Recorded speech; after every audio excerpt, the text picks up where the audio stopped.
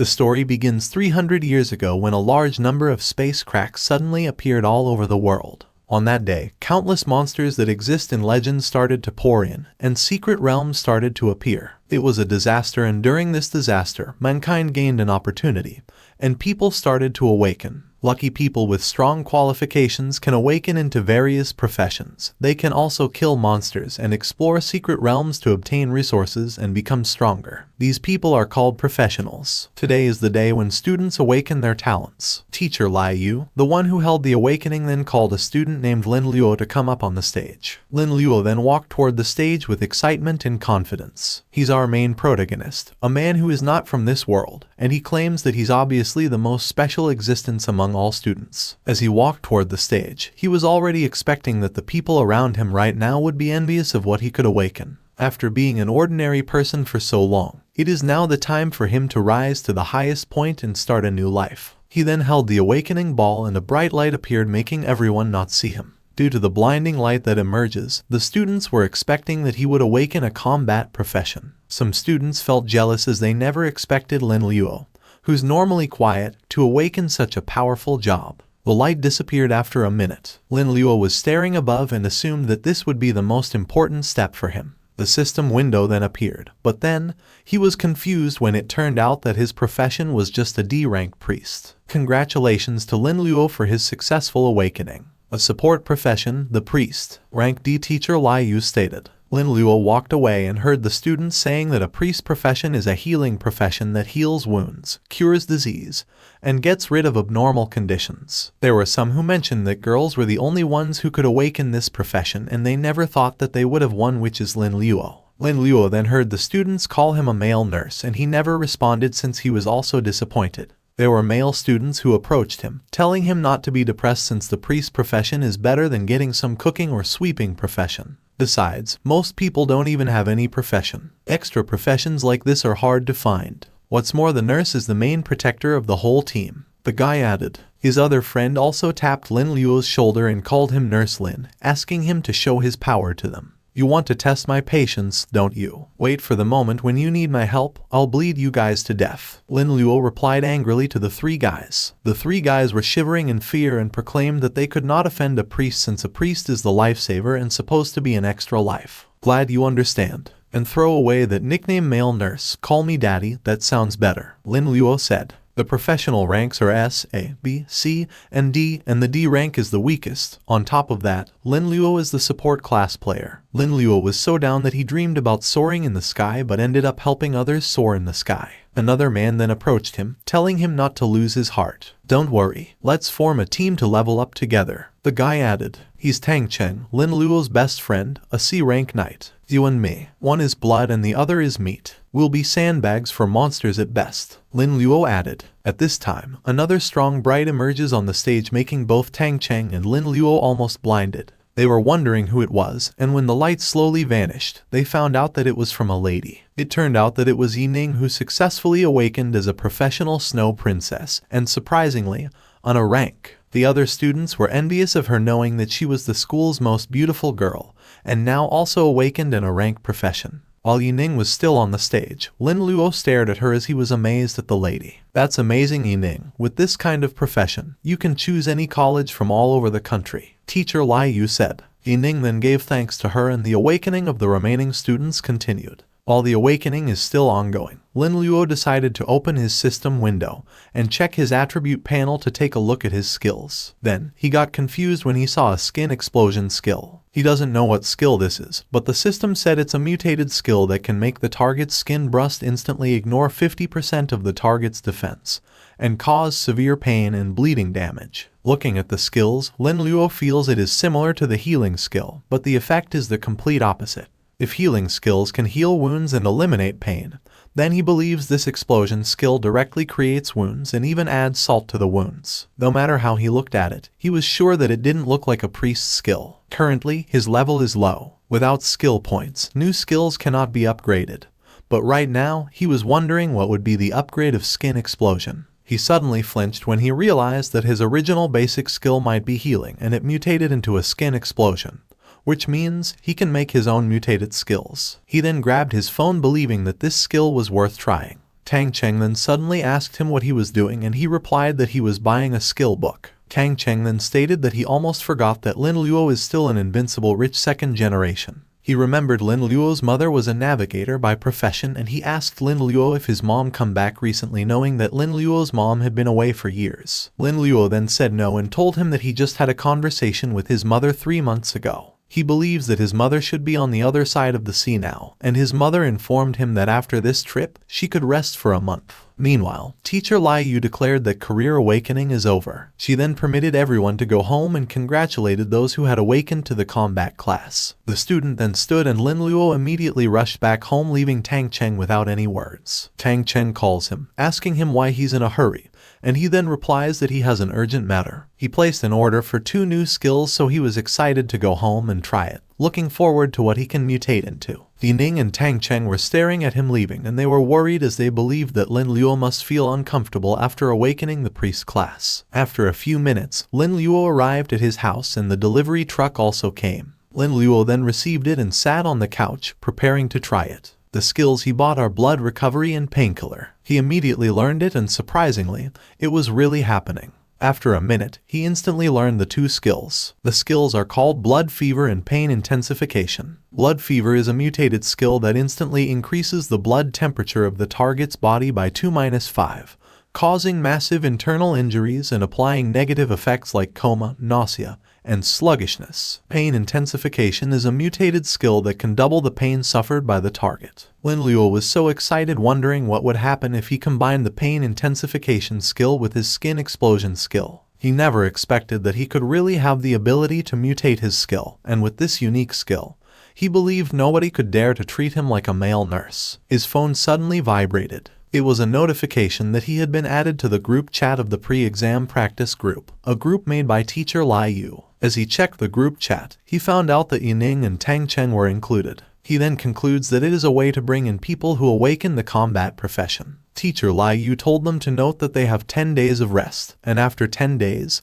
they will go to the trial tower to take the exam. Within these 10 days, the school will organize all combat professional to go out for training, and the faculty hopes that everyone will actively participate and strive to raise their levels to the highest level during the exam 10 days later. For students who want to move around freely or have other plans, schools have specially provided a trail location for them. Upon knowing it, Lin Luo got excited to show everyone who was the strongest among all. He was imagining that he used his skills and defeated many people. The next day, 2 ladies were walking at the court. One of them was Yining. Her friend notices that she's sad and believes that she's worried about Lin Luo. But then, Yining denied it. Still, her friend can see it clearly in her eyes. Her friend then told her that things are different now. She awakened in a rank profession, and after graduation, she can enter any college across the country, while Lin Luo cannot do it. For her friend, the distance between her and Lin Luo will be further apart. Her friend then encouraged her to express her feelings as soon as possible, but Yining was hesitant.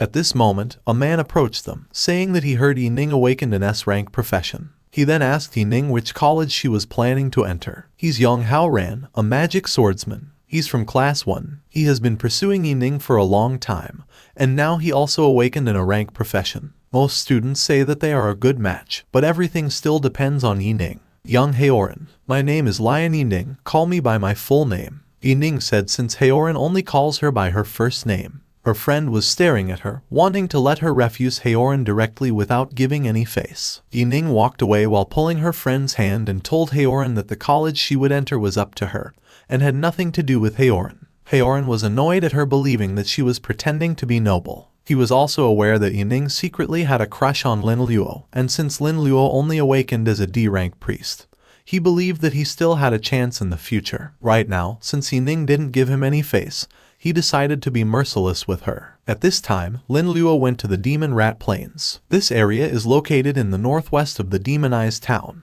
There is a large number of cunning demonized giant rats. The monsters are generally of low level, so they're suitable for novice professionals to level up recommended levels, which are levels 1 to 20. As Lin Luo arrives, there are already people in the area. Lucky for him, these low-level monsters are close to his home, plus it's convenient to travel too. He was planning to use this place to try his mutated skills. A level 5 or above 5er person or elite team is required to clear the demonic rat plains. Warriors, knights, druids, and other professionals who are resistant to physical damage will be given priority. In addition, exclusive equipment will also be given priority. The people in the area were busy searching for companions, but Lin Luo wasn't bothered at all. While walking, there was a lady with red hair approached him telling him that he looked the same age as her niece. Are you a student who just awakened his profession? It's really dangerous here. Do you want to team up? This sister will protect you, the lady added. But then, Lin Luo walked away, but he gave thanks for her offer and informed her that he wanted to hunt alone. When he's already away, a man approaches the lady calling her sister King. The man asked who that kid was and she replied that she just met him at this place. She stated that she found that kid, which was Lin Luo, interesting and wanted to protect him, but Lin Luo didn't appreciate it. A kid who doesn't know how high the sky is? There are so many dead rookies in the demon rat plains. What's so interesting about this kid? The man said. And as per the lady, newly awakened newcomers generally are very excited and very expressive when they go out for their first hunt.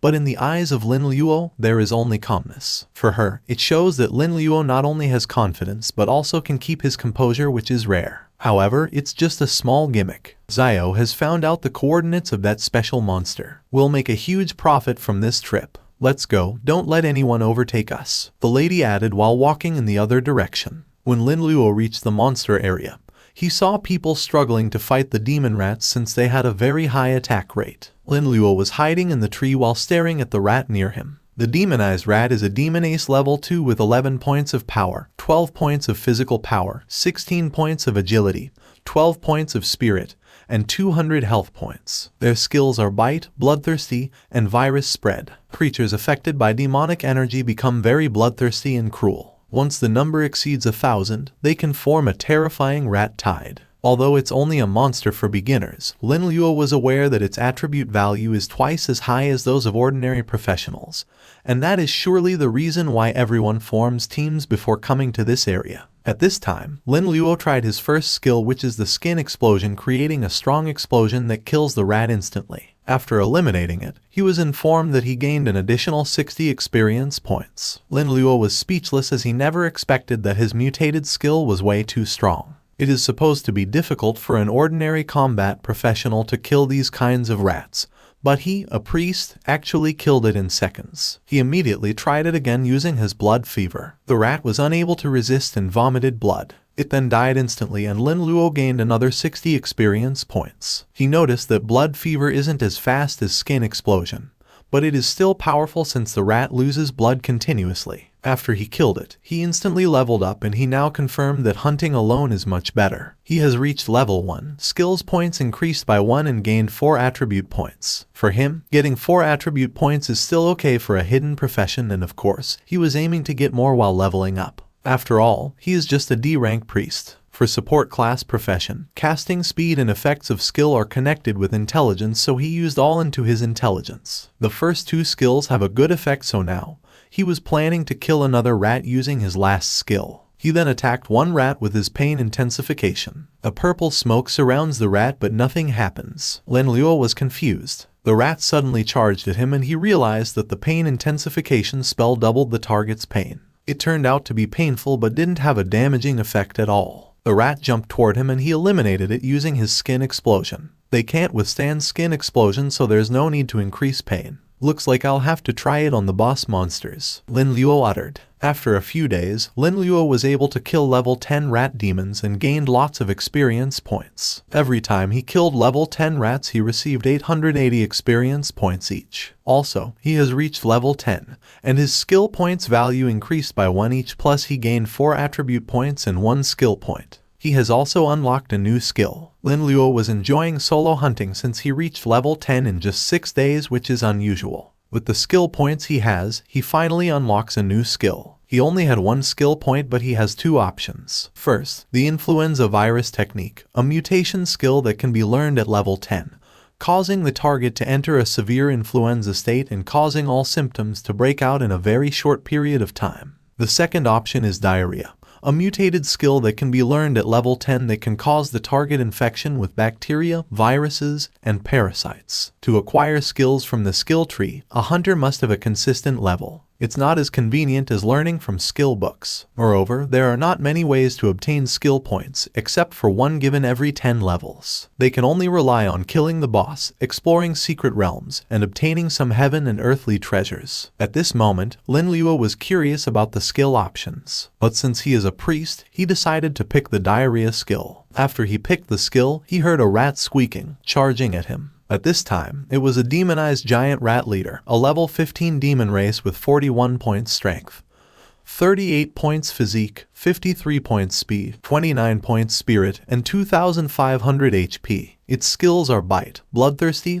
virus transmission, and summoning rat swarms. The demonized giant rat leader who is affected by demonic energy is the strongest existence among the demonized giant rats in an area. Lin Luo concludes that he became the target of this boss monster since he had killed a lot of monsters in the past few days. The rat tried to attack him using its claw, but he was able to cut its hand using his skin explosion. The rat leader was squeaking in pain. Lin Luo at the same time confirmed that skin explosion is a skill that ignores the defense. He then attacked the rat leader with the same skill combined with blood fever and pain intensification. The rat leader was in so much pain. Lin Luo was staring at it, believing that at least 10 level 10 ordinary professionals are needed to deal with it. But seems like he can defeat it with his powerful mutated skills. While he was attacking the rat leader, there were people looking at him laughing, saying that the giant rat leader was really weak. "I told you to keep walking and you'll find a good one," one of the guys said, which was overheard by Lin Luo. Lin Luo looked at them and the shortest guy told him that all the monsters in this area belonged to their Sea-Star Guild.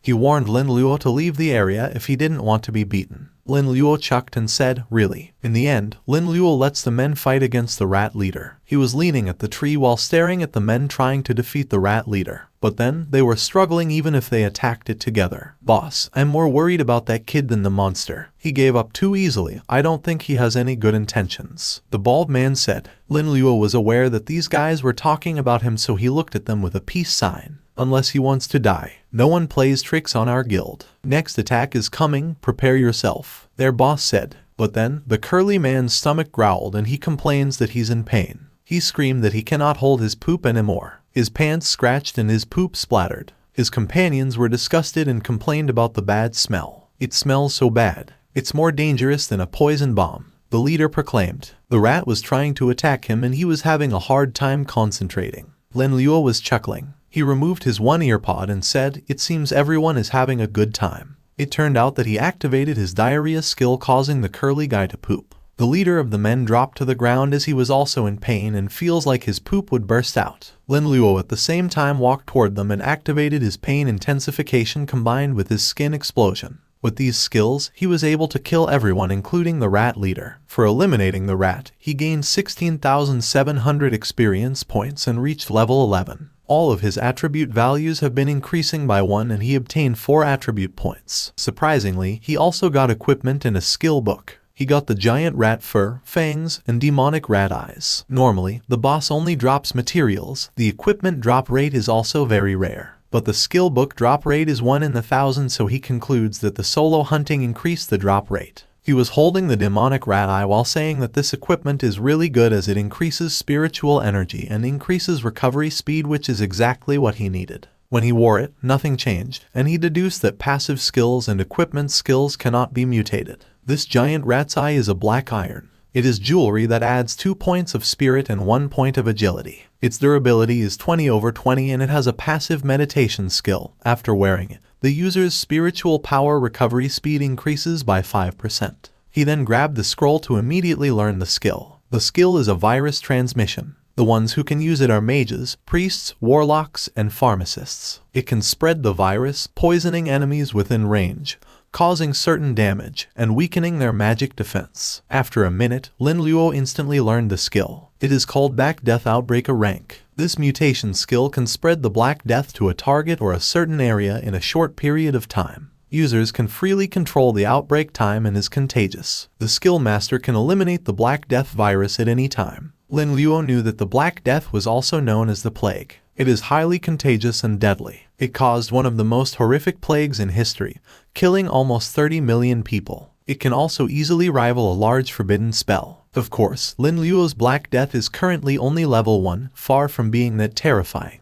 But he doesn't want to underestimate it. If combined with the pain intensification, he believes that creating a highly lethal plague is not a big problem. Aside from it, other materials he obtained were also good, but he decided to keep it for now in his space pocket. All of a sudden, there is a space crack suddenly happened behind him. It then widely opened, so he realized that it was a secret realm. He was sure that this realm was an undiscovered secret realm. This secret realm is called Scarlet Altar, a hard difficulty realm, and it requires levels 10 to 15, but only 10 professionals can enter. Secret realms are different from dungeons, and there's a risk of collapse at any time, but they contain a large number of monsters, equipment, and natural materials. The secret realm will close if someone enters it, and it will disappear after clearing it once. It won't open again until the people inside give up, die, or pass the trial. In addition, the rewards of the secret realm are far more precious than those of the same level of demons, so every time it appears, it'll cause professional riots. Dungeons and secret realms are normally divided into 4 levels: normal, hard, nightmare, and hell. The higher the difficulty, the better the reward. The level of this secret realm Lin Luo was about to enter was hard, so he concluded it was difficult for him to clear it alone. If he goes back to find help, he's afraid someone else will take over this secret realm, so it is too risky. He was holding the key and decided to give it a try, whether it was a blessing or disaster. As he entered, the group of King, the lady who approached Lin Luo when he came to this area for the first time, passed near the secret realm. They were talking about their latest mission, but King noticed the secret realm. They then looked towards it, and they thought they were the first time who saw it. They were so excited since they could enter the secret realm because their level was already at level 30. They were also aware that the price of a newly opened secret realm had already reached 3 million yuan. King then corrected them that it is now 4 million yuan. Surprisingly, she told her 3 male companions to share the money they got from their past missions as long as they would leave the secret realm to her. The men were shocked upon hearing it. The tall guy then told her not to hurry, especially since they still didn't know if anyone entered it or not. King wasn't bothered at all. She said that she had checked around, but there were only a few novices nearby, and if anyone entered, she was sure that that person would surely die. My niece awakened her profession a while ago. Calculating the time, she should be around level 10. This secret realm is a gift for her, she added. Right now, Lin Luo is already inside the Scarlet Altar. He has 2 main tasks, which are to eliminate all monsters in the cave and destroy the Scarlet Altar. This cave was originally a sacred place for the life and worship of the orc and lizard people from another world, but it was eroded by demonic energy 100 years ago. All the lizard people living here were demonized into monsters that only knew how to kill. Once entering the secret realm, a mission will appear immediately, and once the mission is cleared, the secret realm will also be cleared. But this mission was indeed difficult for Lin Luo. The best here are called demonized lizards, a demonized creature race with 2 skills, which are hammer and charge. The lizardmen infected by the demonic energy become very bloodthirsty and cruel, rough-skinned and fleshy, but have a natural fear of magic. Its levels are level 15 with 20 strength, 22 constitution, 1 speed, 3 spirit, and 1,800 health. The stats value and health are almost half as high as the demonized giant rat leader, so Lin Luo believes it is also just an ordinary monster. Fortunately, their intelligence is very low, plus they don't have much spirit power. While he was looking at the 2 lizards lurking around, it suddenly saw him. He immediately runs away while the 2 lizards chase him. Lin Luo then realizes that these lizards have a keen sense of easily discovering him.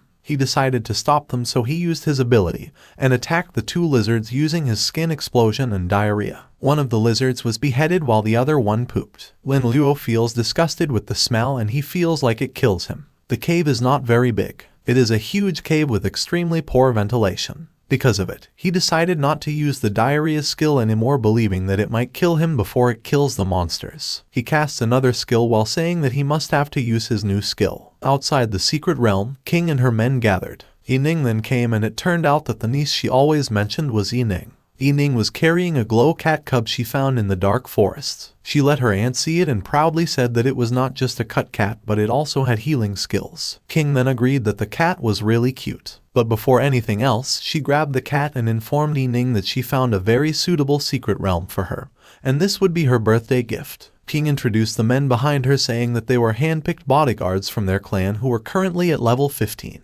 With them, she believes Yining would surely get a good harvest in the secret realm and would absolutely be safe. The guards then promised to guarantee Yining's safety with their lives. Yining then accepted the gift of King. But the fact is that she rather gather her teammates by herself because she can't refuse her aunt's kindness. Yining walked toward the realm while King explained to her that this secret realm is a newly open realm, so if other families see it, they won't be able to avoid disputes with them. Yining tried to enter, but then the gate won't let her in. She flew away, but good thing that her aunt caught her. The men then conclude that someone might already be inside the realm, which is why none of them can enter. King then proclaimed that the one inside was probably some ignorant rookie, but she didn't care at all since she was willing to wait until the man inside was dead. She was annoyed by the fact that she wasn't able to try it since her level exceeded the limit, and she didn't expect there would be someone inside already. Yining at the same time was wondering who dared to enter the secret realm. She doesn't know that it was Lin Luo. Back inside the realm, Lin Luo managed to kill the demonized lizard level 15 using his new skill, the Black Death Outbreak. He gained 1,740 experience points, was rewarded with demonized lizard skin, and reached level 12. His attribute values are raised by 1 and he gained 4 attribute points. Lin Luo was very satisfied with the result. The scary thing about Black Death is that it's so contagious, but he can control it in an instant.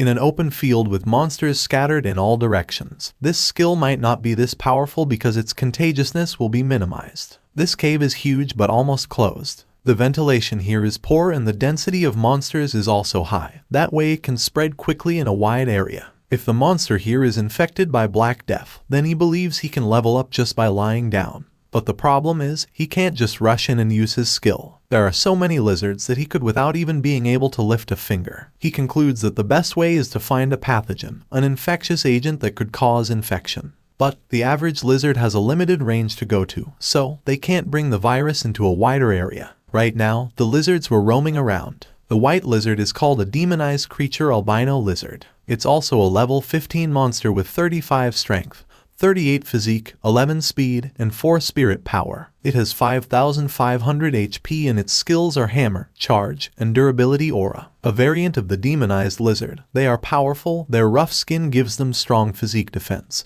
but it does not change their natural fear of magic. This albino lizard is an elite monster and Lin Luo believes it is simply a perfect target. He then attacked it using his Black Death Outbreak. The albino lizard was instantly harmed. He looked like he was stiff, so his minions were worried and asked him what was wrong. But after a few seconds, the albino lizard felt fine and commanded his minions to continue patrolling the cave. The lizards went to their main hall. Lin Luo at the same time waited for the virus to spread to every corner, which he believes is probably an exponential infection. While observing the lizards, he noticed that these lizards don't have any hygienic habits, as they would just think it was dirt if they would see a spot. Lin Luo then lifted up his staff and declared that it was now the best time to start the Black Death Outbreak. He then activates it and the area where the lizards gathered has exploded. The lizards were hissing in pain, and surprisingly, the lizards were killed instantly, so Lin Luo gained lots of experience points. Lin Luo was shocked when he noticed that his level was increasing so rapidly. He reached up to level 15 in just a few minutes, and because of it, he confirmed that a newly opened secret realm is the best place to harvest experience points. He then walked toward the lizards and found out that some of the elite monsters were still alive. He also noticed one lizard on the stage stood still. It was a Crimson Lizardman Priest, Silver Lord.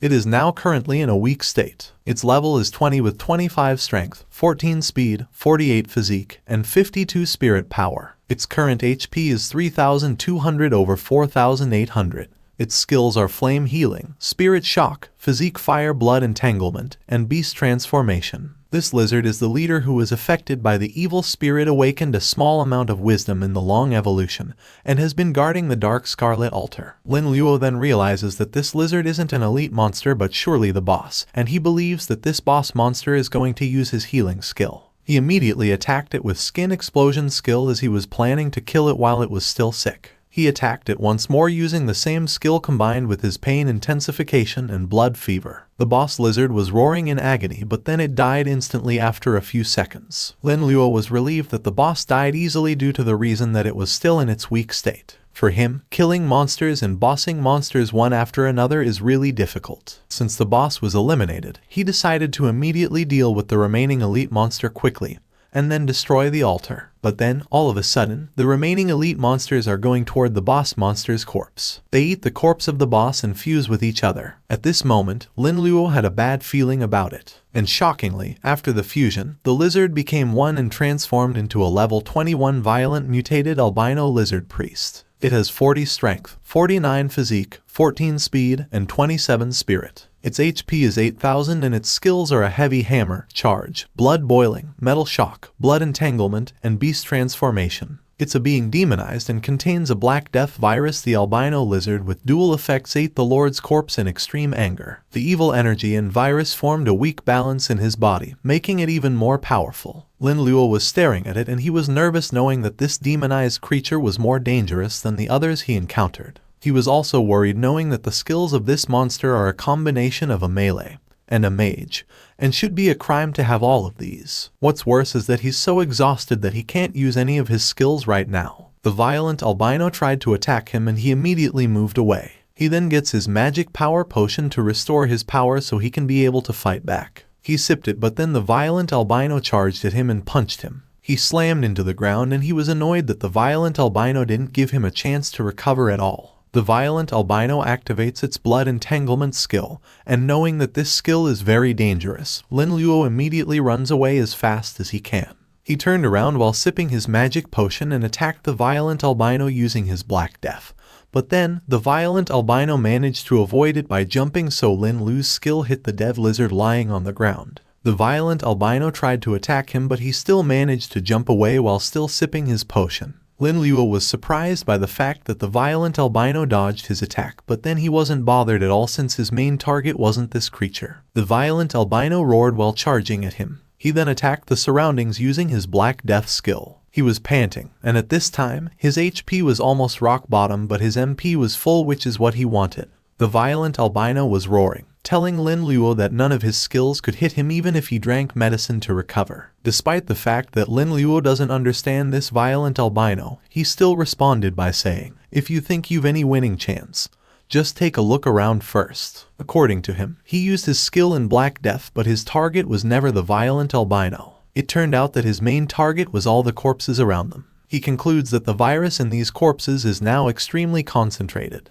and his plan is to use his mana for one skill. He was sure that something would happen if these corpses were to explode, and there would be a virus feast it would bring. He then activates his skin explosion while saying that no matter how powerful this violent albino is, it is still nothing but a temporary mutant. Plus the virus carried by the flesh and blood that will fall on its body is enough to completely destroy the weak balance in its body and kill it. After saying it, the violent albino exploded and was finally killed. Since Lin Luo managed to eliminate it, he gained 2 skill points and his level increased to level 20. All of his attribute values also increased by 1 and he gained 4 attribute points and another 1 skill point. He also obtained a Crimson Fury staff and a stainless meteor hammer. As per Lin Luo, the hammer is a useless reward, but he was satisfied with the staff as it has an additional 8 spirit points and an additional 15% spell critical hit chance. The steel meteor hammer at the same time is a bronze weapon that gives an additional 5 strengths and 3 constitutions. When a meteor hammer strikes the ground, it can cause damage to all targets within a dive meter radius and a chance of being stunned.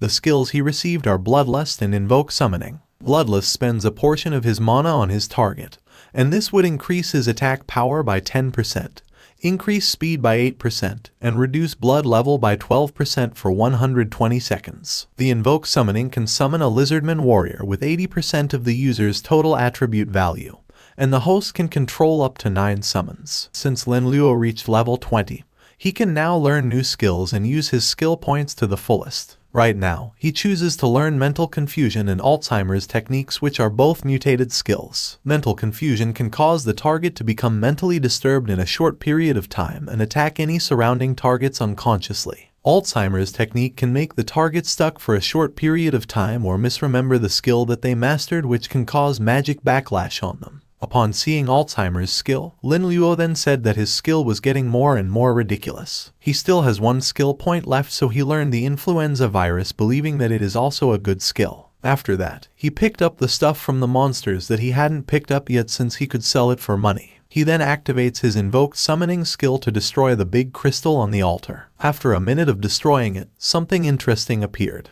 It is a demonized rune, which is a special prop that gives an additional 1 point to all attributes, but it takes effect when placed in the backpack. Demonization. The holder can use this rune to transform into a demonized creature, but at this time, Lin Luo's level isn't enough to use it. There is still another effect of this rune, but then Lin Luo's level isn't enough to see it. Special runes are produced after being eroded by the breath of another world. The holder can absorb the breath and soul of alien creatures by killing them, thereby promoting the upgrade of this demonized rune. Knowing that it is an upgradable item, Lin Luo then deduces that this is the biggest reward of this secret realm.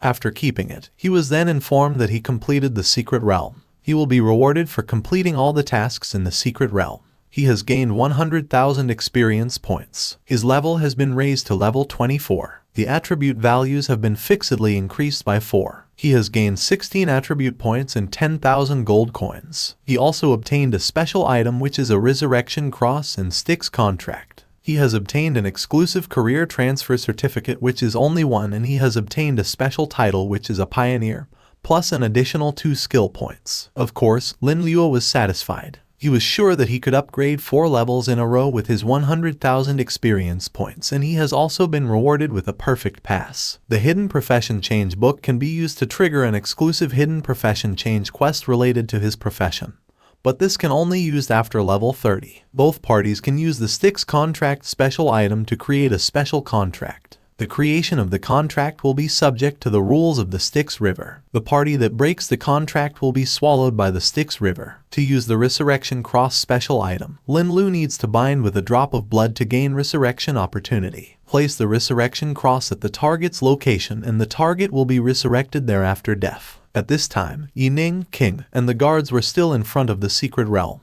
Lin Luo then comes out from it with closed eyes, and the group waiting for him then looks at him with curiosity. Most of the guards thought that Lin Luo failed to clear the missions and quit midway. Then, they were surprised that only one came out from the secret realm. King was surprised when she realized that Lin Luo was the kid she approached before. She thinks that Lin Luo's team died, so she feels pity for him. Lin Luo was confused while looking at her. He then looked on his side as he heard a familiar voice. He stood and walked towards Yining. Your injuries are very serious. The new secret realms are very dangerous. Where are your teammates? What if something happened to you? Yining asked with a worried face. Lin Luo then honestly informed her that he was hunting solo. Anyway, I'll talk to you later. You guys go ahead. I have somewhere to go. He added. He was in a hurry since he was planning to take the stuff he found in the secret realm and trade it for money. Yining then followed him, leaving her aunt and the guards. The guards were annoyed at Lin Luo, believing that Lin Luo was bragging about hunting solo, and they were hoping that Yining wouldn't be deceived by Lin Luo. King then told them that it would be Yining's own business to be friends with someone. She then ordered them to guard the entrance of the secret realm before it get targeted.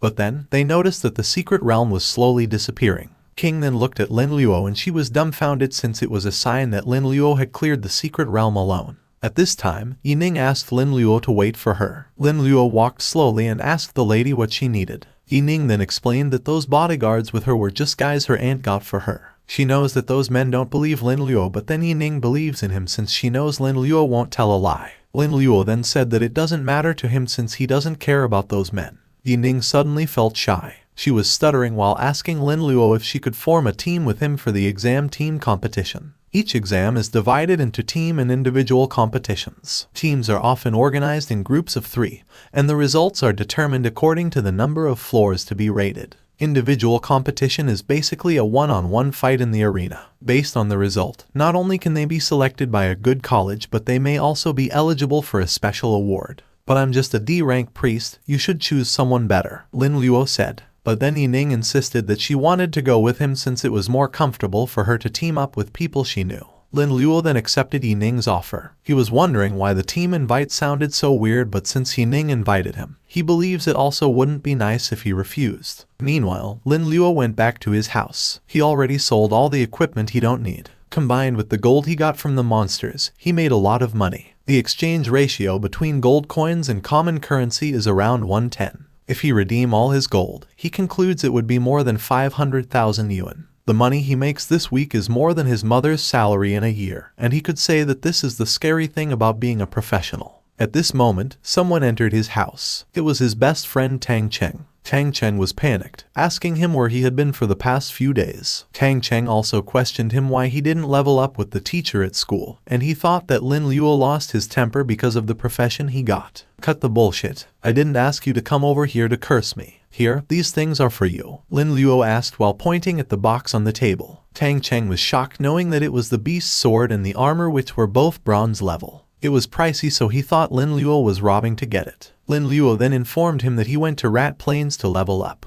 Lin Luo then invited Tang Cheng to team up for the exam and go to one of the top 10 colleges. Lin Luo, you're my real brother. How about I call you daddy from now on? Tang Cheng kiddingly said while attempting to hug Lin Luo, but Lin Luo pushed him away and joked him that their Lin family doesn't want him. At the same time, in the house of Yining, her father informed her that the Dongfeng family invited her to team up with her, but then she instantly refused. Of course, her father was mad knowing that the young master of the Dongfeng family had awakened an S-class profession, and he believed that teaming up with the Dongfeng young master would guarantee Yining got first place. Besides, he already made a deal with Mr. Dongfeng. He then asked Yining who was the person she wanted to team up with, and he believed her daughter would team up with a useless guy. Yining then mentioned Lin Luo's name and said that Lin Luo was her friend. She proudly said that Lin Luo is an amazing up who cleared a secret realm all alone. Hearing that Lin Luo cleared a secret realm alone, Yining's father then thought that Lin Luo was an S-ranked professional, or at least an S-ranked. Yining then informed him that Lin Luo was just a D-rank priest. But then, her father was furious and said that she was pissing him off. He stood, but then King calmly told him that Yining's statement was true since she also witnessed it with her own eyes. And although Lin Luo is just a D-class priest on the surface, she is sure that Lin Luo is hiding some secrets. So, for her, Yining's choice is not necessarily wrong. Still, Yining's father doesn't believe it at all and just walks away while telling both Yining and King to do what they want. A few more days had passed. The exam day finally came, and it would be happening in the Trail Tower. A lady streamer was standing beside the tower,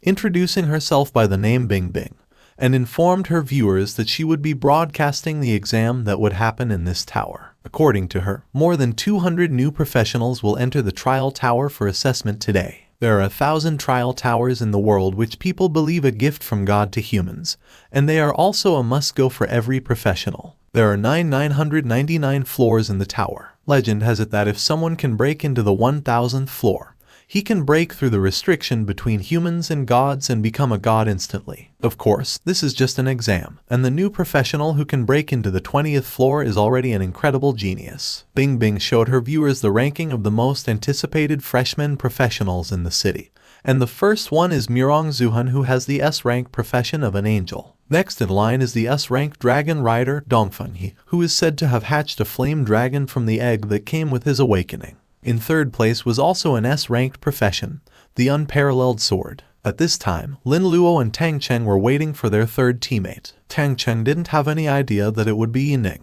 He was worried that Lin Luo was wrong for picking the wrong teammate, believing that they would be sandbags for the monsters if their third teammate wasn't a damage dealer. Lin Luo then told him not to worry and just wait. After a few minutes, Yining finally came with a smile, saying that she almost didn't find him because of the numerous people around. She then asked Lin Luo if their team was now full, and knowing now that she was their third member, Tang Cheng was so impressed since the lady was the prettiest girl in the class. Lin Luo then said it was not a big deal, and he told her to companions to get ready since the trial was about to begin. While they were discussing, Dongfeng He was staring at them from above, and he didn't like the fact that Yining dared to reject him. His companion then came together with the person he wanted to see. Surprisingly, it was Yang Haoran. As per Dongfeng He, Yang Haoran is from Binhai. His father Yang Sheyong is the deputy director of Binhai's No. 7 steel factory, and his mother Liang Kaifan is a full-time housewife. Dongfeng He also knew that Haoran awakened a level of professional magic swordsman. Haoran was dumbfounded as he concluded that Dongfeng He really investigated his background. He was wondering about what Dongfeng He was planning to do, and he even thought Dongfeng He was trying to mess with him. Dongfeng He then informed him that he was rejected, so he's currently short of teammates, and it just so happens that Haoran's profession is a perfect match for his team. For this exam, you'll follow me, he added. Haoran was smiling and promised Dongfeng He to follow him, and he even said that he could agree to this offer for a million times. He was thinking about his teammates, and he concluded that those two wouldn't be able to take the test since he would now team up with Dongfeng He.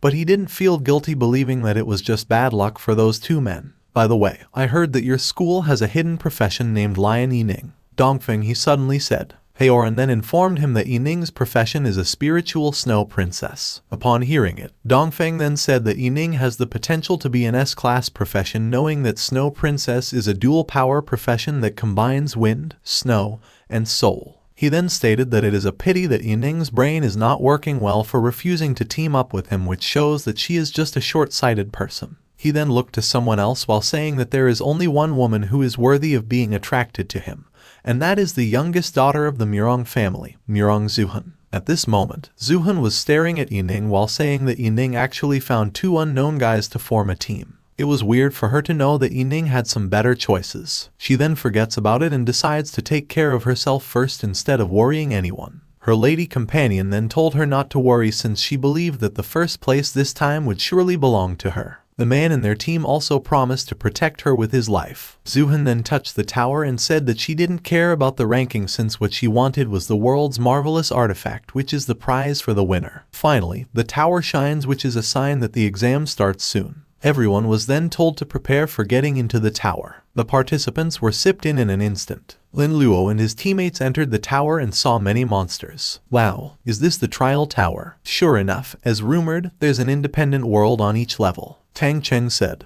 The monsters then instantly charged at them, which panicked Tang Cheng.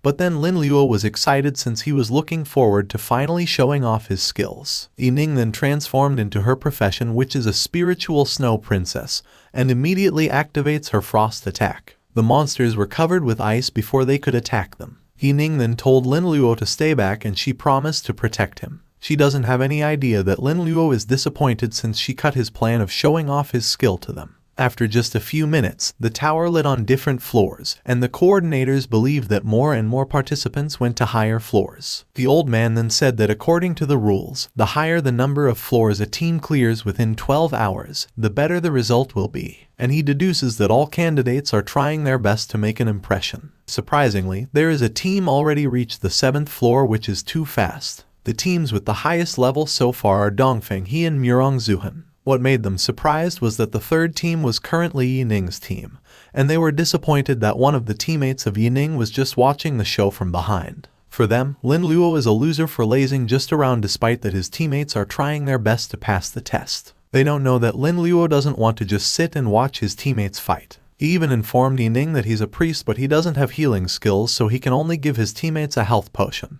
Also, the monsters on this floor are really not qualified for him to take action right now. But still, Yining believes that he's vulnerable, so she advises him to stay back to be protected by her. There were two guys who witnessed the conversation between Yining and Lin Luo. One of them said that Lin Luo was weak but still acting tough. The other guy then said that he recognized the lady who he believed was the daughter of the Lion family, Lion Yining. He heard that Yining is the school goddess and has awakened the rank hidden profession. How could that boy, Lin Luo, hold such a big thigh? I am so envious and jealous, he added. The guy with black hair then stated that the night with Lin Luo and Yining seemed to be a C-level professional. The guy with white hair stated that he was afraid Yining wouldn't be able to move any further with two losers with her. While they were talking, King was listening to them, and she slightly smiled upon hearing that both men called Lin Luo a loser. For her, if even the guy who cleared the secret realm is a loser, then 99% of the candidates are probably worse than a waste. Right now, she wants to tell Yining that she can only help her so far, and she hopes Yining can be brave enough to pursue her love. 3 hours later, many candidates were injured and exited the tower. The guy earlier then said that as the number of floors increases, more candidates are injured or even killed.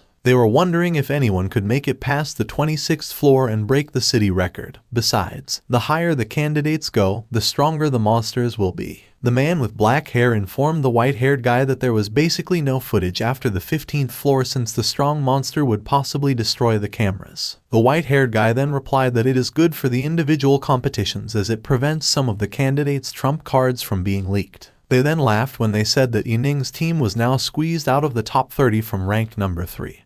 But then they already expected it because of Yining's companions where they believed were both useless. But of course, they were also surprised that Yining lasted this long. Meanwhile, Yining was getting weaker after fighting 3 hours. She was annoyed saying that she might be at her limit. You're really amazing. Other teams work together, but we're basically relying on you to lead us. Reacher the 19th floor is already terrifyingly powerful, Tang Cheng said. Yining, Tang Chen, change your positions. Next, I'll take the lead, Lin Luo suddenly said. Tang Cheng was hesitant and said that Yining was their leader. What are you thinking? Lin Luo cleared a secret realm alone. I'm not a match for him. If you don't believe me, take a look at his info panel. You can read the info on team mode. Yining stated. Tang Cheng immediately checked it and was surprised as he confirmed that Lin Luo's level is currently at 26 and would break the record of all the candidates. He cannot believe it knowing that Yining, their leader, was just at level 18 while he was also at level 13. He then asked Lin Luo if he really cleared the secret realm alone. Lin Luo then asked him where he thinks he got him the equipment he gave last time. He then ordered Yining to bring the monsters back to normal. Yining said she could, but she wanted to know why.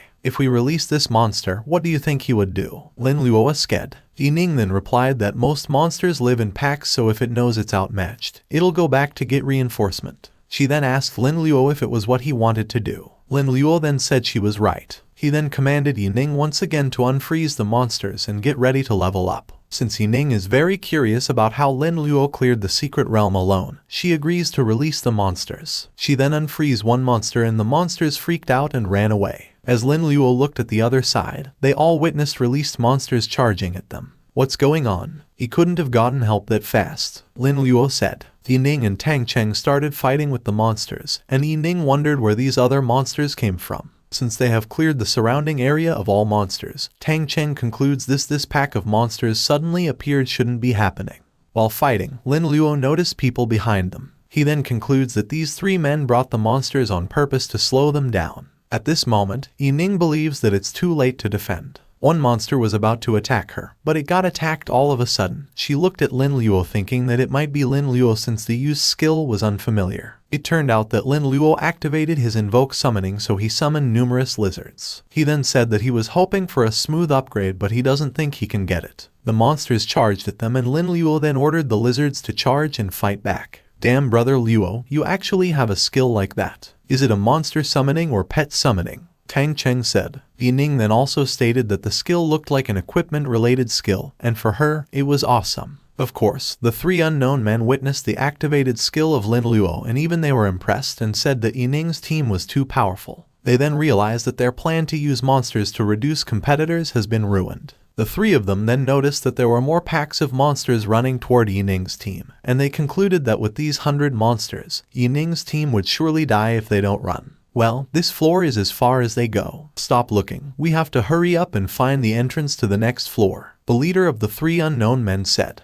Right now, the number of monsters has doubled many times over. Tang Cheng panicked, asking Lin Luo what they should do. He was sure that the monster who ran away earlier had brought help coming back at a time like this. Lin Luo grips his staff saying that it is now the time to make his move. He then activates his Black Death outbreak and all the monsters around are harmed. Because of his skill, their team killed level 20 bear goblins and gained 2,765 experience points for each goblin. Yining and Tang Cheng were so happy and surprised with lots of experience they received. It's just like Brother Luo said, sit back and wait for the level up. Tang Cheng uttered. Lin Luo then said that it was not enough since he wanted this floor to be covered with death. He then cast an attack once more and the sky becomes darker. Tang Cheng and Yining looked up above. Their team killed more goblins, which means they received more experience points. Tang Cheng was shocked by the experience points that continuously surging. He also cannot believe that Lin Luo had a wide range of poison skill. Yining disagreed with Tang Cheng and said that this thing is definitely contagious. She explained that bear goblins often hunt poisonous monsters and are highly resistant to poison, so she concludes that the skill Lin Luo used can't be just poison.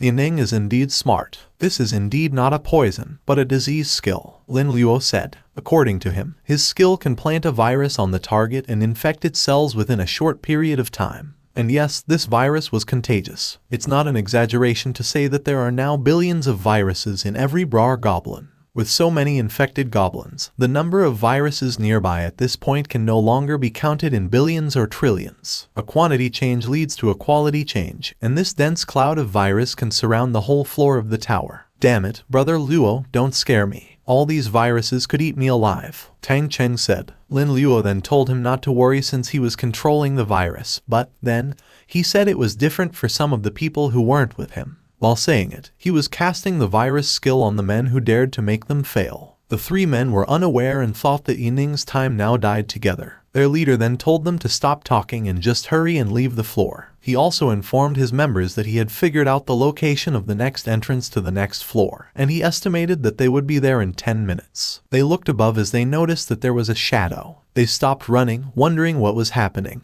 They saw a giant cloud heading toward them, then they suddenly felt weak and dizzy. They were coughing and they realized that it seemed to be a poison. Because of the virus, the three of them cannot breathe. They felt severe headaches. They knew they would die if they continued with the examination, so they immediately left the trial tower. Outside the tower, there are 4 people also waiting for the result. They were wondering how many floors the kids could reach at the most. As per the bald old man, the city's highest record in previous years was 26 floors, but he knew this time would be different since there were 4 S-level career candidates this time with quality far higher than before. He guessed that the highest floor this time would be the 28th floor. The old man beside him then added that in recent years, monsters in caves, a sea of stars, and other places outside the territory have become increasingly violent. The bald old man then replied that he heard that a legendary senior also died there, and he hoped that the new generation could grow up quickly. The man with the red suit stated that Binhai City aims to inspire the new generations by giving the world rare objects as a reward for winning the first prize. It's not that exaggerated. That rare object has been damaged, so it's of no use to the higher level professions. It's a good way to train new professionals, and it's a good use of the money. The man beside him replied.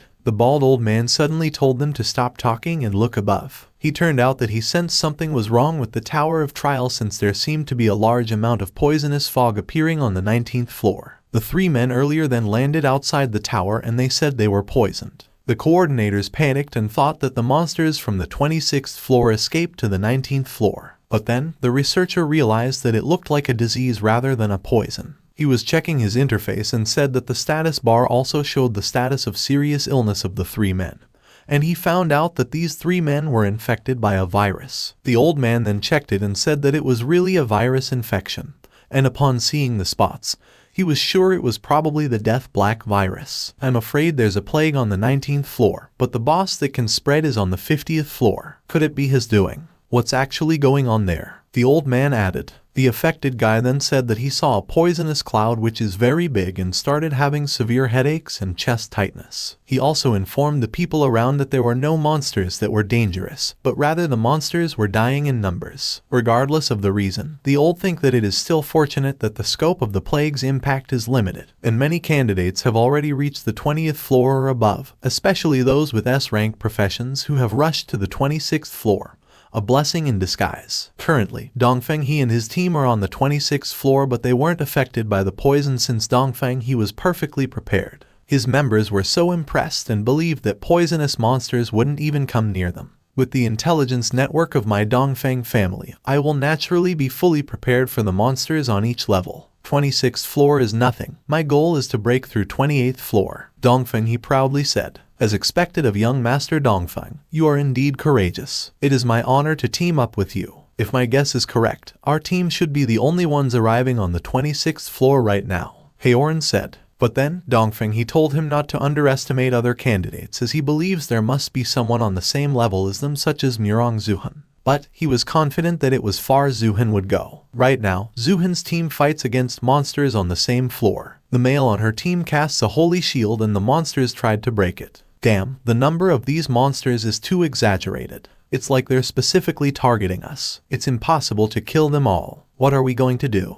The guy said. The other lady also said she's now exhausted and she apologizes to Zuhan knowing that she can't hold the fight any longer. It doesn't matter, thanks to Sister Mei, I can preserve my strength to the maximum extent. Next, I will be the main dealer, Zuhan replied. Mei then said that there was something else she had to apologize for. In fact, she had already sworn Zuhan's bodies with the honey of the jade bee, which is the favorite of poisonous monsters. She added that there will only be more and more monsters in the future, and even Zuhan can't survive it. The guy in their team was mad at Mei upon hearing her confession.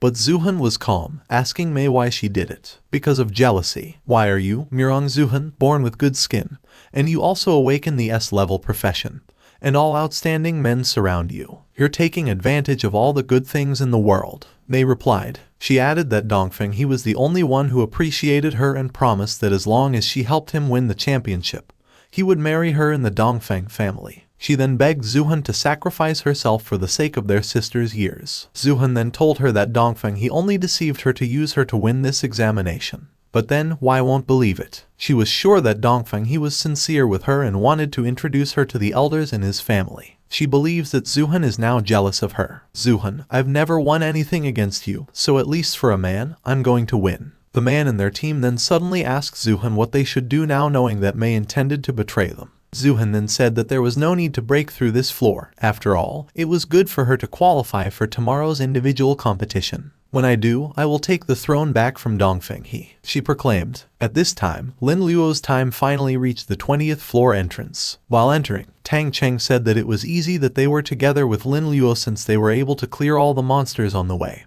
and their experience points went up quite a lot. It's too early to be happy. You still have a lot of work to do later. I don't know how long it'll take for the monsters on this floor to refresh. Let's just do it directly to the next level. Lin Luo replied. Tang Cheng then said that he would listen to Lin Luo and go together on the highest floor with fun. Although Lin Luo's skills are a great way to kill monsters, but there must be a limit to it. Is it something to do with magi power? Right. And on the lower floors, the monsters are of low level and don't have high magic defense, so they can be easily infected. But it's not the same on the higher floors, Yining said. Lin Luo then said she was right, but the limitations were more than what she concluded. For him, it's only useful in secret realms and dungeons where monsters are gathered together. In a large space outside with good air circulations, his skills are not very useful there. Yining then added that this skill spread in such a wide range. When killing monsters, other candidates will also be affected. The guys from before were able to get out of the tower and heal before they died,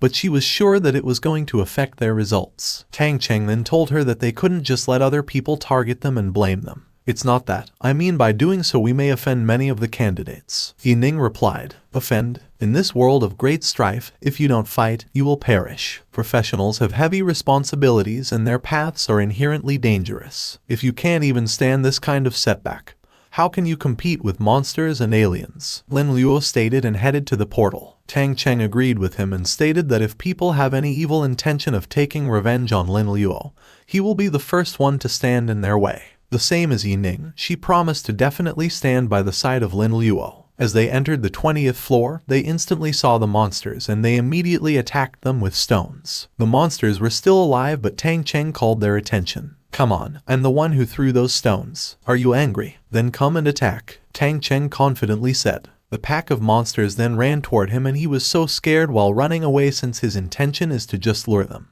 He then reached Lin Luo and informed him that he could now release the virus since he already attracted the monsters. He was also afraid, saying that he almost got swallowed alive. With your equipment, if a monster swallows you, he might be constipated, Lin Luo replied. One monster jumped toward Lin Luo, and someone then slashed it. It was Yining. The monster was cut into half, and Yining then proclaimed that no one could harm Lin Luo. Hundreds of monsters gathered in front of them with killing intent. Lin Luo then declared that they should now start. He casts his Black Death Outbreak and attacks it on the monsters. At the same time, outside the tower, the people were noisy since Dongfeng he and his team reached the 27th floor, which means they broke the record. One coordinator was sad by the fact that Zuhan's team didn't make it far. But for the guy wearing a red suit, Zuhan's strength is more than anything else, so he concludes that there might be an accident that happened inside the tower. The man in front of him laughed and replied, "Things are unpredictable and life cannot always be sail smooth.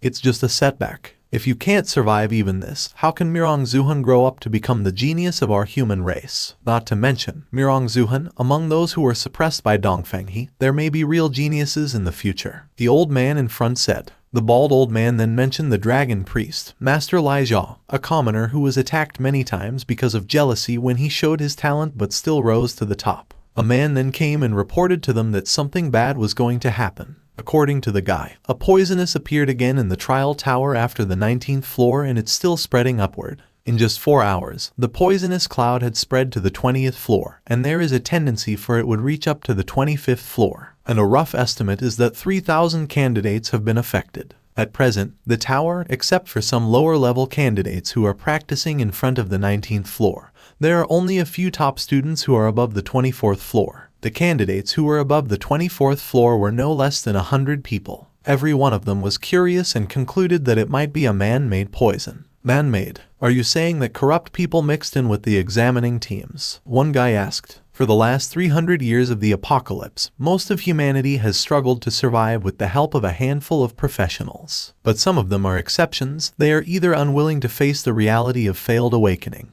or they're pursuing more powerful power, and choose to surrender to the alien demon god. In their understanding, the end of the world has already come, and dedicating the entire world to the devil is the only way to maintain human civilization. So they have been hiding in the dark to carry out destruction, intending to subvert human power and rule to please the demon god. This group is known as the Fallen. The guy then concludes that the Fallen have massacred all the candidates if they had taken action, so he was confused as to why the candidates still escape. The guy beside him then replied that it should be to preserve strength, and he was afraid those S-class professionals were the targets of the Fallen. The old man behind them then proclaimed that the tower would be blocked during the exams so they wouldn't be able to get in to interfere. For now, they can only place their hopes on the talented candidates since the Fallen aren't high in terms of rank, so it isn't impossible to fight back. After a few hours, Lin Luo and his team reached the 26th floor. They also leveled up after clearing the lower floors. Tang Cheng is now level 20, Yining is now level 25, and Lin Luo is now level 30 and has 4 skills to learn. There is a so-called reproductive excitation, a mutated skill that can make the target full of desire for reproduction for a short period of time, suppress rationality, and vent desire behaviors with surrounding creatures of any type and gender at any time, place, and state. The remaining 3 new skills are also extremely abnormal. Genital warts, a type of sexually transmitted infection that causes warts to form in and around genitals and rectums. There is also gonorrhea spread, transmitted by sexual contact with the penis, vagina, mouth, or anus of an infected partner. Lastly is the syphilis outbreak, a sexually transmitted infection disease caused by the bacterium Treponema pallidum. All the skills were cruel to Lin Luo, but then he didn't have a choice but to learn them all without missing a single one. He was making a weird face with a perverted smile while learning the skill, which confused Yining and Tang Cheng. Yining then approached him, asking him what new skills he learned, but then Lin Luo told her it is better for her not to know it. As per the lady, Lin Luo can perform a second job transfer since he now reached level 30. Lin Luo then said he was ready for the job transfer, and he then immediately checked the mission. The secret realm also rewarded him with the exclusive hidden job transfer book, so he didn't need to wait any longer. He immediately activated it and he was about to carry out the second job transfer mission. The system lets him choose, and the options as per the system are both unique, which are the Dark Lord and the Evil Doctor. Dark Lord is the only hidden profession, the savior of the Dark Kingdom that walks in the twilight, the home of the souls of the dead and the undead. After transferring, the user can walk in the material realm and the land of hell and manipulate the powers of the undead, the souls of the undead, and the undead at will. Lin Luo's current skills remain unchanged after the transfer, and then his skills will evolve into those exclusive to the Master of the Underworld or the Dark Lord, and he will gain 10 exclusive skill points to upgrade his skills for the second turn. Upon successful transfer,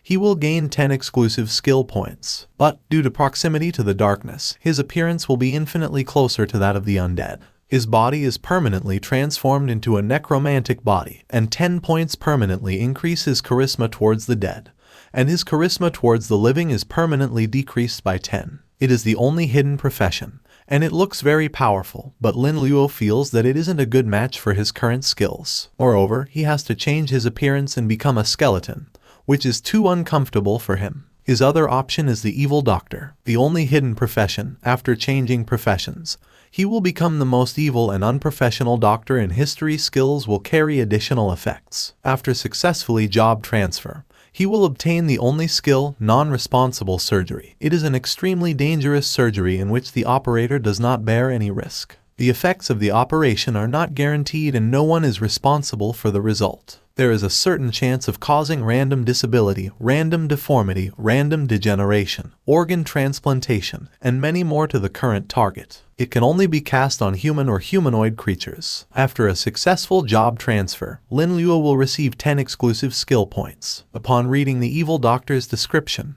Lin Luo was amazed as it felt like opening a blind box for him. More importantly, the blind box is opened on someone else, and the consequences are borne by someone else, and he's mainly responsible for fun. With this interesting and responsibility-free surgery, Lin Luo cannot refuse at all. He then job transferred to an Evil Doctor and acquired a unique hidden quest, Silver Heart. Silver Heart is the only job change mission to kill a silver-level humanoid boss and obtain its heart. This mission should be completed within a month for him to receive the rewards. After a successful job transfer, Lin Luo then told Tang Cheng and Yi Ning that the three of them would now go their separate ways. Is it because of the job transfer mission? Do you want my help? Yi Ning asked, and Tang Cheng also said, yes, brother Luo, I can also help you resist some attacks, and it's safer to go together. Lin Luo then informed them that he had to kill a silver-level humanoid boss, and he knew it would be very difficult to find it in the wild.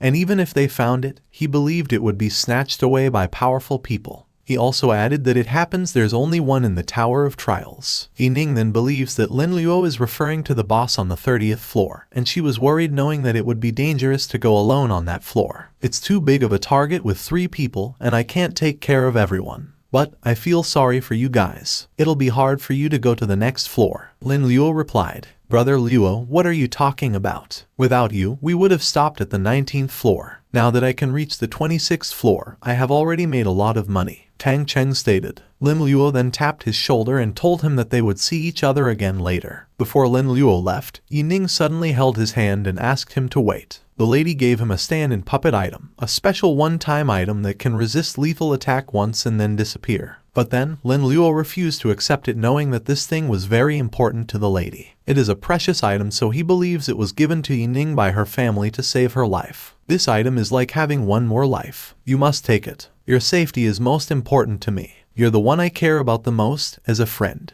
Yi Ning said. And she felt nervous knowing that she almost confessed her love for Lin Luo. She put it in the hand of Lin Luo and then told Tang Cheng that they must leave now. Tang Cheng then told Lin Luo to take care of himself, and Lin Luo just stared at them leaving the tower, and a part of him wanted to chase Yi Ning to give back the puppet. At the same time, in the other part of the tower, Dongfeng He and his team were fighting hellhounds. Haoran was so annoyed that they hadn't encountered any ordinary monsters, but instead directly ran into the level 35 elite monster hellhounds. If things keep going like this, he knows they're gonna get killed. Dongfeng, it's a coincidence that we met. We should work together. It's better for everyone if we preserve our strength, the assassin guy said. And Dongfeng He agreed with his suggestion. According to Dongfeng He, the closest entrance to the 28th floor is near Lava Lake. He headed the way, but the assassin rushed first and killed numerous monsters to clear their way. He was using his spectral phantom thunder sword, mountain splitter, demon swords Kai, and his 3-layer magic shield.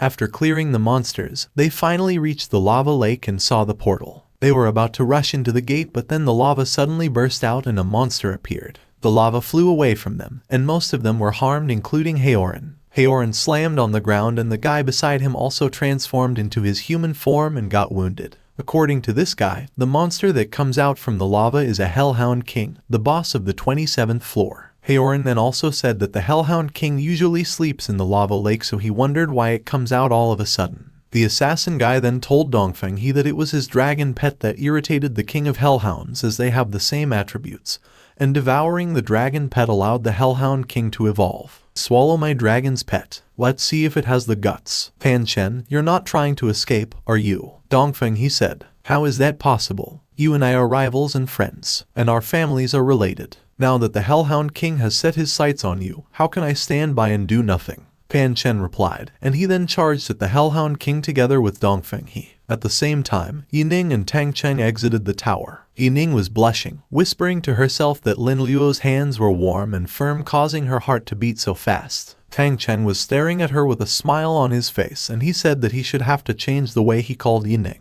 Yi Ning then told herself that he didn't have the time to think about her feelings toward Lin Luo, knowing that Lin Luo was alone inside the tower right now. She was hoping for the safety of Lin Luo, and Tang Cheng addressed her as sister-in-law, and told her not to worry since Lin Luo is really strong, so he would be fine. Yi Ning was surprised at how Tang Cheng called her sister-in-law. You can't hide the matter between you and Luo from me. Didn't you write a love letter to him when you were a freshman in high school? I happened to look in a drawer at brother Luo's house. He hid it really deep, Tang Cheng said. Yi Ning was shocked, then asked Tang Cheng about Lin Luo's reaction. That time she gave Lin Luo a love letter, she didn't receive any response, and she originally thought Lin Luo didn't even look at her letter. But then, as per Tang Cheng, during that time Lin Luo received the letter, Lin Luo was out of his mind and was talking about going back and dreaming and so on, and it took Tang Cheng a long time to talk to him out of it. However, he was sure that Lin Luo was concerned about Yi Ning. While they were talking, Haoran and his other companion exited the tower. The people then looked at them knowing that both men were members of Dongfeng He. Haoran then saw Yining and he immediately asked her how she was and what level she reached. Damn, young Haoran, what the hell are you going to treat my sister-in-law with such affection? Get out of here or I'll beat you to death, you bastard. Tang Cheng angrily said, and Haoran was dumbfounded the moment he heard Tang Cheng addressing Yining as his sister-in-law. He was so hopeless upon hearing it. His head was down and he was out of words. Tang Cheng and Yining then walked away, and Tang Cheng told the lady not to get involved with Haoran. Because of what he said, Haoran becomes furious and commands him to repeat what he said. He also asked Tang Cheng when Yining became his sister-in-law. You can't tell me how close she is to brother Luo. Of course, she's my sister-in-law, Tang Cheng casually replied. Yining also warned Haoran that she would take action if he continued to yell at them. However, Haoran continues spouting words proclaiming that Lin Luo is just a D-rank piece of trash. He cannot accept the fact that Yining lets Tang Cheng call her his sister-in-law while she's mad when he calls her by her name. A lousy D-rank priest, how can he compare to me? And you, C-rank trash, dare to look down on me, he angrily said while pointing his index finger at Tang Cheng. Tang Cheng then grabbed his hand while Yining pointed a nice sword at him. Lousy trash. Do you think the guy who took us all the way to the 26th floor is trash? Young Haoran, open your dog eyes and watch carefully, Tang Cheng said. He then opened his system and let Haoran see which floor Lin Luo currently was on, and it was clearly seen on the interface that Lin Luo was currently on the 27th floor. Haoran was mad as it was impossible for him to happen. The people around also overheard it and they could not believe that a priest was able to climb so high. People were talking too much and none of them believed that Lin Luo really made it. Some even said that Lin Luo was cheating. One of the coordinators suddenly called Haoran saying that the deputy city guard wanted to see him. After a few minutes, Haoran went to the man who called him, and he was speechless since these men were all big shots. He looked very nervous wondering what these people needed from him. The old man in the middle then told him to calm down since there was just something they wanted to ask. You retreat from the 27th floor. Did you find any abnormalities along the way through the tower? For example, poisonous fog or something? The old man asked. Haoran then replied that he didn't notice a poisonous fog. But there was an abnormality, which was the Hellhound King, who was supposed to be sleeping suddenly woke up but was seriously injured by their remaining team and escaped back to the lava lake. He also said that he believed he would reach the next level if it weren't for the Hellhound King. Because of what he said, the men found out that no viruses were encountered by the team of Dongfeng He, who was currently first place. And since that is the case, they concluded that the Black Death was not originally present in the tower. One of them deduces that the poison might have been brought in by a candidate or a fallen. Someone then came and informed them that the Black Death virus suddenly stopped on the 26th floor and did not spread upward. And aside from Dongfeng He and Peng Chen, another candidate arrived on the 27th floor. The lords then asked for the information of the person who reached the 27th floor, and the guy then replied that the name of the person was Lin Luo, a D-rank priest. As expected, the lords were shocked since it was the first time a priest's profession would reach that level, and they knew that Lin Luo was a member of Yining's team. They were confused about how Lin Luo made it while Yining failed. Haoran then told them that Lin Luo's team was also able to hold back a sea-level rock knight, and for him, it should be impossible for Lin Luo's team to reach even the 20th floor, so he believed Lin Luo was cheating. The chief deputy was hesitant to believe since the Tower of the Trial was a miracle given by God, and even if someone cheated, the most they could do was prepare some special items in advance to deal with monsters. He believes that this alone is not enough for a priest to have such achievements. He then asked his comrades about their opinion, and the bald old man said that Yining must have some kind of special skills. The deputy chief then decided to investigate Lin Luo's background. At the same time, Yining went to her aunt King. King then instantly asked her if the Black Death belonged to Lin Luo. Yining was shocked and asked her aunt how she knew it. As per King, all the candidates from the 19th floor to the 25th floor were poisoned, but Yining and Tang Cheng weren't affected. Plus, Lin Luo cleared a secret realm, which is why she guessed it should be Lin Luo who had the Black Death. Although most people are now in chaos due to the sudden emergence of the virus, but as long as we investigate carefully, they will find out sooner or later who the culprit is. Many of those infected students were sons of great families, and because of Lin Luo, they were forced to drop out earlier and get lower grades than expected. If things go public, they'll go on a revenge spree, King stated. Upon hearing her conclusion, Yining becomes more worried for Lin Luo. She then asked her aunt what they should do to save Lin Luo, and as per King, the method would be her. King then whispered to Yining what she should do, and Yining then listened to her carefully. After it, she was hesitant and suggested talking about it with her father. But then King disagreed, knowing that her brother would surely stop them. Of course, Yining decided to follow what King wanted, and of course, she would do anything just for Lin Luo. Going back inside the tower, Lin Luo was standing in the middle of the hellhounds who were doing something with each other. These hellhounds' attention wasn't on him, that is because he used reproductive excitation skills against them. As he reached the lava lake, the same thing happened. It bursts out and the Hellhound King appears. He was confused as to why it showed up, knowing that it was supposed to be sleeping. It was roaring. Lin Luo was staring at it and he felt like this Hellhound King was badly hurt. He then concludes that this Hellhound must have been beaten back by someone and escaped back to the lava lake. He knew that even if it was in pain, it would surely target him, so he immediately activated his staff. The Hellhound King gathered a magic attack, but Lin Luo was calm, activating his Alzheimer's disease skill that would cause his target to forget or misremember the skills they have mastered in a short period of time. Under the circumstances, it can also cause magical backlash. Right now, Lin Luo's intention is to kill this king while it is still weak. Here's another little package for you, he uttered, and attacked the Hellhound King with his pain intensification combined with his diarrhea, skin explosion, and blood fever. For Lin Luo, this pain package is exclusive to the boss, and he told the king to enjoy himself. The Hellhound King screamed in agony. He was panicking at the lava lake and his eyes suddenly shone while staring at Lin Luo. At this moment, Lin Luo feels something isn't right. A part of him then deduces that the Hellhound King is going into a berserker state. But then, it turned out that he was wrong, since the Hellhound King ran away in fear. He then casts another magic power. It was his mental confusion, and he immediately attacked it toward the Hellhound. Because of the skill he used, the Hellhound King becomes mentally disturbed and attacks any surrounding targets unconsciously. It charged at the small Hellhounds and the Hellhounds were confused, staring at him. A strong explosion then happened, and in a short span of time, Lin Luo killed the Hellhound King and gained 77,500 experience points, and also leveled up to level 1. 4 attribute values were increased by a fixed amount of 1, and he gained 4 attribute points and 2 skill points. He also gained magic crystals and a burning dagger. The magic crystal is the life essence of high-level monsters and bosses, with a wide range of uses, can be used as a consumable, refining materials, formation materials, and other ways. Flame Shield is a bronze-level skill book, limited to mage professions, that can use their own mana to summon a flame shield made entirely of flames around them, which has a certain degree of defense, but also has a counter-burn effect. Lastly, the Burning Dagger is silver level. This would give 15 additional strength, 30 additional skills, fire poison, and the enemy attacked by the dagger will be burned by fire poison, and it is common to all professions. Lin Luo was satisfied with all the rewards he obtained, and he concluded that he might be the one who killed the Hellhound boss, knowing that it is hard to kill a boss that runs away when he can't beat anyone. Since there were only 2 hours left before the exam ended,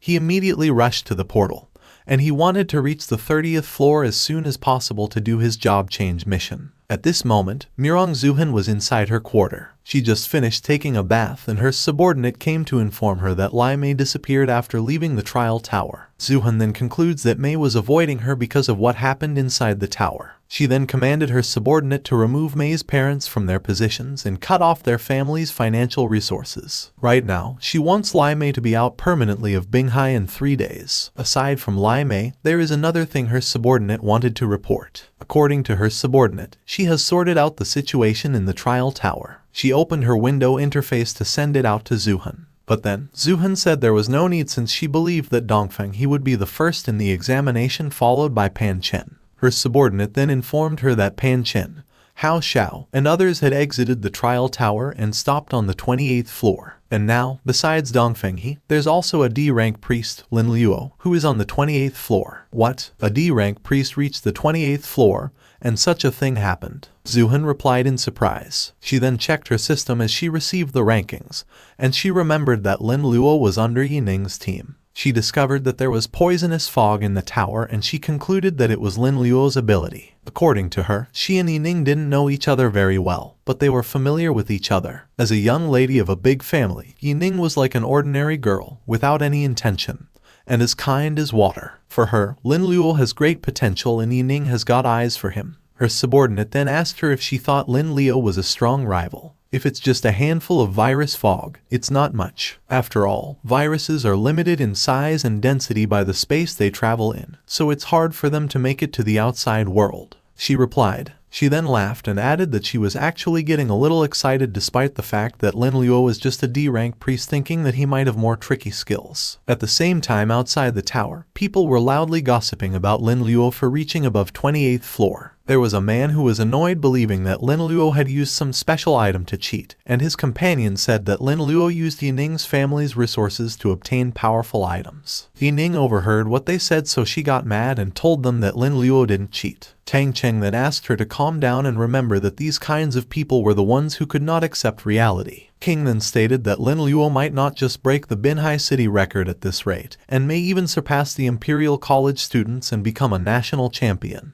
Yining then asked her if the students from Imperial College were strong, and King replied yes. According to her, their Binhai City's college entrance examination record in previous years was only 26 floors, while the Imperial Capital's was as high as 29 floors. The person who set this record is very famous. His name is Zheng Meisen. He's a necromancer by profession, and he's originally from Binhai City. Unfortunately, a major incident occurred in Binhai City a few years ago, which resulted in the Zheng family being almost wiped out. The remaining family members had no choice but to leave the city and become vassals of other clans. Among them was also Zheng Meisen. This name feels familiar. Auntie, you knew him back then, didn't you? Yining asked. That's all in the past. Don't mention him. With Lin Luo's potential, there's a real chance he could win the reward Wonder of the World. King replied while staring at the tower. Yining and Tang Chen were shocked upon hearing it. King then realizes that both don't know that the champion at the end of this exam will be rewarded with a world wonder. While they were talking, teacher Lai Yu approached them, saying that she was impressed that both made it to the 26th floor. She then informed Tang Chen and Yining that there were a lot of people asking for information about them. She has been approached by the education department, the professional union,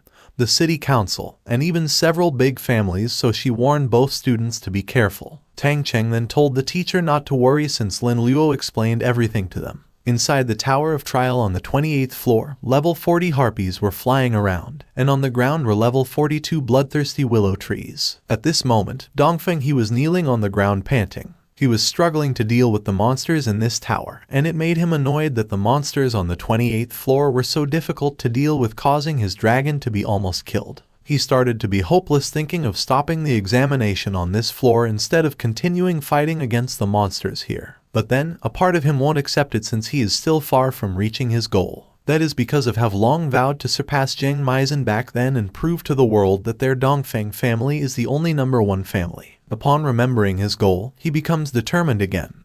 Besides, he knows that it's just a little more ahead to reach the Ice Toad territory, the Ice Lake, and go through it so he can see the entrance to the next level. While he is hiding, one harpy finds him, so he suddenly believes that this will be the last floor he will reach. But then, the harpy paused and flew back, which confused him. He then concludes that the harpy must have seen another person.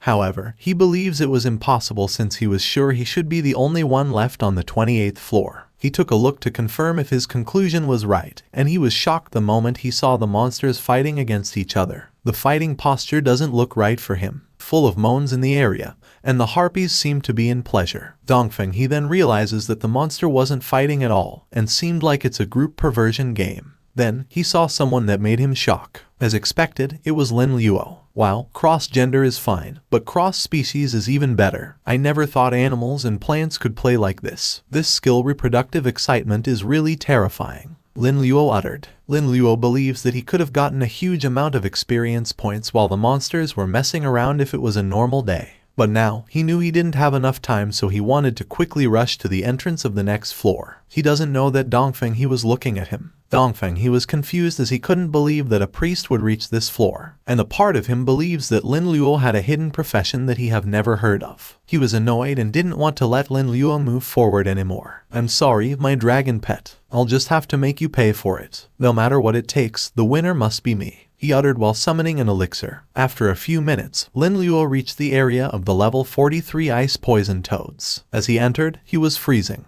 He recalled that he remembered this place was originally a lake, but now it turned into a frozen lake because of the gathering of a large number of ice poisonous toads. The temperature in the depths of the frozen lake can reach around 100 degrees below zero, and if someone entered rashly, he believed that that person might freeze to death. He knew that he'd take over an hour to get there, and he didn't have much time left, so he'll just have to figure out how to resist. It just so happens that the skill dropped by Hellhound King is a defensive skill, and priests are also a kind of mage profession, so he wanted to give it a try. He immediately learned the flame shield without any idea what it would mutate into. The skill is called the Penicillin Page Antibody Shield. It's a mutant skill that actively devours any elemental power close to his body, generating permanent antibodies of the corresponding attribute. The accumulated antibodies can be actively released for a protective shield, guarding the user while generating a counter effect. Lin Luo then used it, and he was surprised that one passive skill had so many effects, and his body was getting less cold. At this rate, not to mention the cold land, he believes he can even go to the magma pool, the acid sea, and the Styx river. But those are all things for later. The most important thing for him right now is to go to the next floor. While he was heading his way to the portal, Dongfeng he was following in his footsteps. Dongfeng he was prepared for this. He used the flame stone that he prepared beforehand to keep the cold out. He was staring at Lin Luo, and he was in disbelief that Lin Luo marched into the area like it was no big deal. You're a dragon, this cold is nothing to you. And by swallowing this elixir, you can double your strength for 10 minutes by burning your blood, he uttered while staring at his dragon. He then let his dragon swallow the elixir, and the dragon became berserk. Dongfeng he then commanded his dragon to kill Lin Luo so he could be the winner alone. The dragon then charged at Lin Luo, but then Lin Luo noticed something was chasing him. He was able to dodge before the dragon could hit him. He was shocked that there was a dragon in the area, knowing that only poisonous toads can be found here. Lin Luo is staring at the dragon and realizes that it's still a baby dragon. He then remembered that one of the 3 top candidates seemed to have a dragon pet. He then summoned a lizardman while wondering why Dongfeng he sneaked attack him if he didn't have a grudge against him. All the summoned lizardmen then charged at the dragon and bit its skin. The dragon was screaming in pain. Lin Luo was aware that his lizardmen warriors were no match for this dragoon, but he was sure it was enough to contain the dragon. He then attacked the dragon using his skin explosion, and the dragon continuously screamed in agony. But then, it remained alive as it had a high defense. And since this dragon appeared in this area, Lin Luo then concludes that Dongfeng he was also nearby.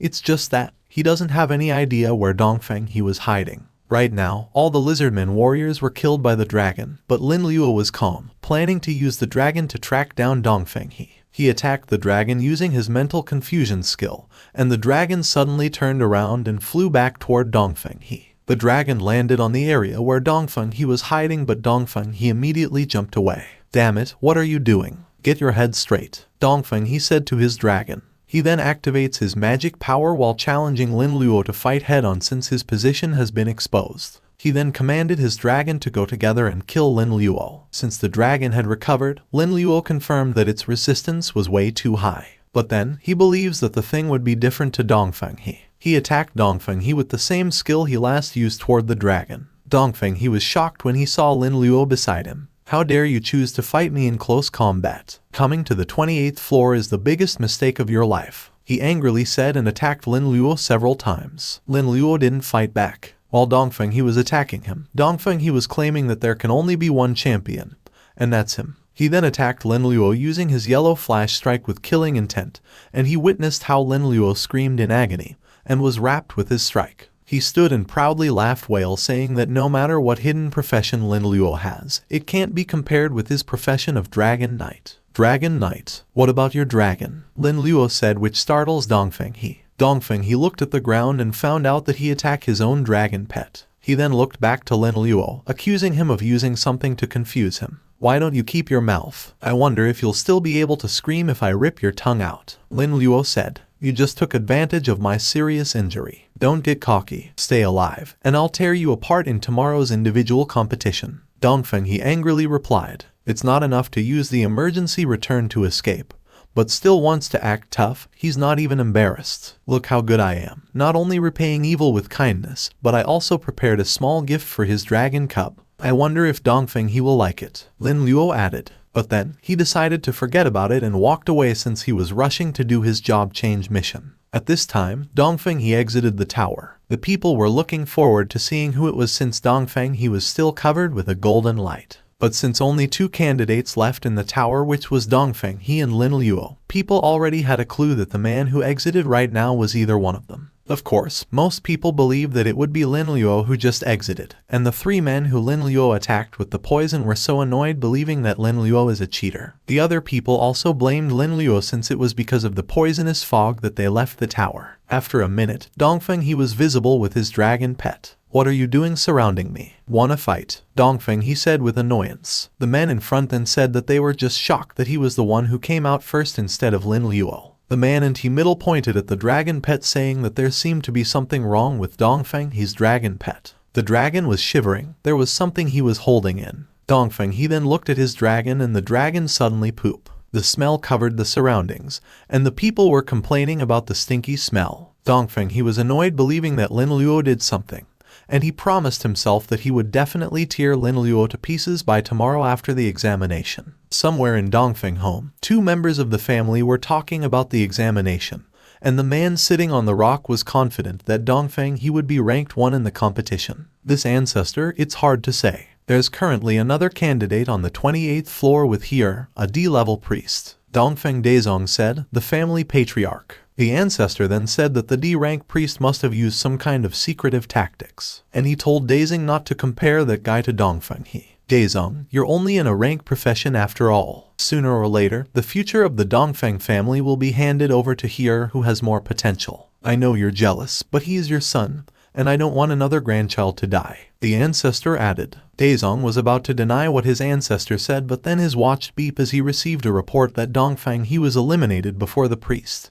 and his dragon pet was embarrassed in front of everyone. Right now, Dongfeng he's dragon pet was described as a dragon stench, and he was overwhelmed by it, along with many other candidates. The ancestor was shocked and out of words upon hearing it. Back on the 28th floor where the ice poison toad can be found. This monster has cold poison skill, tongue strike skill, and self-destruct skill. This ice toad is corrupted by an otherworldly aura, and its body is filled with poison and cold, making it very dangerous, and it will blow itself up after being fatally attacked. Lin Luo then attacked it with his skin explosion. The toad's blood splattered. Lin Luo was shocked the moment he witnessed the toad blow itself and look like a balloon. Lin Luo knew that it was planning to self-destruct itself, but he didn't want it to happen, so he cast his Alzheimer's ability to let this toad forget or misremember the skills it mastered for a short period of time. The toad ribbit and instantly died at the hands of Lin Luo before it could self-destruct. After eliminating it, Lin Luo gained 14,000 experience points. He was glad that he managed to stop the toad from using the self-destruct. After all, he didn't know what's the power of its self-destruction, and it would be troublesome if it also affected him. He then went to the position of the dead toad to collect the items that dropped from it. He got an ice poison bead, one of the treasures of heaven, only coalesced from the body of the ice poison toad that has survived for more than 100 years. It can be used as a material for refining weapons and medicines, and can also be swallowed directly, increasing the spiritual power by 1 point. But then, for Lin Luo, it wasn't right, and it is uncommon to find natural treasures that increase attributes. But there's always a limit to how much he can consume. Like a maximum of 10 times or something. And if he exceeds that number, it means it won't work anymore. And it's not that hard for him to get into the Tower of Trials, but if there were such a thing, he believes it would have already been scrubbed by the professionals. He then remembered that the toad would explode when it was killed, and after it exploded, it took the bead with it.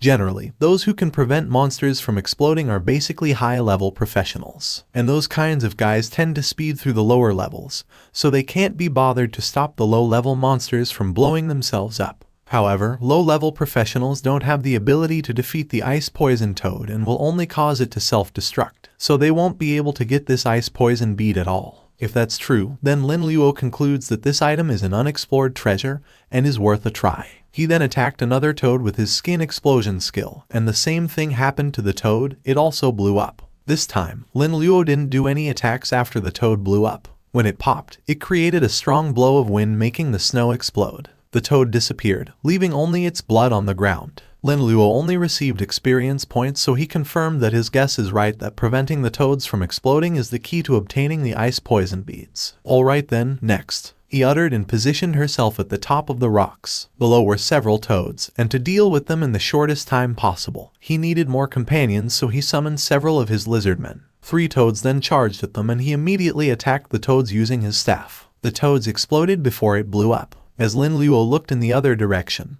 he saw lots of toads rushing toward him. He then chuckled and concluded that the sound of attacks had attracted a lot of these toads. But then, Lin Luo was calm as he already had planted a large number of Black Death viruses on those ice poison toads who failed to self-destruct and died. Since the air is full of viruses, Lin Luo then immediately activates his Black Death outbreak and kills numerous poison toads and gained a lot of experience points. His level also increased to level 36 and 4 attribute values have been increased by a fixed amount of 1. Plus, he gained 4 free attribute points. Lin Luo was panting. He was tired as it takes a lot of energy to deal with lots of level 43 monsters. Fortunately, the harvest was quite generous this time as he got a total of 248 ice poison beads. He immediately used several beads and gained spirit energies. It feels so nice for him and he now realizes what it feels like once attributes increase. Right now, his spirit energy has doubled compared to before. At least a few tens of levels are needed to have this much effect. Surprisingly, the demonic rune has been activated as it absorbed enough alien breath,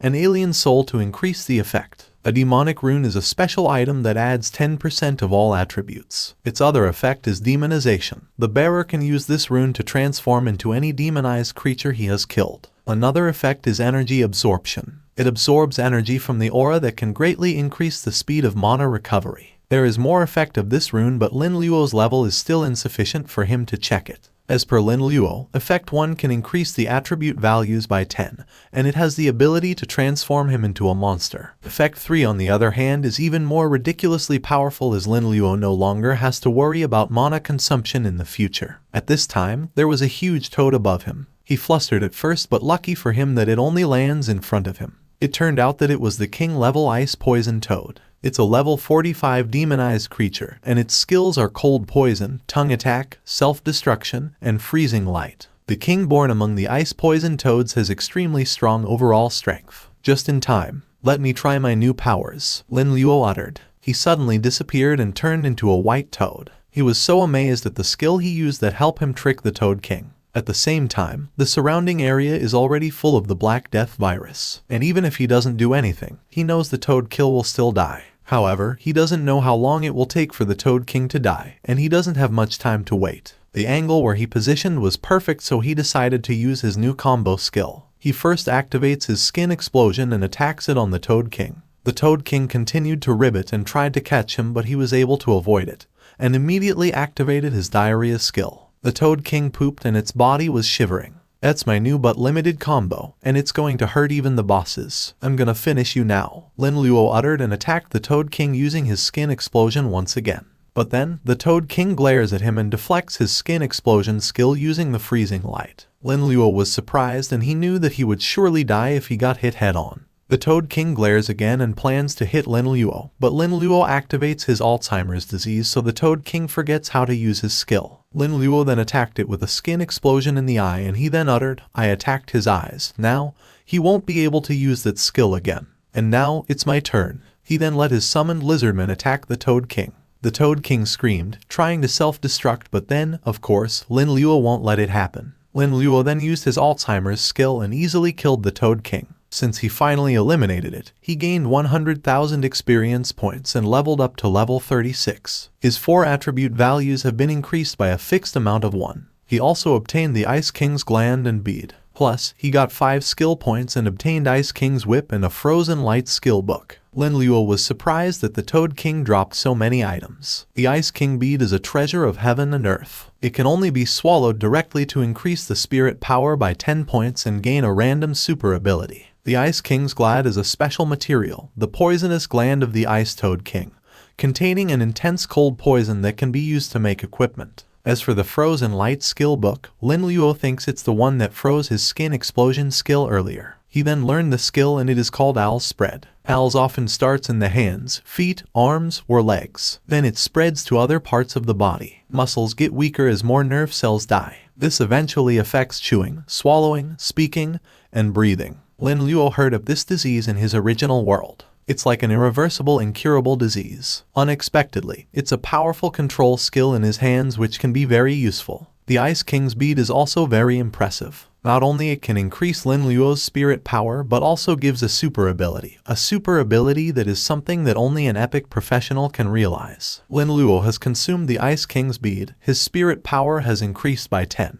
and he has awakened the ability of bone piercing. In addition, he awakened an ability called Adrenaline Rush. It accelerates Lin Luo's breathing, heart rate, and blood flow, dramatically increasing his reaction time and agility. The degree of enhancement is influenced by spirit power. This ability will rapidly delete his spirit power, and he will lose his mind if it consumes too much of it. This ability is so strong. The enhancement depends on spirit power, and one spirit power is already very high, which means it can strengthen me to the point where I am not afraid of close combat, Lin Luo stated with excitement. Right now outside the tower, Dongfeng he was being checked by a doctor. People were looking at him. The men earlier were stopping themselves to laugh, but they almost could not hold it since they never imagined Dongdeng he would be completely humiliated by his own dragon pet. Dongfeng he is furious at Lin Luo, and he is very determined to kill Lin Luo by his own hands. At this moment, someone pointed at the tower and told everyone to take a look. According to him, while they were focused on the dragon poop, the priest had already reached the 29th floor. As usual, the people were very loud in disbelief. While people were murmuring, Tang Cheng and Yining overheard them. Tang Cheng then proudly said that Lin Luo was indeed amazing, and for him, Lin Luo was the coolest guy in the whole city right now. Of course, Yining was also proud of Lin Luo, and she said that the record held by Zhang Mason has been broken. I can't believe it. The real dragon turns out to be a priest. This kid's future is limitless, the deputy chief said. The guy with the red suit then stated that the Dongfeng family has been so arrogant for so long, which is why he never thought that Dongfeng he would be defeated by a candidate. Zuhan was also looking by the window and said that Lin Luo had some other means, otherwise, he could never have reached this point. Now in terms of trial tower entrance examination results alone, she believes Lin Luo has become #1 in the country. I think we'll have to change our plans for him. As long as he becomes a member of my Murong family, even if the wonder of this world ends up in his hand, it's not unacceptable, she added. Meanwhile, Lin Luo reached the 30th floor of the trial tower. He spent too much time on ice toads, which is why he did everything he could to fast-track the 29th floor. Lucky for him, the monsters on the 29th floor were so wild and aggressive. Just a few spells of mental confusion and they're fighting amongst themselves. It's gotten worse, and eventually it becomes a massive gang fight. Lin Luo took the opportunity to sneak to the entrance and passed easily. Even so, there is still not enough time now. Lin Luo has to reach the boss quickly. There were bats here on the 30th floor, so he was planning to use them. The sinking bats were level 45 demonic creatures. It has flight skills, bloodlust skill, sonic attack skill, and plague spreading skill. These monsters are giant bats corrupted by otherworldly aura, extremely bloodthirsty, and Lin Luo then activated his skin explosion skill and attacked one of the bats. Because of it, the bats woke up and fled while Lin Luo was staring at them. Lin Luo then believed that the bats were threatened. The bats were color red, but there is one white color bat. There were only 20 minutes left before the examination ended, so Lin Luo wanted to see the humanoid boss as soon as possible. As he followed the bats, he saw a big cemetery. There were humanoid monsters in the area, so Lin Luo concludes that the boss must be a humanoid monster too. These monsters were called level 45 blood slaves. It has unlimited strength skill, phantom attack skill, poison claws, and blood-sucking skill. These monsters were corrupted by the otherworldly aura and were trapped in this world to guard their master. There are also level 48 blood servants, and these monsters have a blood-fighting spirit, blood shield, illusional attack, and a blood fury skill. These monsters were also trapped in this world to guard their master. Since 2 blood servants were standing on the stage, Lin Luo concludes that both were elite monsters guarding the boss who might be inside the coffin. Right now, Lin Luo doesn't have enough time to think, so he immediately activates his mental confusion and attacks one of the blood servants. The blood servant who was affected by the confusion skill was puzzled and suddenly attacked his companion beside him. While both were fighting, Lin Luo grabbed the chance and rushed to the coffin. As he reached the coffin, he saw the face of the humanoid boss who was sleeping. This boss is called the Silver Fallen Baron, who is currently level 50. This guy's skills are Blood Battle, Blood Magic, Blood Shadow, Blood Rage, Blood Flame, and First Embrace. It's the Baron of the Blood Race, also corrupted by otherworldly aura, and has fallen into a state of great power and magic. Lin Luo then attacked the boss with his skin explosion, and the boss blood splattered and was eliminated instantly. Lin Luo was shocked that it died instantly. He landed on the stage wondering why the boss instantly died from his hands. Then, he noticed something. The boss blood gathers into one and is recognized back into a body. Because of it, Lin Luo concludes that the normal methods won't kill the boss. The boss suddenly screamed, creating a strong blow of wind, making Lin Luo slide away and fall from the stage. Below were the monsters waiting for him to land. He panicked, knowing that he was now in danger. He then remembered his adrenaline skill and immediately used it. He kicked the monsters one by one at a fast speed that he couldn't even control himself. Because of the adrenaline rush, his entire body feels full of energy. The boss suddenly summoned 2 shadows. These are called Blood Shadow. A clone skills, the user can create 2 Blood Shadow clones, each of which has half of the strength of the original body. Both shadows charged at Lin Luo, but Lin Luo was too fast, managing to slash both of the shadows and charge straight at the boss. The boss activates his blood flames. He was chuckling in confidence, but he ended up being shocked the moment he saw Lin Luo resist his blood flames, since Lin Luo activated his resistance shield. "Are you done? Then it's my turn to attack," Lin Luo uttered. He strongly stomped the ground and charged at the boss with his still activated adrenaline rush. He circled the boss, and the boss was furious about not finding him. Lin Luo then attacked the boss with a skin explosion several times, and even if the boss body exploded, it still got back to its original form. The boss summoned 2 shadows again, and the shadows instantly rushed at Lin Luo. Lin Luo believes that the boss seems to be invincible, and as long as there's blood, he concludes that the boss can still recover. He then jumped upward as he knew that there were shadow monsters heading to him. He deduces that the body of the shadows were also made of blood, so he decides to try a new skill. He attacked the shadow with his owls spread, and numerous crosses appeared. It struck the shadows' bodies, and they screamed in agony. It worked, and it worked like a charm. "Are vampires afraid of owls?" Lin Luo uttered. Then, after a few seconds, he realizes it isn't the owls, it's just the blood-clotting symptom that comes with it.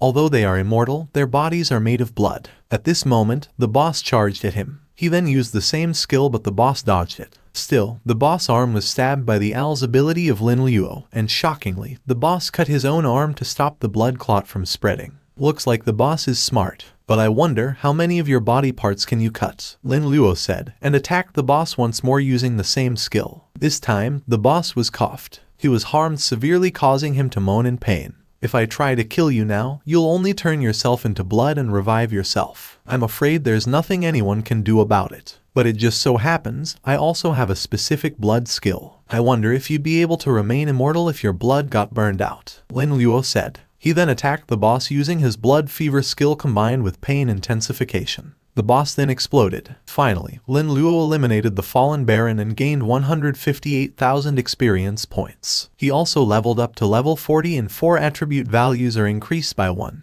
He has gained 4 free attribute points and 10 skill points plus 1 gold skill point. Lin Luo was panting since the side effects of the adrenaline rush were really intense, despite the fact that it gave him pretty good close combat capabilities. Since Lin Luo still had some time left, he decided to check the items he got. First of all, the gold skill point is very precious as it is needed to complete special quests, job transfer quests, and kill powerful bosses to have a chance to get it. Generally, the maximum skill level can only be raised to level 7, and if breaking through this limit, they have to use gold skill points. In action, skills upgraded with gold skill points can gain additional special effects. In the battle with the Fallen Baron, this antibody shield saved Lin Luo's life. Survival and tolerance are the most important things as per Lin Luo. He then decided to upgrade the penicillin phage antibody shield. It consumed 7 skill points as he upgraded it to level 7. He also consumes 1 gold skill as he still upgraded it to level 8, and activated the skill's special effects. All of a sudden, something appeared creating a cuteness sound. It turned out that it was the special effect of penicillin, which is called the penicillin elf, derived from the skill. It has self-awareness and can enhance all effects of the penicillin phage antibody shield. It can also learn the mutation skills of its master, and it will be his most loyal companion. Lin Luo was satisfied with this thing. Aside from enhancing the shield effects, it can also learn his mutation skills, a simply powerful assistant. He was wondering what the difference will be between the skills it uses and his. Since it would be his pet from now on, he decided to name it, and he gave Little Green as its name. He also planned to study about it later on. About the items, he got a vampire's core, the core of a vampire made from the life force and magic of a vampire, and it acts as a substitute for a vampire's heart. If the core is not destroyed, the vampire will never die. There is also a vampire's essence, the bloodline transformation props. After use, it can transform a professional's physique into a half vampire. Agility and mental strength will permanently increase by 10. agility, and mental attributes will permanently increase by 2 every time the user levels up. And he can also learn blood magic, but the resistance to sunlight, fire, lightning, and many more will permanently be reduced by 100. The vampire's core is the heart of a vampire, and it can be used to complete the job change mission. As for the essence, it's even rarer than gold skill points as per Lin Luo. In this world, all professions can become half-human, half-alien creatures through the use of bloodline probes. While gaining extra attributes, Lin Luo can also learn extra alien skills and change to special alien professions to greatly enhance his overall strength. There are elves, dwarves, half-orcs, and many others, and half-bloods are very rare. However, the weaknesses of vampires are too obvious as per Lin Luo. He believes it may not be suitable, but he decided to keep it for now. Lin Luo obtained the first Embrace skill book. He acquired the equipment gold level blood wings and special kings that would give him an additional 30 agility, 60 spirit, 10 damage absorption, 10 self-penetration, and passive flight skill, and this forms blood wings on the back of the body, allowing Lin Luo to fly freely. He also obtained the gold level Eye of a Vampire, a ring. This would give Lin Luo an additional 5 strength, 5 physique, 10 agility, 50 spirit, 50 damage absorption, and 50 spell penetration. Lin Luo was satisfied with both items, knowing that it would add a total of 60% to damage absorption and spell penetration. He was also glad with the first Embrace skill as it looks very powerful, but it's a pity that this can only be learned by vampires. Lin Luo doesn't meet the conditions, and it's not worth changing his physique for. The user can input his own blood into the target through fangs, and he can transform the target into a vampire, blood servant, or blood slave, and control the life and death of the target. After use, his own attributes will permanently decrease by 1% to 10%. Lin Luo's finger slipped, so he unintentionally clicked the learn. But he thought he wouldn't be able to learn it since he didn't meet the requirements. However, the system window buzzed and told him that he had learned level 1 T-virus infection. Of course, Lin Luo was shocked and concluded that his ability to mutate skills could now mutate any skill without any professional limitations. He also deduces that the T-virus might be from the movie he saw in his previous life. This skill enhances the genetic properties of organisms by reorganizing their genes, mutating them into unconscious, slow-moving zombies that survive by devouring the flesh and blood of organisms, and turning those infected with the T-virus into zombies. It is a terrible virus that can destroy the world and turn countless humans into zombies. What's even scarier is that this world, unlike Lin Luo's previous one, is full of professionals and monsters. If professionals or monsters turned into zombies, Lin Luo can't even imagine the intensity and consequences. After all, the skill introduction only talks about infection, not the ability to control infected bodies. For Lin Luo, this skill is too scary, unless he finds a way to fight or control the T-virus. For now, he decided to avoid using it. At this time, 5 minutes still left, so Lin Luo decided to hand over the job transfer mission first. He then possessed it, and the silver heart was finally completed, so he officially changed his profession to the only hidden profession, the evil doctor. Lin Luo then received a 10 skill points reward and 1 gold skill point reward. Lin Luo mastered the only skill, non-responsible surgery, and obtained the only professional equipment, which is the no-responsible scalpel. Priest, male nurse. Now, from now on, I am an evil doctor, Lin Luo proudly uttered. His job is the most evil and unprofessional doctor in history. Now, life is just a plaything in his hands, and it's up to him how he wants to deal with it. Outside the tower, people were waiting for him to exit. Some thought that he was trapped since minutes left before the exam ended, but he didn't show up yet. Everyone, there are only 2 minutes left before the end of the exam. I can't believe that the top student in Binhai City's high school exams would go to a D-class priest. This also proves that there are no weak professions, only weak people. According to the news we got from Lin Luo's school, his journey was full of hardships. Lin Luo is a hard-working and diligent student.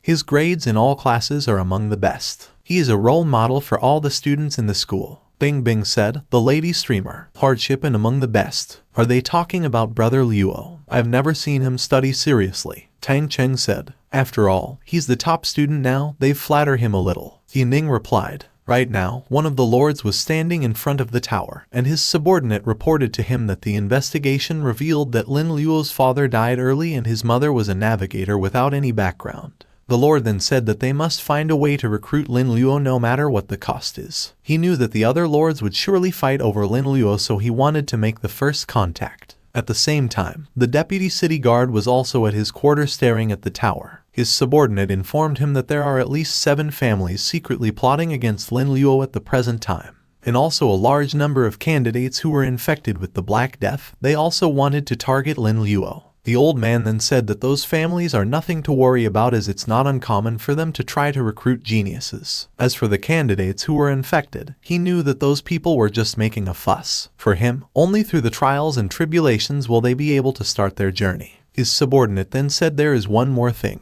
and that is there are some fallen. The old man was shocked upon hearing it. He thinks that the top geniuses such as Dongfeng he are all from big families, and they are protected by strong people, so he believes they have nothing to worry about. However, Lin Luo is just an ordinary boy who stands out from the crowd, and the consequences of his being targeted by the fallen are unimaginable. He then commanded his subordinate to mobilize 2 of the guardians to protect Lin Luo. The time ended, and Lin Luo finally exited the tower. He lands on the ground and Bing Bing declares that Lin Luo is the first winner of this team trial. The people were mocking Lin Luo, blaming him for their failures. The people rushed toward him to beat him up, but then Yining ran first and hugged Lin Luo in front of everyone. Not only that, but she also kissed him on the lips, which shocked Lin Luo. The people around them were also out of words. However, the 3 men who hate Lin Luo are still mad and conclude that the Lion family is behind Lin Luo. Yang released Lin Luo. She was shy and her face was blushing. She uttered Lin Luo's name and Lin Luo did the same to her. But then, the lady turned around. She was embarrassed, so she decided to go home and told Lin Luo to have some rest. Because of her action, Lin Luo got more confused, but the lady never looked back and left. Meanwhile, Lin Luo is heading back home together with Tang Cheng.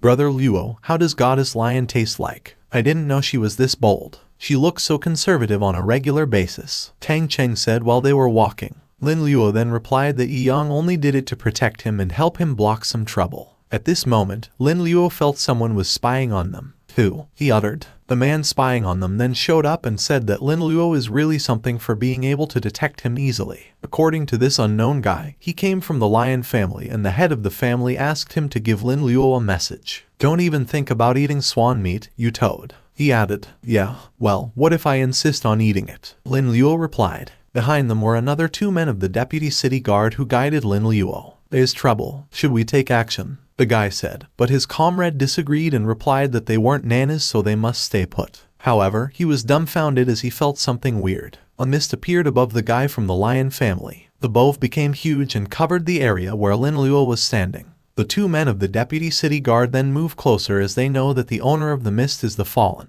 Based on the skill shape, they instantly knew it was the Lord of the Dark Mist. They cannot believe that the Lord of the Dark Mist would take action himself just for a D-rank professional. The long-haired guy concludes that it must be a special item that contains part of the Lord of the Dark Mist's power to temporarily isolate the space. The other guy was annoyed as it was shameful for him that Lin Luo was caught under their noses despite the fact that they were the guardians of Lin Luo, as the order of the deputy city guard. Right now, they immediately prepare themselves for battle. The long-haired guy then stated that it was a good thing that the man from the Lion family was also present, as he believed that they would be able to hold out for 3 or 5 minutes. He then told his comrade that they should attack the dark mist with all their power to break through the blocked space as soon as possible. Inside the space are the 3 men including Lin Luo. Tang Cheng was puzzled and asked about where they were. The guy of the Lion family then informed them that they were inside the dark mist space, the ability of the Lord of the Fallen Dark Mist. For him, they were still fortunate as he believed that it was probably not the Lord of the Dark Mist who came. Lord of the Dark Mist, I've heard of him. 100 years ago, he was a professional at the epic level, one of the tops amongst the fallen. We're just little minions. Why would we be targeted by a big shot like that? Tang Cheng said with fear. Idiot. You're the only one who's the little minion. I'll take care of it for the lady's sake. You guys, come with me to the weak spot in the mist. The guy of the Lion family state. As they were making a move, the fallen started to appear. Do you still want to escape?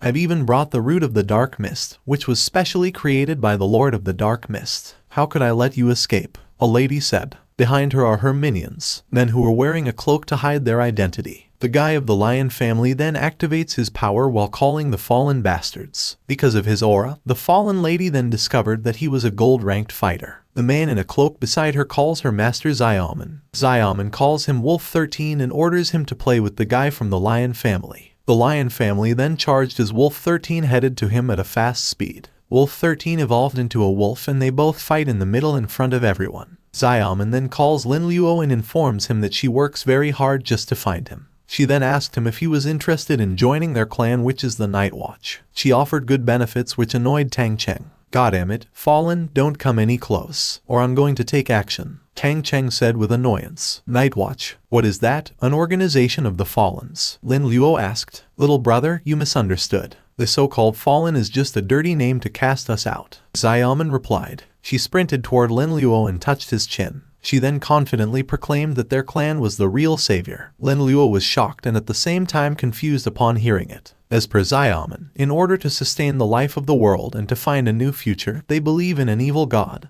They embrace the evil god. Lin Luo remained standing and asked Xiaoman why he was the target. Xiaoman then replied that among the 13 masters of the Night Watch, there was an old man who had poison abilities. And that old man really likes Lin Luo's ability to control poisonous mist and wants to accept him as a close disciple. Tang Cheng becomes worried for Lin Luo upon hearing it. Lin Luo then said, "What are you worried about? How can I be in cahoots with these guys?" Since Xiaoman noticed that Lin Luo didn't want to accept her invitation, she ordered her other minion she called Ghost 27 and ordered him to catch Lin Luo. Ghost 27 then told Lin Luo that as long as they get him back, Old Man Gu has ways to get him down on his knees and make him his disciple. He then activates his ability called Underworld Ghosts with the intention of locking Lin Luo. However, Ghost 27 got confused as he forgot the next spell for summoning the underworld. He suddenly fell to the ground and ended up hurting himself. He was screaming in pain and he wasn't aware that Lin Luo used an Alzheimer's disease ability against him. "If you take me for a fool, you're going to get hurt," Lin Luo said. Ghost 27 was hysterical. He continuously screamed in agony, and knowing that it was a spell backlash, Xiaoman got mad. She then summoned numerous monsters as she decided to do everything herself. She then commanded her flower monsters to attack Lin Luo, and seeing the monsters heading to them, Tang Cheng told Lin Luo to run. However, Lin Luo didn't listen. He activated his mental confusion ability, and the lady felt something weird. "How dare a priest get in close combat? Courting death," she angrily said while staring at Lin Luo who was charging at her. She then used the stems to tie Lin Luo. Lin Luo tried to get loose but he couldn't. Xiaoman then laughed loudly and told him that this would happen when he fought her. But then, after a few seconds, she was shocked when she found out that the one she attacked was her own companion. "Xiaoman, why did you attack me?" Ghost 27 asked. Xiaoman then blamed Lin Luo. She concludes that Lin Luo is using either a magician's mind manipulation spell or the control skills of a dark priest.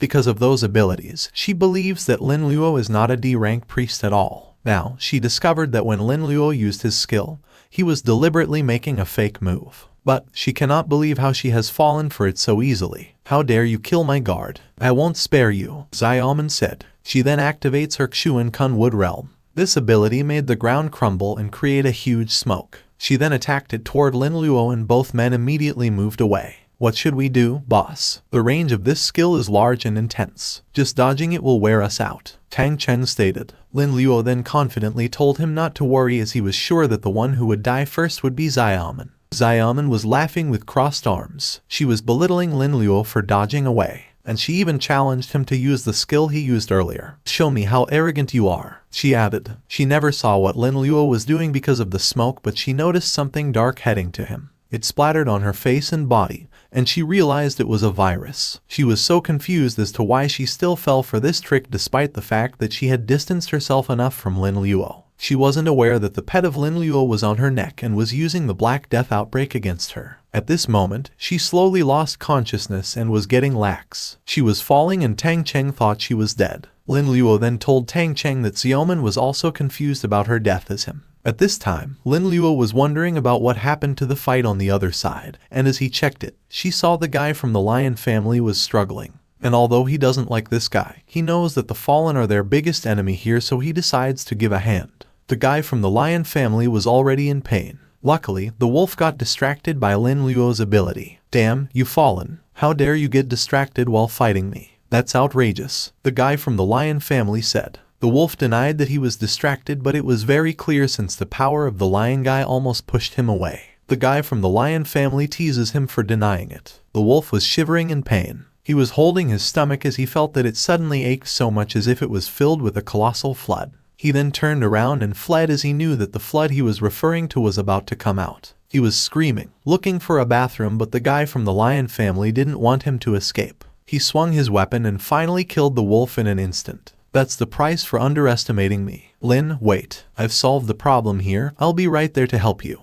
the guy from the lion family said. However, he was surprised when he found out that everything had been taken care of. He knew that the strongest amongst the fallen was Xiaom, and so he was in disbelief that the lady died at the hands of Lin Luo. Moreover, he knew that the behavior of Wolf 13 wasn't right either. He lands on the ground and calls Lin Luo. He asked his profession, and Lin Luo humbly replied that he was just a priest. At the same time, the men of the deputy chief were still trying to enter the space. They land on the ground. They were panting and still decided to keep going. However, one of them noticed that the dark mist space was dispersing. They thought that Lin Luo was killed by the fallen, so they planned to avenge him. But then, when the space completely vanished, they found out that the ones who died were the fallen. They were so confused and were speechless. They saw in their own eyes that the three famous fallen were unalive. Lin Luo suddenly stares at them and asks who they are. The two guys then showed their badge and claimed that they were guardians who were ordered to protect Lin Luo. They then told them to tell them about what happened in the dark mist. The guy from the lion family then told the two guys to ask Lin Luo about it as he had something else to do. He flees and Lin Luo at the same time gets down on the ground. Anyway, it's good that you're okay. Can you tell us what happened inside? The guy stated. Tang Cheng was about to tell the truth to them. However, Lin Luo interfered by saying, thanks to the protection of the lion family. Otherwise, we would have been killed by these fallens. Both men were speechless and confused. Lin Luo just smiled at them, so the guys let them go and told him to remember to stay at home and take protection, since this time was the time of the year when the fallen are active. Lin Luo then turned around and Tang Cheng followed him. While they were walking away, they heard one of the guys saying that they were obviously lying. The other guy then replied that Lin Luo didn't want to talk, and they also couldn't just force him to answer since their main goal is only to protect him. He then looked at Xiaom and said that this lady seemed not to be an ordinary fallen, since she had a high status among the Night Watch. Behind her stands an epic realm fallen. He then decided to report all the information to the deputy city guard first, since this is no longer something they can handle. While heading back home, Tang Cheng mentioned to Lin Luo that it felt awesome as it was his first time seeing guardians. Lin Luo was aware that guardians are professionals who are part of the Dragon Kingdom's authorities and are stationed in almost every city with an overwhelming power. He also knew that the purpose of those people's existence was not only to protect but also to restrict. Professionals often love freedom and act on their own or the decision of the professional guild, but guardians can interfere with this. So there was a lot of conflict between the two, and along with some of their professional families, there was a lot of resentment towards the guardians. Boss, that old man Poisonous Elder may have been targeting you. What should we do? Tang Cheng asked. What are you afraid of? We are in Binhai City, not in the wilderness. Lin Luo replied. He believes that the only ones who can sneak in are small fry who can't make much difference. As for epic realm professionals like the Poisonous Elder, he knew they would never be able to get in, knowing that big guys in the city are not here just to eat and do nothing. Even if they are small fry, it is enough to crush us new professionals. Boss, are you powerful, so you are not afraid but others may not be, like Lion Yining? Tang Chen proclaimed. Do you think the lion family's name is just for show? But we should be concerned. Lin Luo replied. At the same time, he sent a message to Yining asking her if she arrived home, and he informed her that fallens were attacking the students, so he wanted to know if she was fine. The lady replied immediately saying that she was fine and she was home already. She looked worried for Lin Luo and asked him if he was also attacked. Lin Luo then answered that he was perfectly safe to calm the lady. Meanwhile, the two guys of the deputy chief arrived at their meeting hall. Every one of them gathered and they informed the deputy chief that a total of 35 new professionals were attacked by the fallen this time. 7 died and the rest were successfully rescued. In addition, 27 fallen were killed and 11 were captured alive, while the 25 were able to escape. The deputy chief seemed to be unhappy upon knowing that 7 new professionals died. Compared to the total number of new students, he felt that this number seemed like a drop in the bucket. But those targeted by the fallens are all top talents, so he says that this loss is huge already. One of the guardians of Lin Luo then spoke, saying that he had something to report about Lin Luo. He reported that Lin Luo was attacked by the fallen team led by Du Xiaoman. Unfortunately, Lin Luo was safe and the enemies were wiped out. That's a good news. For being able to protect Lin Luo and kill Du Xiaoman at the same time, you did a good job. The deputy chief replied. But then the guy told him he misunderstood everything. He honestly said that it wasn't them who killed Du Xiaoman, but it was most likely Lin Luo. Everyone gasped out of shock as they could not believe that a newbie priest would be able to kill a strong woman like Xiaoman. The deputy chief then asked the guy to tell him everything that happened. The guy then replied that despite Lin Luo refused to tell the details, he was accompanied by the new student Tang Cheng and a lion family's guard who was currently a gold level fighter, and Tang Cheng is just a sea-level rock knight with limited strength. According to their autopsy findings, although Lai Kaifeng died from the axe attack of the lion family's guard, he still had severe diarrhea which was enough to have a huge impact on the battle. Logically speaking, Lai Kaifeng shouldn't be out in this state, so he most likely got sick during the battle. The deputy chief then concludes that diarrhea is nothing compared to the Black Death virus. In addition, Yang Gidu died at the hands of Du Xiaoman. Given his loyalty to Du Xiaoman, it is hard to doubt that it was caused by internal strife between those two. Du Xiaoman's mind was likely disturbed and Yang Gidu was killed by mistake. A high amount of Black Death virus was also detected in Du Xiaoman's body, which was the cause of her death. The guy was convinced that Lin Luo had a lot to do with Xiaoman's death, and he thinks it is fair to say that it was all Lin Luo's doing. He suspected that Lin Luo was not an ordinary priest but a dark priest among priests. However, the deputy chief told him that it was too early to draw conclusions now in terms of being good at controlling and weakening the enemy. The guy then stated that Du Xiaoman was the blood relative of the elder poison, and was now killed by Lin Luo. The aura of the deputy chief suddenly becomes scary as he proclaims that he would chop off the elder poison's legs if he dared to come to Lin Luo. At the same time in the lion family's mansion, Yining tells her father that Lin Luo is the real deal for getting the first place despite that he's only a D-level priest. She was mad at the fact that her father could not accept that she liked Lin Luo. Her father then reminded her that she was engaged to the young master of Serpent Island and it was not easy for them to get into a relationship with that family. He was afraid as he was sure that he wouldn't be able to withstand the Serpent Island's wrath if words about Yining liking Lin Luo spread.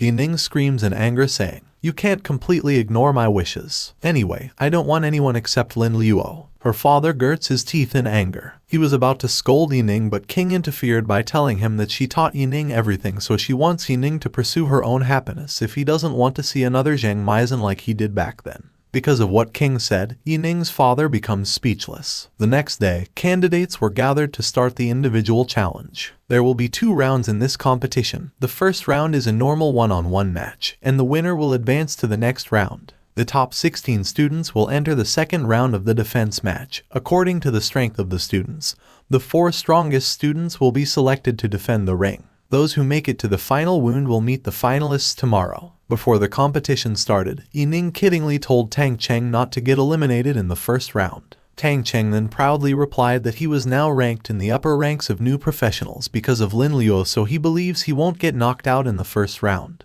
And I've asked around, the highest ranked player, Dongfeng He, is only at level 22, not even close to you, sister-in-law. He added. Yining was blushing since she never expected that Tang Cheng would address her as sister-in-law again. She then stares at Lin Luo and notices that he is unbothered despite hearing what Tang Cheng calls her. At this moment, Murong Zuhan approaches Lin Luo and calls him a classmate. She introduced herself to Lin Luo and Lin Luo did the same while shaking their hands. Zuhan then honestly said that she came to him to invite him to join her in raiding a newborn dungeon and try to get the first clearance of that dungeon. Lin Luo then asked her why she chose him. Zuhan then replied, "That is a low-level 30 dungeon with a level limit, which is very suitable for low-level elites like you and me to challenge. The difficulty is high, the rewards are great, and there is a high probability that a job transfer book will drop, which is exactly what we need. This is a rare opportunity." Honestly, Zuhan was fine doing it alone, but she believes that if she and Lin Luo can fight together and rest together, it's gonna be a great relationship. Then, she plans to be softer and will give Lin Luo compliments and get him to fall in love with her. For her, it would be such a great reward to be more than friends with Lin Luo and less than lovers. She was imagining things not until she heard Lin Luo refused her offer. She was puzzled and asked Lin Luo's reason, and Lin Luo then said he had already completed the job transfer, so it was impossible for him to enter the dungeon Zuhan mentioned. When a new professional reaches level 30 and competes in the second job transfer, he or she will enter the Black Iron Realm and become a true professional. After reaching level 50, they can proceed to the third transformation and enter the Bronze Realm. The next level is level 80 Silver Realm and level 100 Gold Realm. To reach the Epic Realm, they need to be at least level 500. Zuhan was speechless, thinking that Lin Luo stepped out of the realm of the new professionals, as he mentioned he had completed the job transfer and was qualitatively different from the rest of them. She was in disbelief since the exams weren't even over yet, and this had never happened before. "Lin Luo, you're too much. Not only did you cause my pet dragon to urinate in public, But you also made me lose my face. Now you dare to seduce my fiancé. You are seeking death. Dongfeng, he suddenly said. Zuhan was annoyed at him and told him their Murong family had never agreed to the marriage proposal. However, Dongfeng was confident that Zuhan would definitely agree because he knew she had high standards and no one among his peers except him could be worthy of her. Haoran suddenly pointed and tapped his index finger at Lin Luo and told him that even if he didn't know what despicable means Lin Luo used to pass the team competition, he still believed victory or defeat could only be determined by real ability in the ring. He confidently said he would make Lin Luo kneel down and beg for mercy in front of Yi Ning. I was wondering who it is. It's the fly that's been pestering Yi Ning all day. It's good that I met you. Now I can help Yi Ning to get rid of the pests. Lin Luo replied, which annoyed Haoran. Someone then calls their attention. They were instructed that in this tournament, a list of the competitors has been created in random order. Candidates were asked to go to the arena in an orderly manner to compete. Kid, you better hold on until the moment you meet me. Then I will make you feel the pain of living a life worse than death. Dongfeng, he said with anger. Yi Ning was worried for the sake of Lin Luo, so she offered to ask for help from her father. But then, Lin Luo refused and told her to trust him instead. He then slightly smiled and looked back to Dongfeng while recalling how Dongfeng he attacked him inside the tower. He really thought that he had taught Dongfeng he a lesson, so he cannot believe that Dongfeng he still dared to be so presumptuous in front of him. Since that is the case, he decided to destroy him completely this time. After a few minutes, the first match of the number 1 arena started. The players would be Lin Luo versus B-level heavy hammer warrior Zhang Kai. Zhang Kai stares madly at Lin Luo and accuses him of being forcibly withdrawn from the trial tower early. He charges at Lin Luo and proclaims to kick Lin Luo's ass this time. For him, Lin Luo is just a fragile priest and he was sure that he could beat Lin Luo 10 times over if he took at least a few minutes for the poisonous mist to spread. However, he suddenly gurgled and stopped moving. What happened? Didn't you say that you're going to kick my ass? I'm right here, why aren't you moving? Lin Luo said. Hateful, I can't hold it anymore. Zhang Kai screamed and farted. Everyone then covered their noses since the place was too stinky. Some said that the smell was almost on par with Dongfeng he's dragon pet, so they realized it was part of Lin Luo's skill. Zhang Kai lost his ability to fight. Lin Luo wins. Also, please ask the staff to clean up as soon as possible, the referee stated. After a few minutes, the battle of Lin Luo against another participant named King Fang Yikyu, a B rank, began. Yikyu then summoned his abnormal status resistance scrolls and absorbed them, combined with various antidotes. He swallowed all the antidotes and proudly told Lin Luo that he had made all the preparations to deal with his disgusting skills. Come on, let me see what you got, he uttered despite having lots of antidotes in his mouth. These things were given to him by Dongfeng he believing that he could push Lin Luo to his full strength. Seeing the scrolls look quite expensive and Yikyu doesn't look like a child of an aristocratic family, Lin Luo wondered where Yikyu got the money to buy something like this. He guessed that someone instructed Yikyu, but it doesn't matter to him at all. If you dare to challenge my skills, I'll grant you this opportunity, he said while casting a diarrhea skill toward Yikyu. Not only is he at a much higher level than Yikyu, but his skill instant diarrhea is even at level 7, and he was confident Yikyu wouldn't be able to stop it with some external substance. Yikyu was sweating and trembling as he was trying to fight the skill of Lin Luo. But then, in the end, the diarrhea affected him much. He farted and pooped a lot on the stage. He was screaming in pain and annoyance out of disappointment. The audience covered their mouth and there were some who wore masks to avoid the disgusting smell. After the battle of Yikyu against Lin Luo, the cleaners then cleaned the arena with water and mopped the ground. The men who were ordered to clean the dirt said that the smell stinks so much and was like a poison gas bomb, so they needed to put some air freshener to it. Lin Luo was waiting for his next match, however, he couldn't avoid hearing the voices of the people around him. They cannot believe that even with scrolls and potions, participants still can't deal with Lin Luo's skill. Some also said that even monsters can't be fought while scurrying. There were also people annoyed by the diarrhea skill of Lin Luo and requested to ban it. Everyone was raising their fist, requesting to ban the diarrhea skill of Lin Luo. The deputy city guardian heard their voice.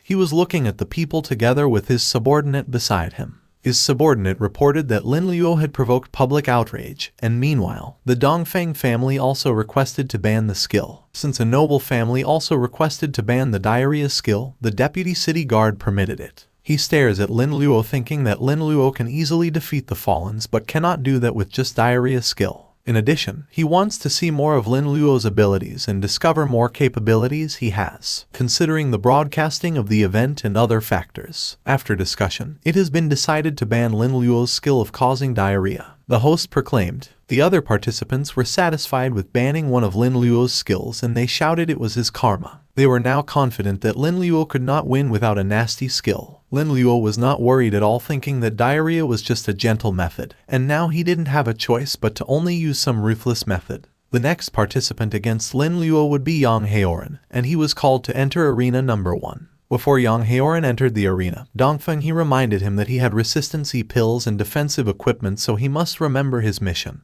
and that it was to force Lin Luo to use all his strength even if he couldn't kill him. Brother are you really going to kill someone? Haoran asked. In the ring, swords have no eyes. Isn't it normal to die from serious injuries? As long as you succeed, my Dongfeng family will ensure that your future is a smooth one. Dongfeng he replied. Haoran then promised to do his best while charging to the arena. The other man beside Dongfeng he then asked him if he really believed Haoran could kill Lin Luo. Dongfeng he then replied no and stated that he was just testing the water and see if the stone could force more out of Lin Luo. As for the life and death of a stone, what does it have to do with me? He added. The moment Haoran landed on the ring in front of Lin Luo, he then told Lin Luo that he was just nothing but a priest without a disgusting skill. He was smiling widely, questioning Lin Luo about what he could do against a rank magic swordsman like him. He then attacked using his flame slash, which creates a powerful blow of flame. Lin Luo's shadow was clearly seen inside the flame. However, he was protected with a shield. He then said, "Magic swordsman. Is that all?" As expected, Haoran was dumbfounded, and he proclaimed it wasn't over yet. He casts Ice Soul Slash combined with his Ice and Fire Extinction. These skills made the audience impressed and stated that not only Haoran is strong in close combat, but he can also control the elemental energy to assist himself. Knowing that Lin Luo is just a priest, they concludes that he can defend himself this time. Lin Luo is still inside his ice shield, and shockingly, he was still unharmed after the two skills landed on his position. Haoran was dumbfounded once again. He was in disbelief. Lin Luo then proclaimed that it was now Haoran's turn to get a beating. He then cast a skill toward Haoran, but when it landed on Haoran's body, he got confused as to why nothing happened, and he thought that it was possible the equipment and potions given to him by Dongfeng he had taken effect. However, something was happening to his lower body. He felt it was itching. His face can't be drawn. He cannot explain what was going on. He scratches his leg as it itches like crazy. "Damn you, what did you do?" he asked angrily. "Nothing, just a small skill, of course. After all, I have more skills. I could make you feel like you're in heaven," Lin Luo replied. And it turned out he was using gonorrhea spread and syphilis outbreak skills. Haoran continued to scream that it itches so much. The audience feels pity for him, especially since they notice young Haoran's lower half is bleeding from all the scratching. "What's the matter with him? He's scratching the hell out of himself," the lady audience stated. This time, Haoran activates his quick freeze frost and says, "You bastard, don't think you can beat me with just this." He froze the itchy part of his body and was confident that with this, it wouldn't itch anymore. Wow, he's actually freezed the affected area to dull the pain and itching. What a tough guy. But if this goes on, won't your little brother freeze to death? Haoran was clenching his flaming fist. He is furious at Lin Luo and vows to kill him before he froze. Lin Luo moved towards him at a fast speed and stated that all freezing does is weaken, not eliminate, which is why he decided to give it a little more push. He pushed Haoran using pain intensification without any hesitation. Haoran flew away and slammed on the floor. Lin Luo then heard the host proclaim that young Haoran lost consciousness, which means Lin Luo won for the third time. Meanwhile, young Haoran was confined to an infirmary. The doctor checked his wounds and seemed like he was disappointed, saying that young people nowadays don't know how to restrain themselves. He added that messing around at a young age caused the balls to deteriorate to such an extent. Haoran was still in pain. He told the doctor he didn't mess around and he asked if there was any hope for his lower body. The doctor then said that have tried all kinds of healing magic, but it was no use. He concludes that the only way to save Haoran's life is to remove the infected area. Haoran was dumbfounded, but knowing that it was the only way for him to survive, he permitted the doctor to do it. The doctor then gave what he wanted and immediately started the operation. After an hour, the battle is still ongoing. Dongfeng he was watching while waiting for his turn. He heard his phone ring, so he answered it immediately. It turned out it was young Haoran. He immediately asked about his situation and he was shocked when he heard Haoran say he couldn't be cured and just had it surgically removed. Young Haoran warned him about Lin Luo and he then said he would be careful. While he was on call, the people beside him were listening. They then remembered that young Haoran was the guy who fought with Lin Luo in Arena number 1 earlier. One of them mentioned that he only saw Haoran being rushed to the hospital for emergency treatment, but he didn't expect Haoran to be castrated. because of Haoran's severe situation. They were curious to know about what Lin Luo did to him, and they decided not to provoke Lin Luo ever, no matter what happens. Right now, Nurong, Zuhan and Lai Mei are inside arena number 5 to fight. Lai Mei, eventually, you couldn't hide from me. Any final words? Zuhin said. Lai Mei was annoyed at her. She honestly said that she hates Zuhan's arrogant attitude and not taking anyone seriously. She vows to beat Zuhan and clear the way for Dongfeng He to win the championship. Zuhan chuckled while floating, saying that she didn't know whether Lai Mei thinks too highly of herself or too little to her. Today, I will make you understand what an unbeatable gap is, she added, and this time, she summoned her wings and sword. Lai Mei then attacked her using exploding flame balls while telling her to stop looking down on others. However, her flame balls were deflected the moment it landed at Zuhan. Insignificant. It's too insignificant, Zuhan uttered and attacked back using her holy light of judgment. This skill creates a strong blow. The smoke was huge, caused by Zuhan's skill. Lai Mei was instantly dropped on the ground wounded, and the host then declared that Zuhan won. The audience was so loud knowing that Zuhan activates an S-class hidden profession, Angel. Zuhan landed on the ground and hears the people saying that a class fire mage couldn't do anything against her. And for them, the battle that happened wasn't a fight at all but a one-sided assault. Zuhan then went to Lai Mei, but Lai Mei still had the guts to say that she would never yield to her even if she was defeated now. Really? Zuhan replied while activating her holy light compulsion. Her eyes flame while staring at Lai Mei. Lai Mei's eyes also flame and seemed like she was hallucinating. She suddenly kneeled and said, "Master, please give me your orders." She then ordered her to give her a complete breakdown of everything she had learned about Dongfeng He so far and report it to her in half an hour. Lai Mei then said yes without knowing she was affected by Zuhan's holy light compulsion. The control of this ability will change according to the power difference between the two sides. For the next 72 hours, she expected Lai Mei will be her most loyal follower. That is enough for her to find out information about Dongfeng He. Meanwhile, the top 4 were shown on the screen. The host then stated that this includes the first round of individual competition. Now on to the second round. The top 4 rising professionals have been decided, and they were called to the arena to defend the area from the other 8 challengers. The 4 of them were positioned in the arena, but shockingly, no one was challenging Lin Luo, which confused him. The audience mocked him, stating that his methods are too cruel. They were afraid that their little brother would also be in danger if they were not careful, and that is the reason why no one dared to fight against Lin Luo. They also screamed that Lin Luo's skills should be banned as it was too dangerous. Lin Luo then understood what little brother are the people saying. He thinks that they were afraid to be the same as Yang Haoran, and he concludes that Yang Haoran's little brother was cut. However, he wasn't surprised at all, knowing that that thing was fragile and couldn't take a lot of abuse. While thinking, someone landed in the arena right in front of him. This guy proclaimed that he was in a class forbidden spell magic, Fang Yuan, who came to challenge Lin Luo. "Oh, are you not afraid of me?" Lin Luo asked. "No matter how perverted the attack is, as long as it's blocked out, it's nothing to be afraid of. Within 3 inches, I am invincible," Fang Yuan confidently replied. He then casts empty 5 senses to resist everything combined with his heaven and raw together earth prison.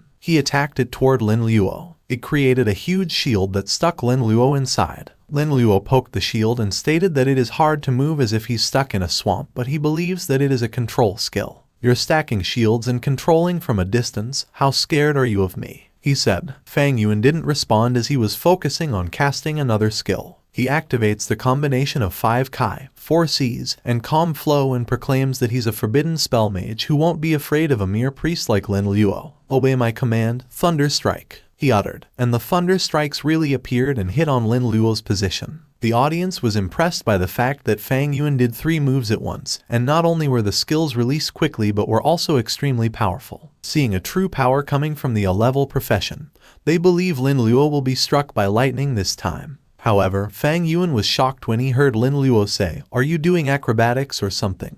How many more skills do you have? When will you be done?" Lin Luo crossed his arms. It turned out he activated his cold antibody shield to protect himself from lightning. He then declared that the time had come to make his move. He was eager to show Fang Yuan the difference between their levels. He was aware that Fang Yuan was just a level 30 or so who wanted to break his defense. That wouldn't happen. He then used Alzheimer's disease against Fang Yuan. Fang Yuan at the same time was casting another ability, but he suddenly forgot what it was. While he was thinking, Lin Luo attacked his head using a skin explosion. It exploded, causing Fang Yuan to be severely harmed. The people were confused about what was happening, but they were sure it was Lin Luo's doing. Yo, why did you fall down before I even made a move? I thought you still had some more skills to use. Lin Luo asked with crossed arms and an ironic smile. Fang Yuan was on the ground kneeling and he was clearly in pain. Lin Luo was standing in front of him asking about how many skills he had left. He challenges him to keep going. Fang Yuan was so mad at him and was eager not to surrender. He still had another skill and he was willing to use it despite knowing that he had to pay the price for using it. The audience notices that Fang Yuan is unwilling to admit defeat, and they tell themselves that they will never be going to look like him, not when they're up against Lin Luo. At this time, Fang Yuan was spitting blood. He heard the people gossiping about him that they were afraid he didn't want his little brother, which is why he didn't want to admit defeat. One guy then said that Fang Yuan's fate might be even worse than Yang Haoran's. Because of what Fang Yuan heard, he raised his hand and proclaimed that he yield. He admitted defeat as he didn't want to risk his life since it was just a game after all. After Fang Yuan was defeated, no one dared to challenge Lin Luo anymore. It made it easy for him to hold on until the end. Although not as easy as Lin Luo, Muran Zuhan, Dogfeng He, and Chen Pinggan all successfully defended their title and advanced to the finals tomorrow. In addition, the deputy chief was curious to know how many tricks Lin Luo had, and he concluded that there was a possibility Lin Luo become the champion in the end. He also mentioned that there are many families eyeing the world's wonders known as the final reward. He was wondering what the old men would look like if a priest came along and took it away. At the same time, a guy wearing a cloak was staring at Lin Luo thinking that Lin Luo is the guy who killed his niece. For him, the old man and their family's actions was too sensitive, so he sent him, an elder, to integrate into the body of Lin Luo, and he was expecting Lin Luo wouldn't let him down. After the match, Dongfeng He approached Fang Yuan by telling him that their Dongfeng family had given him a lot of support, but he was disappointed in him for paying by admitting defeat. Fang Yuan then said that he tried his best, but he knows he's no match for Lin Luo. Also, he couldn't break Lin Luo's defense during the fight, and that's not something a priest of their age can do. He doubted that Lin Luo's level is at least level 30 or has even completed the second transformation, so he was sure there was a huge gap between them. He mentioned that the Black Death Fog had killed countless monsters, and with that much experience, he believed it would be enough for Lin Luo to reach a formidable level. Damn it, where did Lin Luo come from to reach this level? If I want to deal with him, I'll have to fight him like I'm fighting a boss. Dongfeng He said. Meanwhile, Lin Luo together with Tang Cheng and Yining were heading way home. While walking, they were talking about the competition. Yining was disappointed that he lost despite giving her best and even exceeding her limits. Lin Luo then told her she did great and Mirang Zuhan only won because of her profession. How did you choose her as your opponent? I thought Chen Pinggan was a lot better than her, he asked. Yining was blushing and she replied that she just didn't want to lose against Zuhan. She was aware that Zuhan planned to rob Lin Luo from her, and that is the reason why she was angry, since Zuhan did it despite knowing they were still friends. But in the end, she ended up losing, so she just needed to accept it. She then bids goodbye to both men since her house is in a different direction. The men then said bye to her and passed through the pedestrian lane. Boss, I think you can definitely take first place. When you get the world's wonder, you must treat everyone to a meal to celebrate, Tang Cheng suddenly said. Lin Luo then told him he was more ambitious than he thought. Someone suddenly approached them. It was teacher Lai Yu, and she was calling Lin Luo. Lin Luo then asked why she came to him, and she replied that she had something to discuss with him. According to the teacher, they invite some students with good grades every exam of the year to give a presentation to the youngest students. And since Lin Luo got the best grades,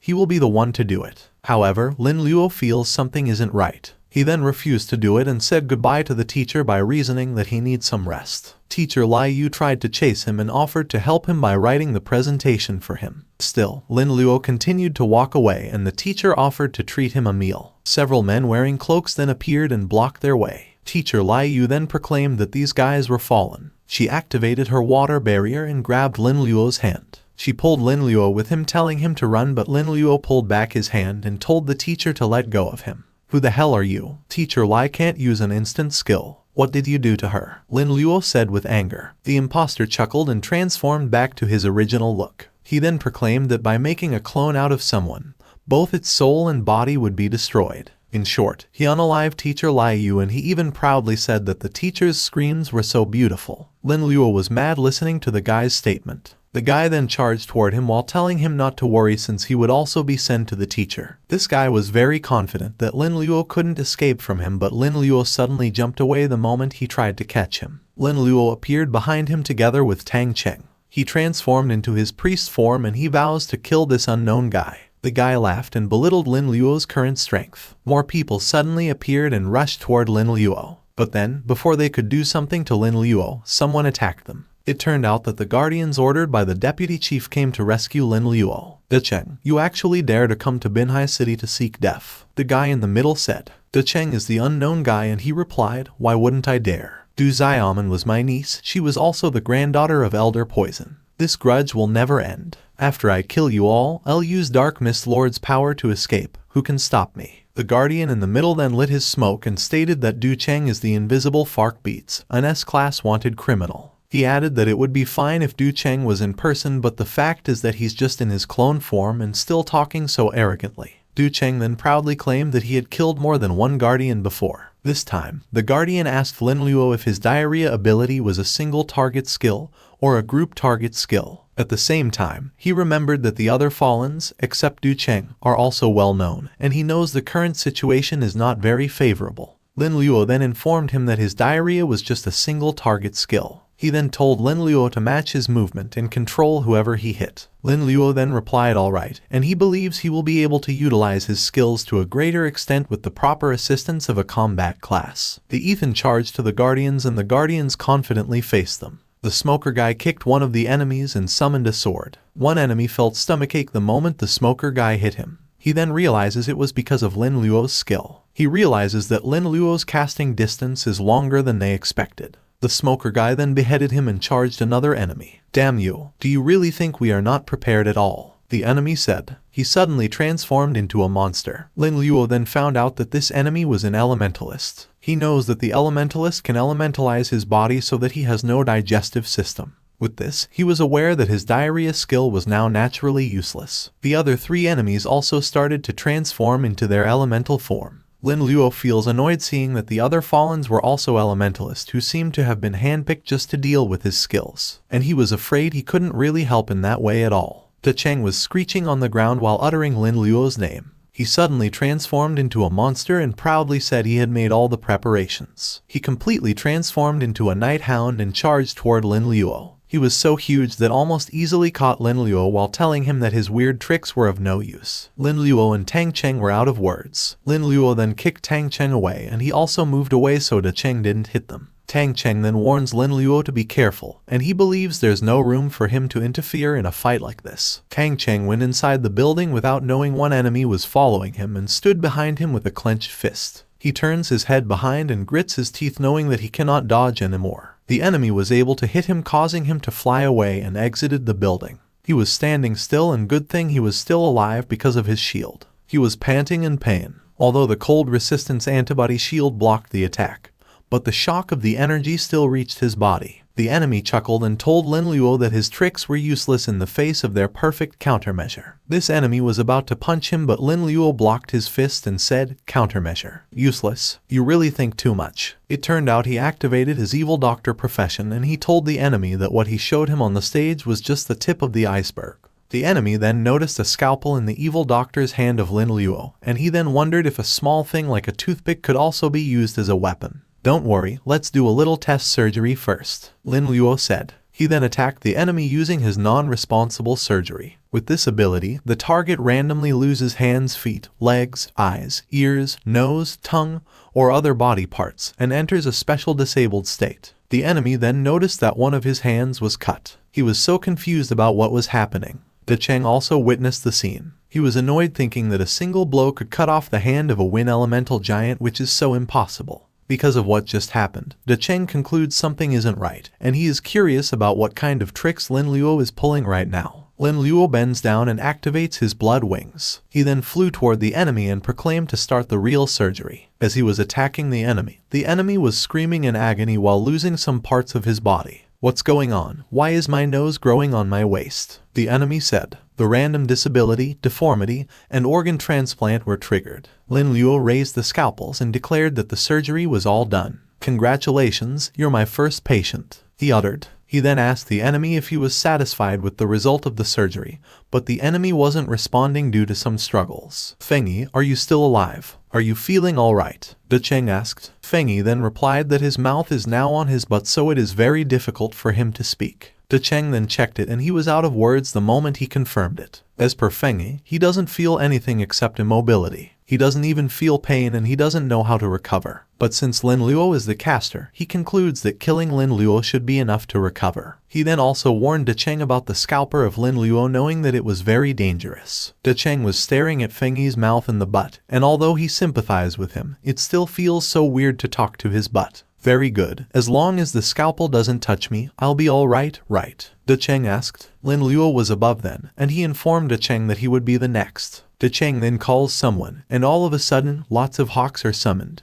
The hawks headed toward Lin Luo, and Lin Luo admitted that he didn't expect De Cheng to be a summoner. The smoke guy saw the summoned hawks. He then commanded Lin Luo to run, knowing that De Cheng was an S-level wanted criminal who's not on the same level as other fallen ones. He was sure that Lin Luo could not defeat De Cheng if De Cheng was currently weak. De Cheng laughed and claimed that he was the breeder of the invisible dark beast, and he was confident that Lin Luo could not escape from him. Behind him are portals and many hounds come out. Lin Luo then told him that he never said he would run away. You like raising monsters, right? Then, let me help you, he added. The hawks slowly fell to the ground and played each other, including the summoned hounds. Everyone was so dumbfounded seeing the situation. They were so clueless, but Tang Cheng was smiling, knowing that it was Lin Luo's skill. Tang Cheng's eyes were shimmering while proclaimed that he wanted to learn this kind of skill. What the hell are you going? Stop it and kill that guy, De Cheng screamed. He was annoyed that his beasts were totally disobeying his order. The worst thing is that even he is also eager to try and join in. Because of Lin Luo's skill, the guardians were able to fight the enemies easily. The smoker guy then charged at De Cheng while screaming, De Cheng, a mere elementalist won't be able to stop me. Today is the day you die.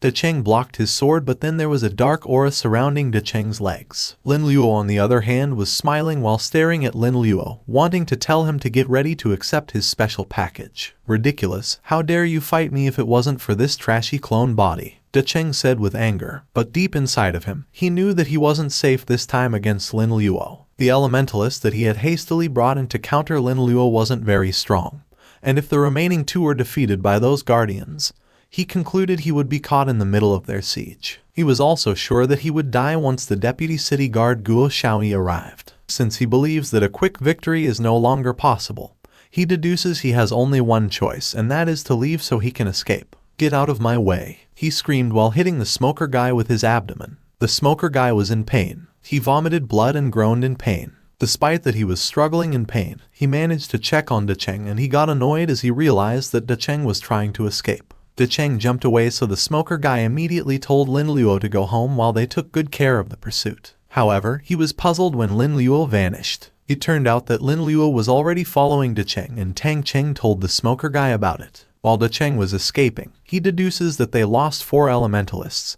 and failed this mission because of Lin Luo. Still, he was planning to find another chance to crush Lin Luo once he returned to his original body. All of a sudden, his stomach feels like it's flooding and his blood feels like it's boiling. Also, his lower body itches terribly. Lin Luo then appeared in front of him, and of course, everything he felt was because of Lin Luo's ability. Lin Luo used his blood fever, diarrhea, gonorrhea spread, genital warts, Black Death outbreak, and syphilis outbreak. Wow, you still have the strength to talk, you're really something, he uttered. He was together with his cute little pet, and he then added, if the pain you endure is doubled. No, it's 4 times more if you add little green's share too. He then attacked De Cheng more, and De Cheng was roaring in agony. De Cheng was screaming that he would kill Lin Luo, but he suddenly paused as he died and fell on the ground. A dark ball also dropped beside his hand. Lin Luo then also landed in front of De Cheng and said, you were so focused on running away, you didn't even realize I was following you the whole time and using my skills on you, but when you realize it, it's basically hopeless. Lin Luo then noticed something, a ring on De Cheng's middle finger. Lin Luo believes it was a space ring,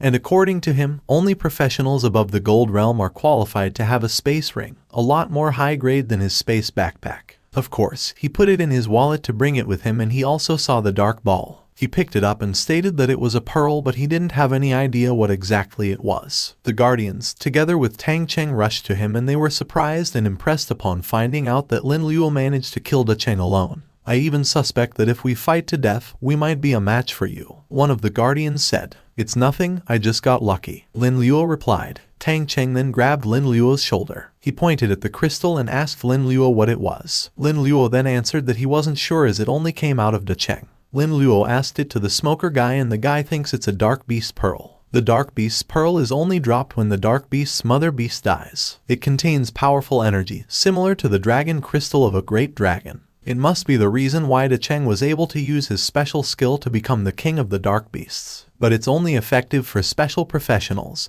so it's useless for ordinary people. Why is it useless? It should be worth a lot of money. Anyway, thanks for explaining, Lin Luo said. The smoker guy then acknowledged him for bravely fighting, and they were grateful for him. Also, this guy informed him that the deputy chief, Guo Xiaoyi, would like to meet him to accept the invitation to become a guardian as well. By becoming a guardian, Lin Luo will immediately be granted the title of a full-fledged professional, and be given official status in the Dragon Kingdom, and he doesn't have to pay his university tuition fees either. After working for 3 years, he will be allocated a house and receive a stable salary of 10,000 gold coins per month. There will also be additional bonuses after completing tasks. However, Lin Luo doesn't like it, believing that the deputy chief is going to make him a civil servant. Sorry, I am used to freedom and don't like being constrained. Please go back and tell the deputy city lord that I appreciate his kindness, Lin Luo stated. He then turned around and said farewell to the guardians. Tang Cheng immediately followed him, saying that he wanted to learn the skill that makes the dark beast turn on.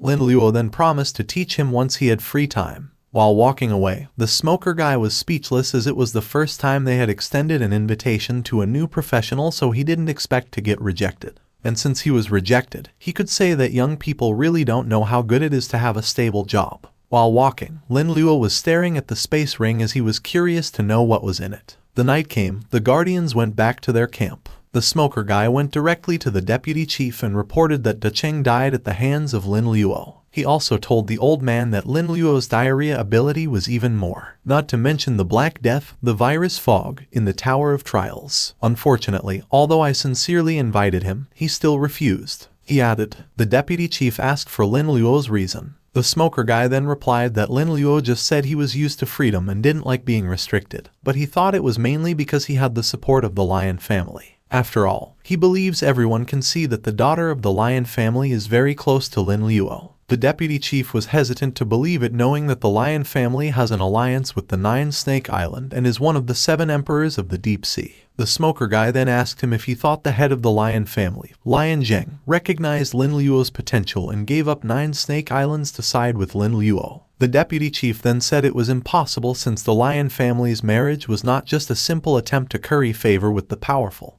and he believed Lion Zheng really had his own purpose. And with Lin Luo's temper, the deputy chief concludes that Lin Luo would probably clash with the Lion family sooner or later. As for his refusal of their invitation, Guo Xiaoyi believes it was probably just a simple prejudice against them guardians. Their duty as guardians is mainly to maintain order in the country, and it's highly offensive to the interests of big families. However, those big families only care about themselves, and they will do anything to get rid of the control over them. It's not just bribery that's corrupting them. They even control the media and public opinion, spreading negative information about them guardians. This leads many professionals to believe that they only restrict and limit their freedom. Little do they know that without them, the system would be in chaos, the weak would be oppressed by those big families, and there would be no order or peace. As per Guo Xiaoyi, no matter what means Lin Luo used, being able to kill Decheng shows that Lin Luo is far more talented than anyone else, which is why he wants to get him on their side. Should I ask the Honorable Prophet to check his background?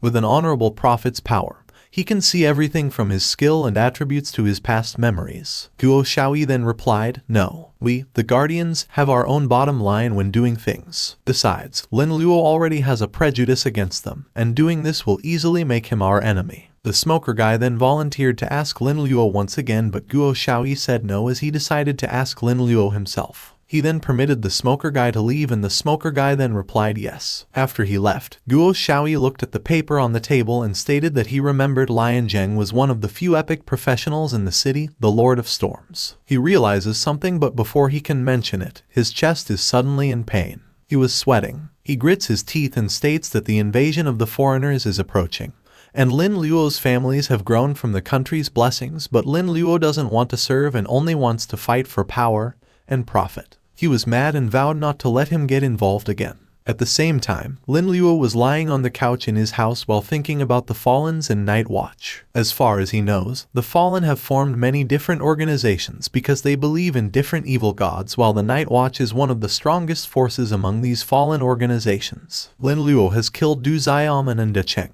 and he concludes the fight with the Night Watch as a never-ending battle. He sat on the couch and decided not to think about it as there was no point thinking that far ahead. For him, the best thing to do right now is to become as strong as possible. He grabbed De Cheng's space ring while saying that he could now see what was inside of it since the owner was already dead. As he opened it, he was surprised when he saw anonymous gold cards issued by the Adventurers Guild with 1 million gold coins in each card. He was so excited, claiming that he's now rich. He also found valuable top-quality items like dark beast bones, colorful python scales, jade dragon horns, and dragon armor. There are also a lot of materials he hasn't even heard of. There was a Sumera mask, but the function will be known once the user wears it. It was made by the Formation Master, the Honorable Feiyu, and it was said it had a special function. Lin Luo then concludes that it must be very powerful since it was made by a Master of Formation. However, he believes it doesn't look like a good thing, and if he puts it on rashly, he's afraid it will cause some kind of mutation, so he decides to just put it away for now and look for a suitable skill book or something he could use. He found Bewitching, and this item is only for the second transformation of physics professions. This item consumes a certain amount of mental energy to bewitch the target, and this can control the opponent for a short period of time.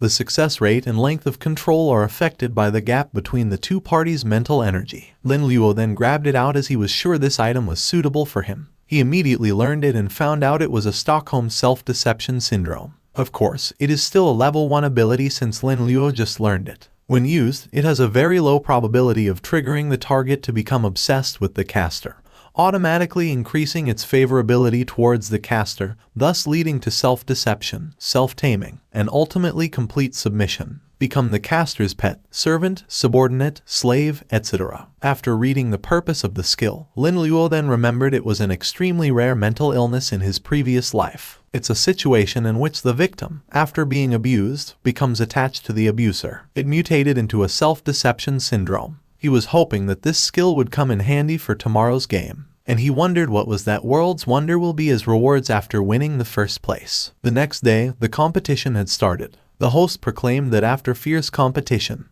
this year's 4 strongest new professionals have emerged. The participants will step into the ring 2 by 2 for the semifinals. The winner will advance to the finals to compete for the championships. Right now, Lin Luo is together with Tang Cheng. Tang Cheng was looking around, hoping to find Yining, but he never saw her, and he informed Lin Luo that nobody in their class saw the lady. Lin Luo was holding his phone. He said that he also didn't receive any calls or texts from Yining, and since the lady never contacted him, he got worried and was hoping she just lost connection. Brother Luo, is something wrong? Like kidnapped and threatened to give money or something? Tang Cheng whispered. Lin Luo then pushed his face away and told him that Yining is from the lion family, so kidnapping the lady is like courting death. He looked back to his phone as he decided to ask Yining's aunt. But then, he was called to go in the ring. Both men fist bumped and Lin Luo then transformed into his professional form and walked toward the ring while saying, "Alright, let's talk about Yining after the game." In this match, his enemy would be Dongfeng He. The crowd was terrified since Dongfeng He's dragon looked different now than before. They were confused as they thought that Dongfeng He changed his dragon despite that his old dragon pet was bound to him for life. Dongfeng He's dragon now is much bigger and stronger and is very much scary. There was also a viewer who said that Dongfeng He must have stuffed a bunch of supplements into his mouth in advance, as he is indeed the young master of the big family. The deputy chief was laughing, saying that the Dongfeng family spent a lot of money in order to let Dongfeng He win the championship. He also mentioned that on the other side, Murong Zuhan and Cheng Pingyan also began to confront each other, but the audience's attention was attracted by Lin Luo. The smoker guy then said that the top 4 in previous years were all from big families, but this time, a commoner like Lin Luo has emerged, so he could say that it's normal for Lin Luo to attract a lot of attention. Plus, they cannot deny the fact that Lin Luo has a unique fighting style and seems like he has accumulated quite a few fans. Most of the audience was cheering for Lin Luo, asking him to kill Dongfeng He as they were annoyed at Dingfeng He for usually acting like the whole world owes him money. The smoker guy suddenly received news. He then reported it to the deputy chief, and he stated that Lion Zheng, the head of the lion family, had left Binhai City. Their destination is the deep sea, but he doesn't know where exactly the location. It's just as I guessed. Lion Zheng, you're finally on the move, the deputy chief uttered. He suddenly gets mad as he states that Lion Zheng clashed with Storm Island years ago, one of the 7 emperors of the Deep Sea and the Starry Sea. Lin Zheng took the island's precious job transfer item. He used the item to enter the Epic Realm and gain the title of the Storm Lord. I see, but he is, after all, our Dragon Empire's Epic Realm professional. Won't the Empire protect him? The smoker guy said. Guo Xiaoyi then replied, there's no telling how much dirty deeds he's done in the dark. If he really trusted the country, would he have chosen to flee? Guo Xiaoyi knew that Lion Zheng's goal is not just to get rid of powerful enemies. Currently, the epic professionals who hold the title of Storm Lord are Lion Zheng and Storm Island Master. And if they want to advance to the legendary realm of Storm King, they must kill and devour each other. Therefore, Lion Zheng will definitely bring his daughter with him on his trip as per Guo Xiaoyi. He concludes that Lion Zheng's purpose is to use his daughter to win over 9 Snake Island and rely on the 7 emperors to deal with the 7 emperors. In front of Guo Xiaoyi was another old man, a bald old man, and this old man said that no matter how much potential Lin Luo showed, Lion Zheng would not even look at him since Lion Zheng's own advancement was the most urgent matter. Are we just going to let them leave? If Lion Yining is taken away, Lin Luo will be furious, the smoker guy said. Guo Xiaoyi then told him not to worry, knowing that the 9 Snakes Island isn't that easy to win over. Also, last night, he submitted a document to his superiors requesting that Snake Island's youngest master, Ji Shi, be selected as a proxy. The application was approved this morning. It won't be long before he arrives in the Dragon Empire.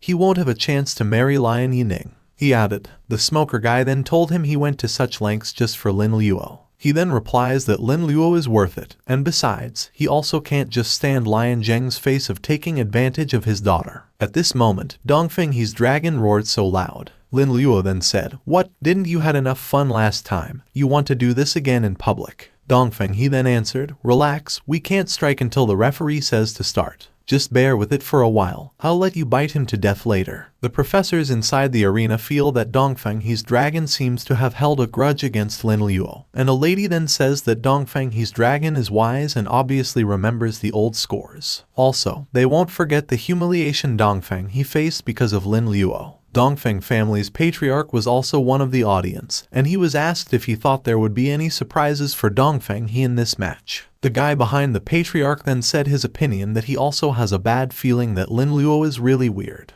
The patriarch was calm and said, we'll see. The host then declared that the battle had begun. Dongfeng He then charged Lin Luo at a fast speed together with his dragon. The dragon tried to scratch Lin Luo, but Lin Luo managed to move away. Lin Luo then used his mental confusion against his opponent while Dongfeng He was about to attack him. However, Dongfeng He suddenly flinched and unintentionally stabbed his dragon. The dragon was roaring in agony. The audience was dumbfounded, wondering why Dongfeng He stabbed his own pet. A bald man then proclaimed that Dongfeng He must have been under some kind of illusionary control, mistaking the dragon as the enemy. The dragon was so mad at Dongfeng He tried to stop the dragon from being hysterical, and he proclaimed he was just under Lin Luo's control skill, and didn't mean to hurt his own pet. He was begging the dragon to believe him. Still, the dragon pet was mad, and the seal of Dongfeng He's contract with his dragon pet started to crack. He was nervous, telling himself he couldn't make the same mistake again, knowing that if the mark shattered, the dragon would leave him. He decided to use his trump card. Lin Luo, even if you are level 30 and have done a second job transfer, so what? Today, I will show you what the difference between the family's background means, Dongfeng He stated while activating a new suit of armor. The crowd was loud in surprise, knowing that Dongfeng He's equipment is the best among the best since its attributes and resistances are extremely high. They were shocked as they never thought Dongfeng He would use so much money just to deal with Lin Luo. Interesting. Let's see whether your equipment is more powerful or my level. Lin Luo replied and attacked Dongfeng He. Dongfeng was unharmed, so he laughed and teased Lin Luo that his ability now is useless. He tried to attack Lin Luo while boasting that he took a huge amount of antivirus pills in advance and had dozens of vaccinations against sexually transmitted viruses. Your dirty tricks won't work on me. Now die, he confidently added, and attacked Lin Luo once more, but Lin Luo flipped to dodged. Dongfeng He was dumbfounded by the fact that Lin Luo still managed to dodge. He was in disbelief that a priest was more fragile than him. He was mad, attacking Lin Luo for the 3rd time, but Lin Luo still avoided his attacks and told Dongfeng He that there were plenty of things he won't believe in. Lin Luo was moving so fast which surprised the crowd and said he moved as if he wasn't a priest. Dongfeng he then said that a priest can't be too fast, so he concludes Lin Luo must have overdrawn his strength and used some kind of special skill that allows him to have a high burst for a short period of time. His subordinate then told him that something was wrong with Dongfeng he. The patriarch was annoyed as he noticed that Dongfeng he stopped where he was. Vaccination plus resistance equipment. STD skills really won't work on you, but my reproductive excitation skill has no vaccination. Enjoy your pleasure, Lin Luo stated. It turned out that Dongfeng he feels sexual feelings toward his dragon because of Lin Luo's reproductive excitation. He was blushing and almost drooled. He sees his dragon as a very hot lady drooling at him. He imagined that the dragon was playing herself, so he rushed to the dragon while saying, "Beauty, come and play with this brother." Because of his actions, the crowd feels disgusted as they really believe Dongfeng he naturally has sexual intercourse with his dragon. Dongfeng he was hugging his dragon with pleasure. The other students felt disgusted with what he was doing. Right now, they see Dongfeng he as a pathetic horny bastard who doesn't want to spare his own dragon pet. I've learned something new. It turns out this is the right way to ride a dragon. A student said. The dragon pet roared madly, causing Dongfeng he to fall to the ground. However, Dongfeng he wasn't mad at all, but instead, he felt challenged and even said, "Oh my, what's with all this fuss? What an annoying little demon." He rushed back to his dragon, telling it not to be afraid as he had promised it wouldn't be in pain. He really sees the dragon as a lady demon. The dragon hit his face, causing his nose to bleed, but he still dared to smile and said, "Don't be shy, beauty.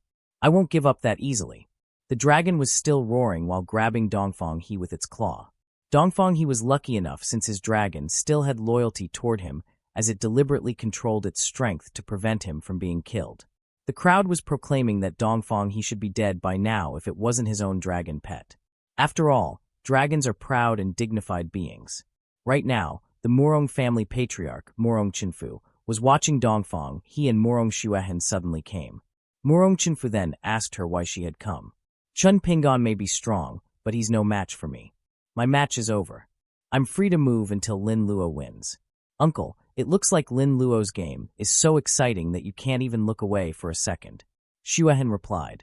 Chinfu then admitted to the lady that the match between Lin Luo and Dongfeng he was really fantastic, as it was a once-in-a-century to lust after their own dragon pet. Xuehen then said that Dongfeng he can't be so bad, even if he is worse, and she concluded that Dongfeng he must be in some kind of illusion. Chinfu then stated that Dongfeng he shows that he is a playboy who covets beauty in private, the fact that he could fall into such an unbearable illusion. As per Chinfu, he wanted Xuehen to marry Dongfeng he, but he didn't expect Dongfeng he to be so perverted. Because of what he witnessed, he decided to immediately send someone to reject the marriage proposal from the Dongfeng family. Xuehen was very happy upon hearing it, since she was not really into Dongfeng he. She then laughed, staring at the Dongfeng family, and said that the Dongfeng family surely lost all face today.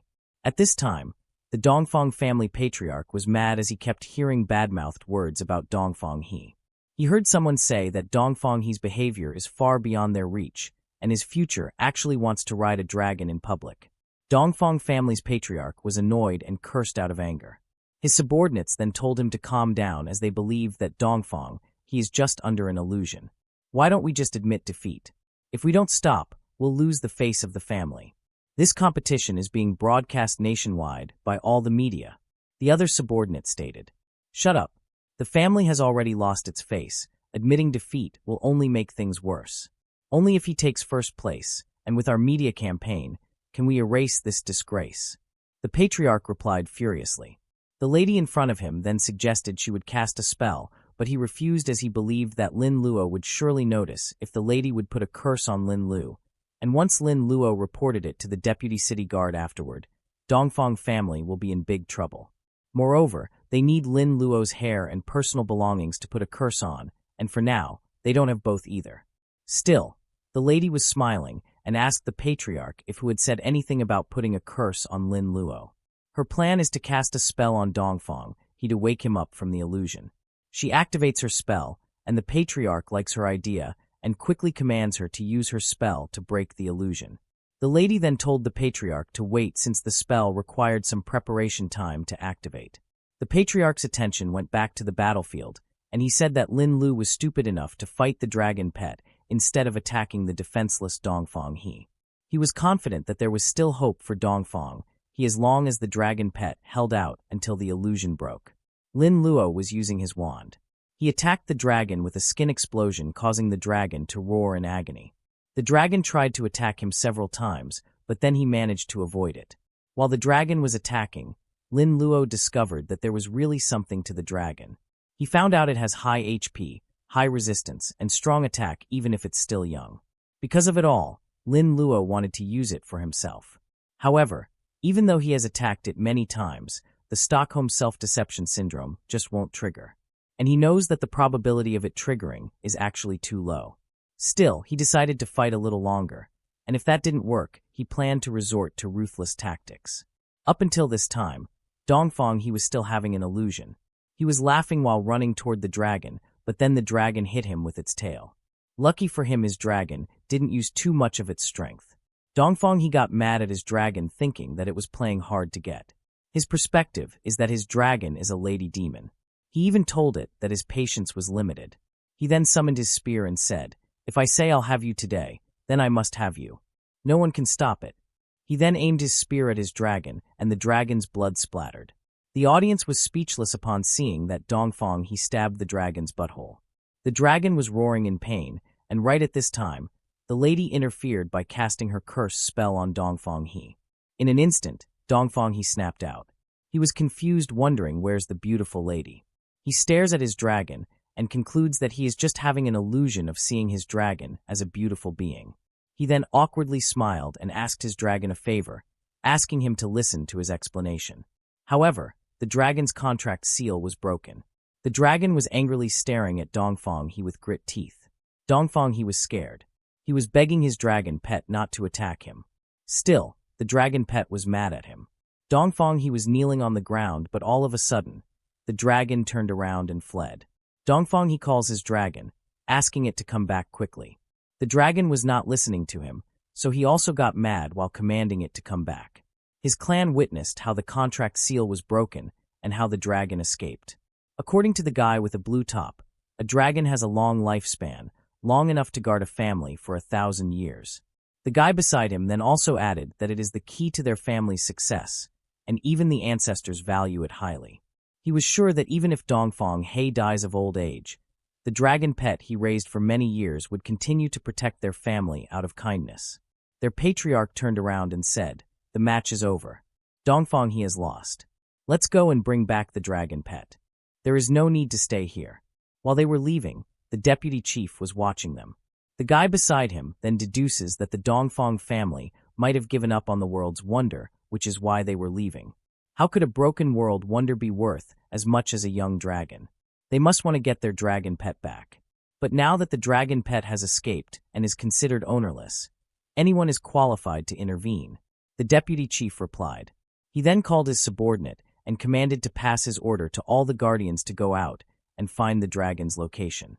At the same time, there is a group of people watching the dragon leaving the place. The person in the middle chuckled and stated that they just come to this area to investigate, but didn't expect to find such an opportunity. It turned out it was a lady from another clan. She stated that the dragon of Dongfang, he is a young dragon, and she believes she will definitely be able to reach a higher level if she gets the dragon crystal. She then gave an order to her servants to find the dragon as quickly as possible. At this moment, Dongfang he stood while panting. Lin Luo, on the other hand, was walking toward Dongfang he. Dongfang he was mad and blamed Lin Luo for what happened to his dragon. He screamed Lin Luo's name out of anger. However, Lin Luo remained calm and said, "I don't owe you any money though. Why are you yelling so loud?" Dongfang he then jumped toward Lin Luo with the intention of killing him, but then Lin Luo vanished, so Dongfang he ends up hitting the ground. At the same time, the crowd was talking about Dongfang he, stating that he actually has a hobby. There was also a guy says that Dongfang he's dragon pet was being defiled repeatedly by him, not to mention getting its ass popped. Right now, Dongfang he was furious as he kept hearing such negative comments about him. He then screams with so much anger and casts his golden thunder strike.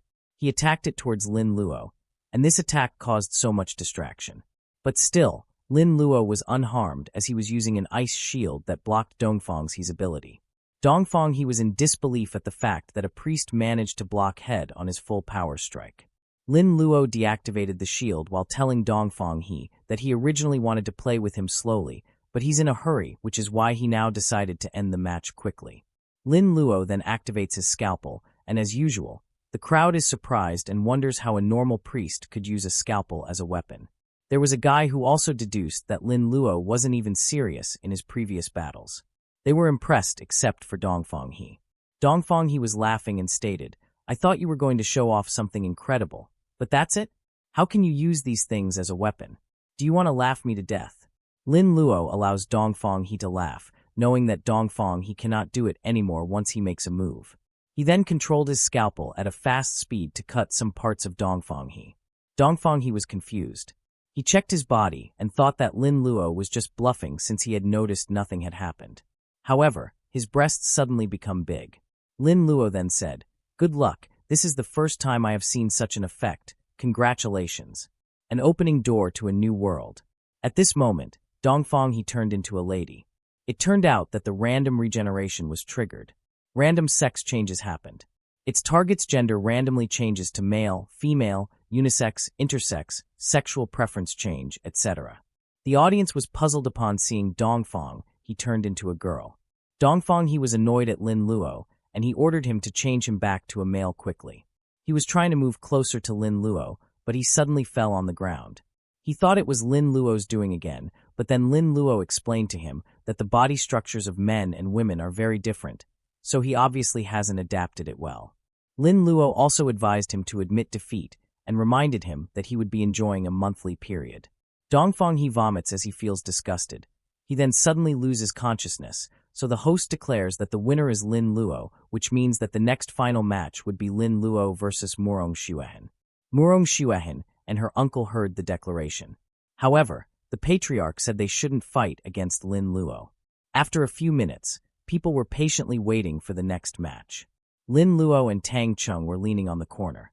Tang Chung noticed that Lin Luo still looked distracted, even though he already won against Dongfang He. Lin Luo then replied that Yi Ning's aunt sent him a message, asking him to meet her.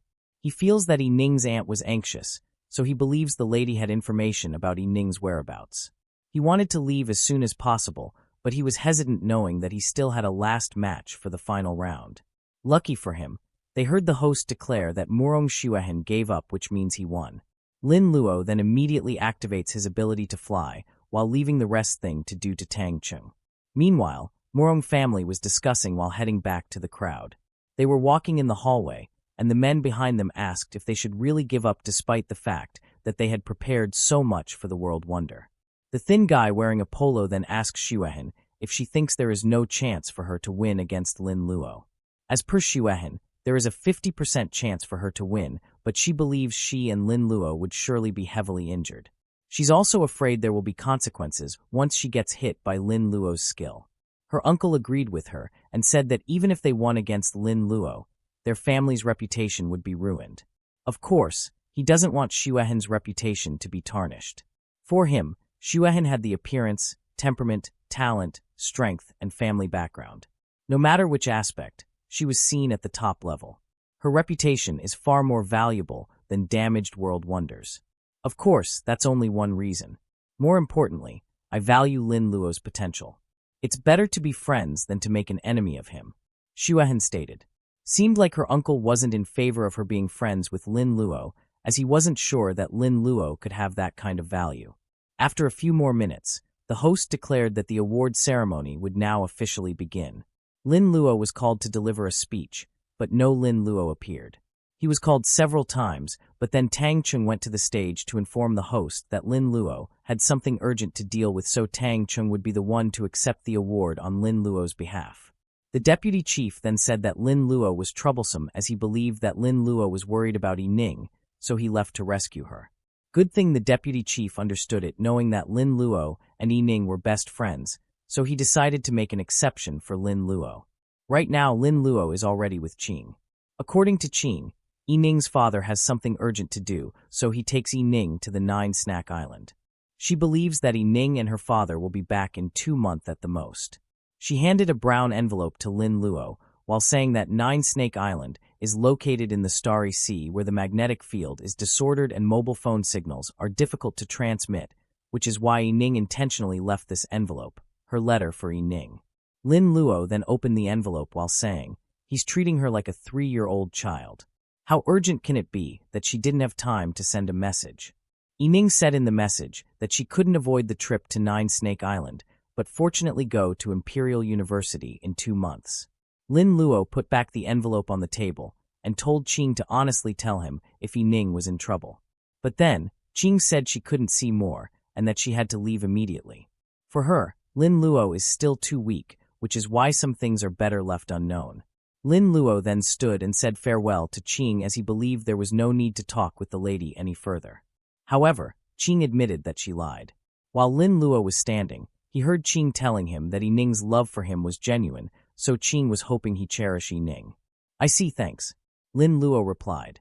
Meanwhile, after his discussion with Qing, he then headed back to his house. While walking, he recalled that Nine Snake Island is an extremely powerful force. Although it is located in the Dragon's Kingdom's water, it does not completely belong to the Dragon Kingdom. He also remembered it was located in the Starry Sea, which is very far away.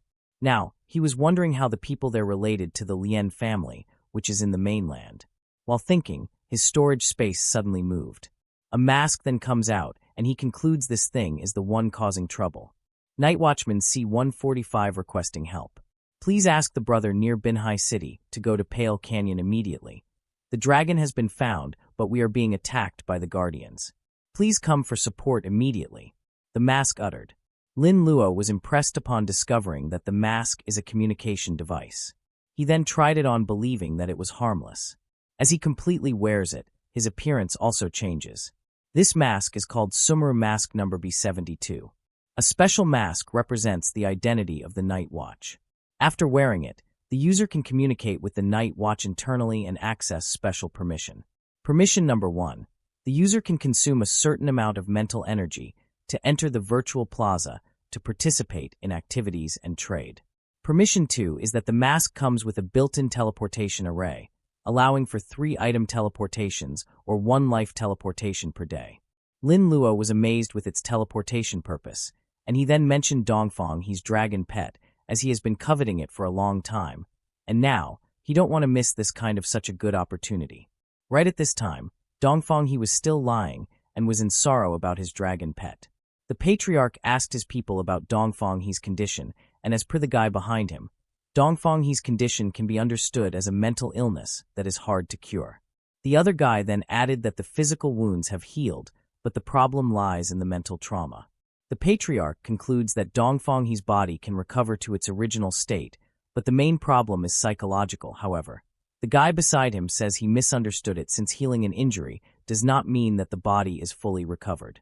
It turned out that Dongfang he's roots are really gone, and judging from his psychological characteristics, he has completely become a woman. And to continue the family line, there should be someone else's root to be transplanted into Dongfang he. But then, the patriarch wasn't in favor of it, believing that it cannot be considered as their bloodline if it comes from someone else. The other guys behind the patriarch then stated that Dongfang he is the only direct descendant of the family, so they were counting on him to continue the bloodline. The patriarch then said that they could have more sons, and the bloodline was more important. He then commanded his subordinates to find a young man from an aristocratic family to marry the female Dongfang he. He was sure that there would always be someone who liked this kind of thing despite that Dongfang he's situation was special. Dongfang he slowly rose and said the patriarch was joking. I am Dongfang he, the S-class professional dragon knight, Dongfang he. Even if I die, I will never marry a man, he proclaimed angrily. You are nothing if you lose your dragon pet, dragon knight. Understand that although your dragon pet was born with you, it was raised by the whole family. I didn't hold you accountable for losing the dragon pet. That's already being lenient, and you are still picking at it, the patriarch replied. He then used a magic power and tied Dongfang he while commanding his men to keep an eye on Dongfang he as they were counting on her to make a strategic marriage alliance in the future. Dongfang he tried to resist, proclaiming that he was not a woman but a man and he didn't want to marry a male. At this time, the guy behind the patriarch informed him that the dragon pet's location had been found, which was on the Pale Canyon, and the Guardians and the Night Watchmen were there fighting for it. The patriarch was mad by the fact that the dragon pet just lost its owner, and there were people who already fighting over it. He then gave the order to retrieve the dragon pet no matter what. The patriarch, together with his 3 subordinates, then leaves the room, and seeing them makes Dongfang he mad while says, "This is the cruelty of big families. Even if I become a woman, will I be squeezed dry for every ounce of value?" Dongfang he doesn't want to just wait around, and he still believes that there is still a chance for him to turn things around as long as his dragon pet recognizes him as its master. Right now, Lin Luo arrives in the area where he believes the dragon can be found. He was still wearing the mask, so no one could discover his identity. As he landed on the ground, a guy bowed to him and greeted him politely by calling him Night Watchman C-145. He also welcomed him to the B-level senior position. This time, Lin Luo concludes that the grade B mask must be from a senior elder who is at least at the gold realm or even higher. He then asked about the situation, and according to the guy, they followed the order of the Elder Flame Dragon to capture the young dragon that flew out of Binhai City, but the Guardians attacked them. He added that there was a fight happening in the front area, and he was responsible for calling for support. Lin Luo then turned around and informed the guy that he would go and take a look. As he arrived, he saw the dragon's blood dripping on the ground. Dongfang He's dragon was tied in a chain and imprisoned inside a barrier. Outside of the barrier is where the fight was happening. Lin Luo observed that the fight was so intense, but after all, the dragon is now an ownerless thing. Given its value, Lin Luo believes it's normal for other forces to want to get involved. After a few minutes of observing, Lin Luo noticed that there seemed to be an old acquaintance. The leader of the Night Watch was fighting against the smoker guy, Zhao Qiqing. The Night Watch leader was proclaiming that the dragon should now belong to them, since they were the ones who found it first.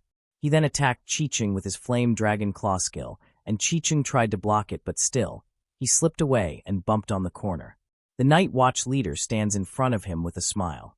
He stated that he and Qiqing 5 years ago were on equal footing, but now he believes Qiqing is as useless as trash, and he was sure that it is the guardian status that's holding Qiqing back.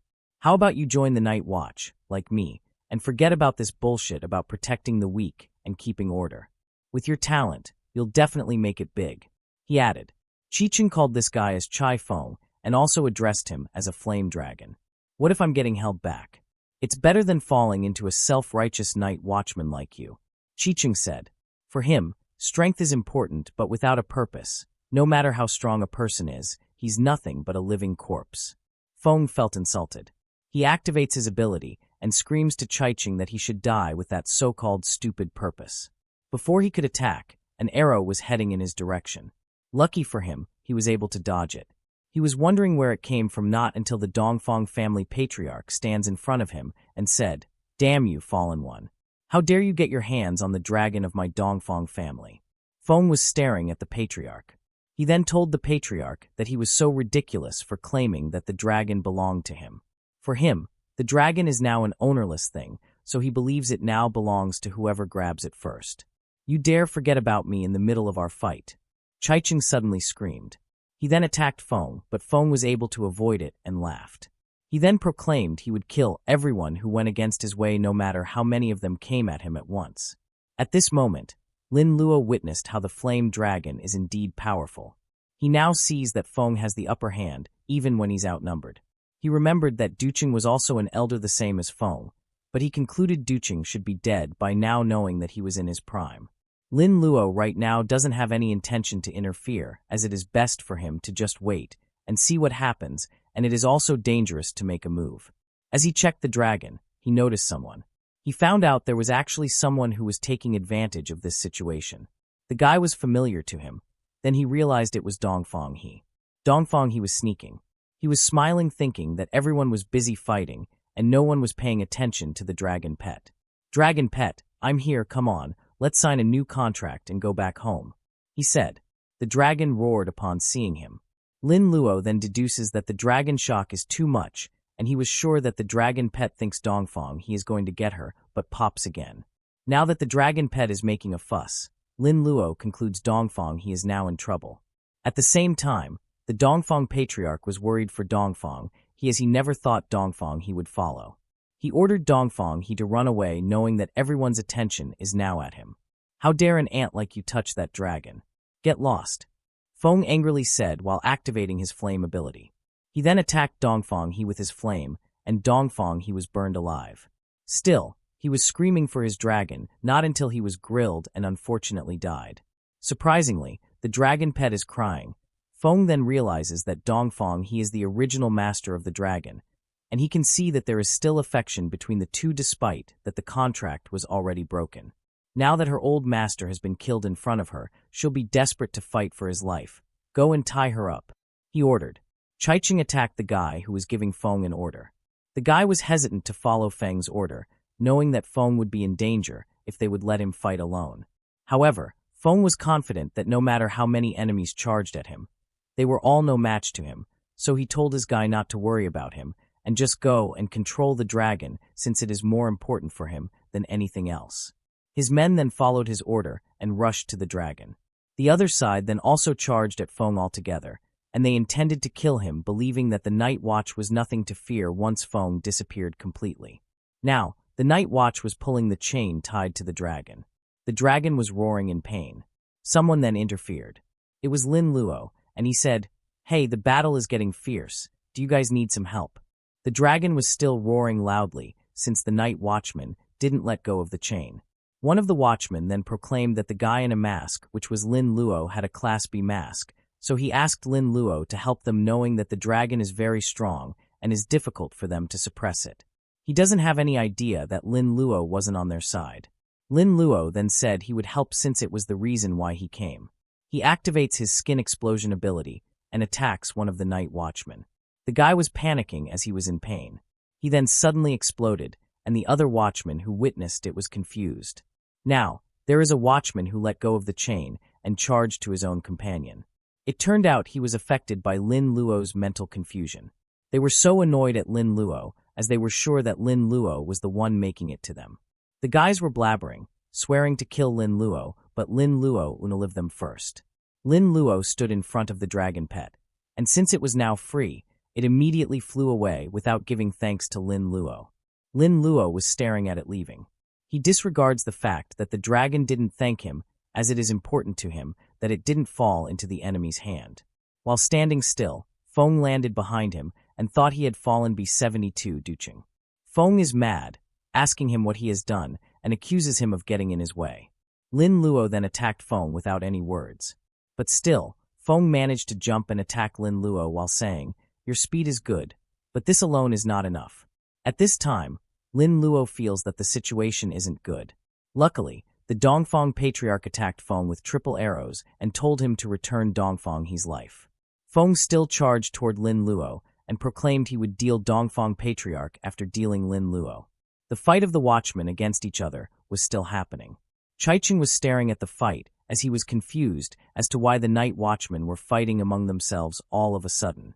Also, the movement of the man in a mask was familiar to him without knowing it was Lin Luo. He then recalled that Long Yen said B-72 was Duching's number and Duching died at Lin Luo's hands. Now, he concludes that Lin Luo had gotten Duching's mask, and he was wondering what was Lin Luo's plan now. For him, Lin Luo is way more important than the dragon, so he gathered all the guardians and told them to save the Night Watchman named B-72 no matter what the cost. Feng was in his berserk mode. He was furious, and he transformed into another flaming aura. "How long do you want to hinder me? I'll kill you first, and then I'll crush that B-72 to death." He then attacked the ground and numerous others were harmed and screamed in pain. Feng then approached Dongfang Patriarch and choked him while calling him trash. The Dongfang Patriarch was coughing, but then he noticed something. He suddenly flees, telling his enemies he will be back. Lin Luo, Chaiqing, and a member of the Watchmen were confused about what was going on. Someone then came. It turned out it was the ancestor of the Dongfang family. The Dongfang Patriarch then asked his ancestor why he came, and the ancestor replied that Dongfang He's death had been passed down to him through blood. And he asked if the murderer was the guy who ran away, which was Feng. The Dongfang Patriarch then answered yes, and told his ancestors that they must not let Feng go away. Right now, Chaiqing is staring at the Dongfang family's ancestor, knowing that this guy is the epic realm professional, Dongfang Wuyue. It is the first time Chaiqing saw Wuyue in person, but he was wondering why Wuyue seemed to be surprised. "I'll go get his head. Remember to take Here's body, it'll be of great use to you," Wuyue said to the Patriarch and fled. The patriarch then declared that there was still another night watchman left that needed to be dealt with. Chaiching then inferred that the watchman beside him was an undercover agent arranged by them guardians. Among the night watch, it's not easy to get a Class B mask, but your undercover agent has become a leader, the patriarch said. Chaiching then told him that they didn't need to report their actions to him. He then pulled Lin Luo's hand, and they hit on a huge rock. Chaiching then asked about Lin Luo's position, and he proclaimed that many night watchmen have their eyes on Lin Luo, and he doesn't like how Lin Luo dared to risk getting involved in the enemy's business. What if this Sumeru mask transported you to a dangerous place? What if it was a trap? You must be severely punished and educated. Chaiching added. Lin Luo was silent, thinking that he got still caught in the end. Both of them were out of words the moment they saw the dragon heading toward them. Chaiching then questioned why it approached them, and Lin Luo then smiled as he replied that the dragon looked like it came to see him. At the same time, Dongfang Patriarch stood beside a crystal coffin where Dongfang He's corpse was lying. The Patriarch was wondering how Dongfang He managed to escape and reach this place. The Patriarch recalled that he gave Dongfang He the resurrection tool years ago, and he concludes Dongfang He should have kept it with him. However, the Patriarch didn't see a sign of resurrection, so a part of him thought Dongfang He was completely dead. His phone rang. As he answered it, he received news that Dongfang He had committed suicide, and they couldn't find him at the resurrection point. In other words, Dongfang He's whereabouts are unknown. The Patriarch was shocked upon hearing it. He then deduces that Dongfang He used suicide and rebirth to get rid of his skill. For the sake of dragon pet, to such length. He uttered. Back to Lin Luo, Chaiching told Lin Luo to be careful, knowing that a dragon without an owner is very dangerous, and he believes that the dragon pet still has some old grudges against Lin Luo. The dragon pet and Lin Luo were staring at each other. Lin Luo grabbed Chaiching's shoulder and said that the dragon seemed to have ill intentions toward him. The dragon was groaning. Lin Luo moved his hand closer to the dragon's mouth and closed it. This time, he vaguely feels that he has established some kind of connection with it. He concluded that the Stockholm self-deception syndrome has already been activated, except that it will take some time for it to work. He noticed that it doesn't have the same immediate effect as a normal control skill. Chaiching was shocked the moment he witnessed how the dragon in front of him was trying to curry favor with a human. He cannot think of a reason why it is possible, but Lin Luo smiled and said that he thinks the dragon is obsessed with him. Stop talking nonsense and find a way to sign a contract with it now. If you don't have a contract item, I'll give you as a gift, Chaiching stated. However, Lin Luo has a Styx contract that he got after a boss fight, and he believes this item should be enough. Chaiching was shocked knowing that the Styx contract is a top-level one among all kinds of contracts. He was wondering what kind of boss can drop such a good thing, and by this, he could say that Lin Luo's luck is too good. Lin Luo then immediately used the Styx contract by touching the dragon's forehead. After just a few seconds, the contract has been completely successful. He then rubbed the dragon's forehead and said, "Very good. From now on, you are my dragon." Chaiching felt so much interest in the fact that their dragon kingdom lost a dragon knight, but there was a dragon priest that was born. After the contract process, Lin Luo then checked the dragon's information, and he was surprised by the fact that the dragon's attribute panel is far superior to a level 40 or even level 50 silver class boss, despite that it's only a level 22 young dragon. He was sure that a few more years of growth would make the dragon more better. After all, dragons are powerful and rare, and there are no more than 10 professionals in the world who can contract with dragons. And in order to deal with you, the Dongfang family stuffed it with a bunch of elixirs, so it's normal for the attribute value to be high, Chaiching said. The name of the dragon given by Dongfang He was a red dragon, but for Lin Luo, it wasn't intimate enough, so he decided to call it Crimson from now on. The dragon wasn't responding, so Lin Luo jumped at the back of the dragon and took it as an agreement since the dragon had no objection. Chaiching then calls the deputy city lord while Lin Luo is enjoying riding the dragon. Chaiching told the deputy city lord that he won't surely believe that Lin Luo made a contract with Dongfang He's dragon, and now the dragon is being mounted by Lin Luo. The deputy chief was shocked and said, "Don't make things up. Are you sure you saw it with your own eyes? It wasn't an illusion." Chaiching then said everything that happened. After discussing it, the deputy chief concludes that Fang should be dead, knowing that Yue interfered. As for the dragon pet, he wants their team to think about it in the long run. Once the Dongfang family finds out that the dragon pet is in Lin Luo's hands, he believes the Dongfang family would go crazy and do whatever it takes to get it back. Chaicheng over the phone then asked the deputy chief what they should do now that Lin Luo isn't a dragon knight and doesn't have a special space pet for dragons. Chaicheng also deduces that they will be discovered if they would ride the dragons back. The deputy chief then commanded to take Lin Luo to the Black Steel Mountains, which is a remote and spacious enough for the dragon to stay temporarily. He also wants Chaicheng to bring Lin Luo back to the city once he settles the dragon, and the deputy will take care of the rest. Meanwhile, at the Dongfang territory, the Dongfang patriarch visited his ancestor Wu Yue. Wu Yue said he didn't expect that the guy named Chai Feng had a trump card prepared by his old rival, which is why Feng was able to run away. Now that he has been killed, and we have yet to avenge his death, our Dongfang family has never suffered such a humiliation, he added. The patriarch then asked Wu Yue to calm down since Wu Yue at least saved him, and he promised his ancestor Wu Yue that he would work hard to keep their family bloodline alive. Wu Yue stood, and he was mad.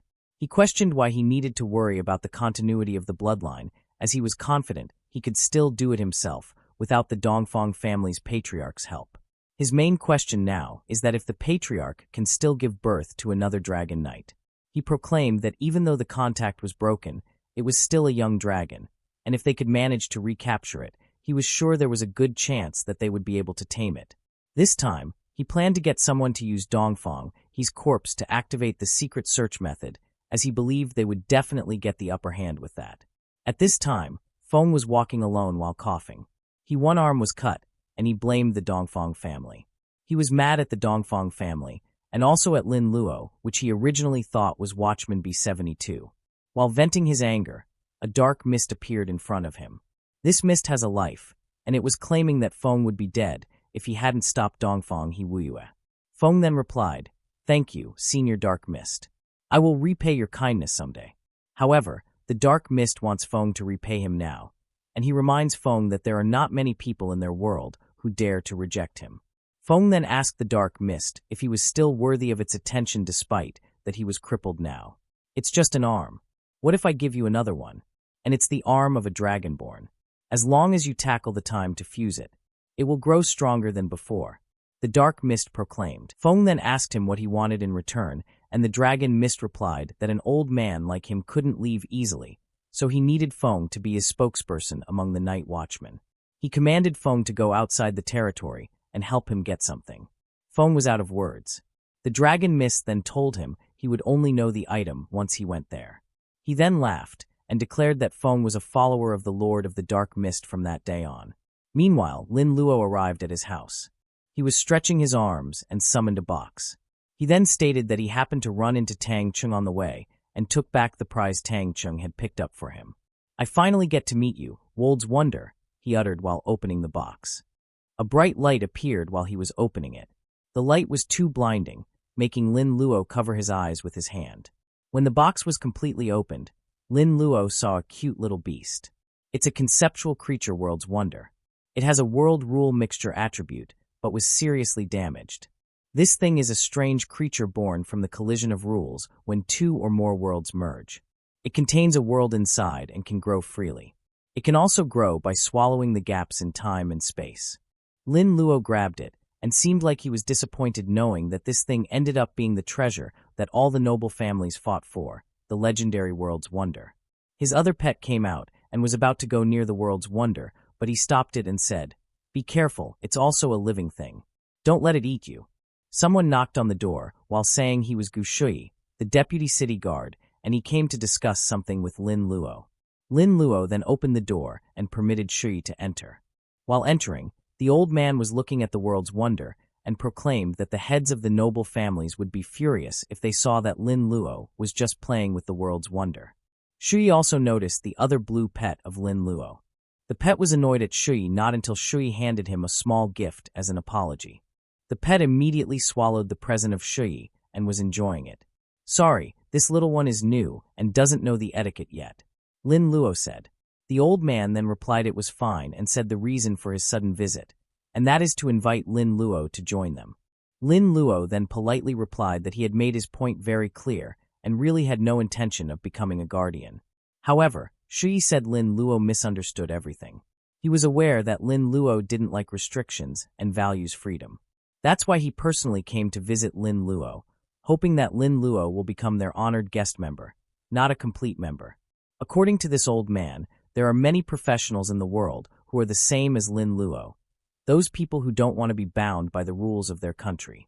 In order to deal with this kind of special talent, the guardian especially comes up with the position of honored guest.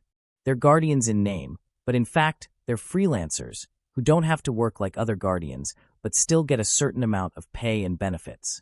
Except for occasional special missions, you can say that you are completely free, and you can also get great rewards for completing these special missions. What do you think? Do you still don't want to join us? Shui asked. This condition is indeed tempting, but I don't understand why me. Lin Luo asked. Shui then replied that it is because he has seen Lin Luo's potential, and he's willing to bet on Lin Luo's future. As per Shui, as long as Lin Luo agrees, not only can he remain free, but he can also use his status to command other guardians. Shui then stated that it's the only sincerity he can offer, but if Lin Luo is still not satisfied, he doesn't have a choice but to give up. In the end, Lin Luo accepted the offer. Of course, Shui was very happy. He then summoned the honored guest token and badge to be given to Lin Luo. He then declared that Lin Luo would officially become the honored guest of the Guardians from now on. The holder of the token can mobilize all the Guardians below the Gold Realm in Binhai City. The other one is the Hibernation Badge, which has a space inside for pets to hibernate. While giving it to Lin Luo, Shui proclaimed it's perfect for someone like him who doesn't have a pet space, since it's perfect for placing their pet in it. Shui added that this thing can be regarded as an advance payment of Lin Luo this year. Lin Luo accepted it. He stares at it for a moment while thinking that Shui is very thoughtful for giving him a thing that he really needs right now. He then moved the world's wonder near Shui's face and asked him to enlighten him on what exactly this world's wonder is, since he still doesn't understand what it does even if he looks at the properties. Shui then responded that it is normal for him if he can't see its properties, and also, it would take long before someone could use it no matter how talented they are. As per Shui, the function of the world's wonder Lin Luo is to allow epic professionals to enter the legendary realm and the necessary items for the legendary professionals to enter the mythical realm. Lin Luo was shocked knowing that the mythical realm is the strongest being standing at the top of humanity. Now he realizes why the big families were fighting for it, but at the same time, he was wondering if it is really appropriate to give such an important thing as a test reward. Shui then replied that it was originally inappropriate, but now is a special circumstance because he and the epic masters from various families joined forces to snatch this item from the deep-sea aliens. Although it was damaged in the battle and lost all its power, there is still a possibility to repair it, and they can divide it among themselves. So in the end, they decided to let everyone compete based on their own abilities and use the family's children's exam method to avoid hurting the relationship. Shui added that those top families were full of confidence, thinking that they would definitely take it. Shui believes that those families didn't expect Lin Luo to be the one to take the world's wonder in the end. Shui then laughed as he was wondering how many old men were pissed off to death after Lin Luo owned the item. Lin Luo now understood and stated that he also didn't expect to win such an incredible item in an exam. He then informed Shui that the world's wonder is still broken and seems to be only repaired by the time-space gap mentioned in the description. However, he doesn't have any idea what the time and space gap is. Shui then informed him that the time and space gap does not refer to a single item, but rather a collective term for the materialization of the rule fragments. The heart of territory, for example, is one of those things that can be consumed by the wonders of the world. It is often found at a gathering point of a large number of monsters and is guarded by the boss. And ordinary monsters can't possess it. Only monsters with wisdom, numbers, and even a certain level of culture can have it. They were in the Dragon Kingdom, and if Lin Luo wanted to find this kind of monster gathering place, he should have to go to 3 places to find time, outer space, the dungeon, and the starry sea. After explaining, Shui then realizes that Lin Luo is going to look for these gathering places. He was dumbfounded knowing that these 3 places are extremely dangerous, and the alien monsters are far more deadly than the lowly monsters in the wilderness. Lin Luo was smiling as he replied to the old man that he was just asking. Shui calmed down and asked Lin Luo if he had decided which university he would go to after graduation. Lin Luo then said that he really hadn't thought about it, so Shui recommended him to go to Imperial University, since there are many talented people there. Plus, it is also the top university in the Dragon Kingdom and is very suitable for Lin Luo's development. As per Shui, the young master of the Nine Snake Island will also be attending that university, and he let Lin Luo know that that guy is a student but a hostage in reality. Lin Luo put back the world's wonder in the box while mentioning to Shui that his friend Lieni Ning was taken to the Snake Island, and he doesn't know the reason why. What's the point of calling yourself friends? The whole of Binhai City knows that you two are a couple, and you're still pretending. Don't worry, there are guardians on Nine Snake Island too. She will be fine, Shui said. Lin Luo then asked permission from the old man to use the Guardian's network to send Yining a letter, and Shui then permitted him, as he is also now a guardian, which means that sending a letter is just a small matter. After having a discussion with Lin Luo, Shui decided to leave. As he was sitting inside the car, Qiqing asked him if Lin Luo agreed to his offer. Shui replied that Lin Luo agreed, but there is something bothering him, a strange thing that he accidentally saw inside Lin Luo's house. He was referring to the little creature together with Lin Luo. For him, it looked like an elemental elf, but he knew it was not. It confused him as he wondered why that thing ate the elemental crystal he gave. He was looking out the window and catching the rain while thinking that Lin Luo had a lot of secrets. The next day, Lin Luo decided to go outside. As he was walking in the street, he discovered there were a lot of things the same as him that were on sale. There is a priest coat, shoes the same as he was wearing, a Lin Luo pillow, a textbook he was reading, and even his same style shower gel and shampoo. Looks like I'm famous. Should I ask them for some image copyright money? He uttered. As he looked around, he saw many people looking at him and even took a photo. Most of them were ladies. They were asking for some autographs, and some were asking him to teach them some priest tricks. Some ladies admired him and were interested in the breast enhancement he did to Dongfang He. Lin Luo sees this as nonsense, so he activates his adrenaline rush and says sorry to everyone. When he successfully managed to escape from everyone, he was panting and was sad upon knowing that this is what happens when someone is famous.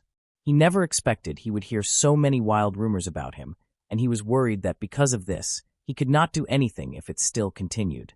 He suddenly summoned his staff and proclaimed that he was now already level 40 in the second transformation, and although the Scarlet Furry staff is good, it's only a novice weapon. It'll be a bit of a drag if he uses it again. He also knew it was hard to find good items online, which is why he decided to go shopping earlier, but he ended up in a mess. While resting, there are two guys gossiping behind him. They were mentioning Lin Luo's name, so more men came to check. They were saying they were a fan of Lin Luo, and there was a guy who proclaimed that the rest of his sex life depends on Lin Luo. Someone came and complained they were too noisy. It turned out it was Xuehen together with an old man. Even the most fanatic fans should have a bottom line. Can't you see that Lin Luo is not comfortable? The lady said. She went beside Lin Luo while telling everyone that Lin Luo had an appointment with her. She warned everyone that they would face consequences if they dared to interrupt their date. The guys decided to leave while murmuring that Xuehen was the eldest daughter of the Morong family, and there was also someone who mentioned that Lin Luo was Yining's girlfriend. After they left, Lin Luo then thanked the lady as he believed that she interfered because he was pressured by those people bothering him. The lady then said he was very much welcome, and she asked him if he was shopping alone by himself. Lin Luo then replied that he needed to update his equipment. He also said that good stuff is hard to find online, so he can only browse around. Xuehen pointed at him and said there was a place she could recommend. Meanwhile, they arrived at the place Xuehen recommended. According to her, it's the top professional shop in Binhai City with a wide variety of items and high quality. Also, it was owned by their Morong family. She then permitted Lin Luo to choose whatever he wanted, and she's willing to give a discount. Lin Luo then agreed that the shop was indeed good, but the equipment suitable for the second transformation is generally of a very low grade, especially the weapons, and he didn't see many gold-level ones inside the shop. Xuehen then replied it was true, and she explained that the average second-turn professionals consider bronze-level items to be the best, and silver-level items are considered more precious. She added that those who start with gold-level items are usually the children of wealthy families, and that kinds of people don't visit stores, but instead ask their families for what they want. She suddenly offered Lin Luo to join their family, so he could choose any gold-level equipment he want.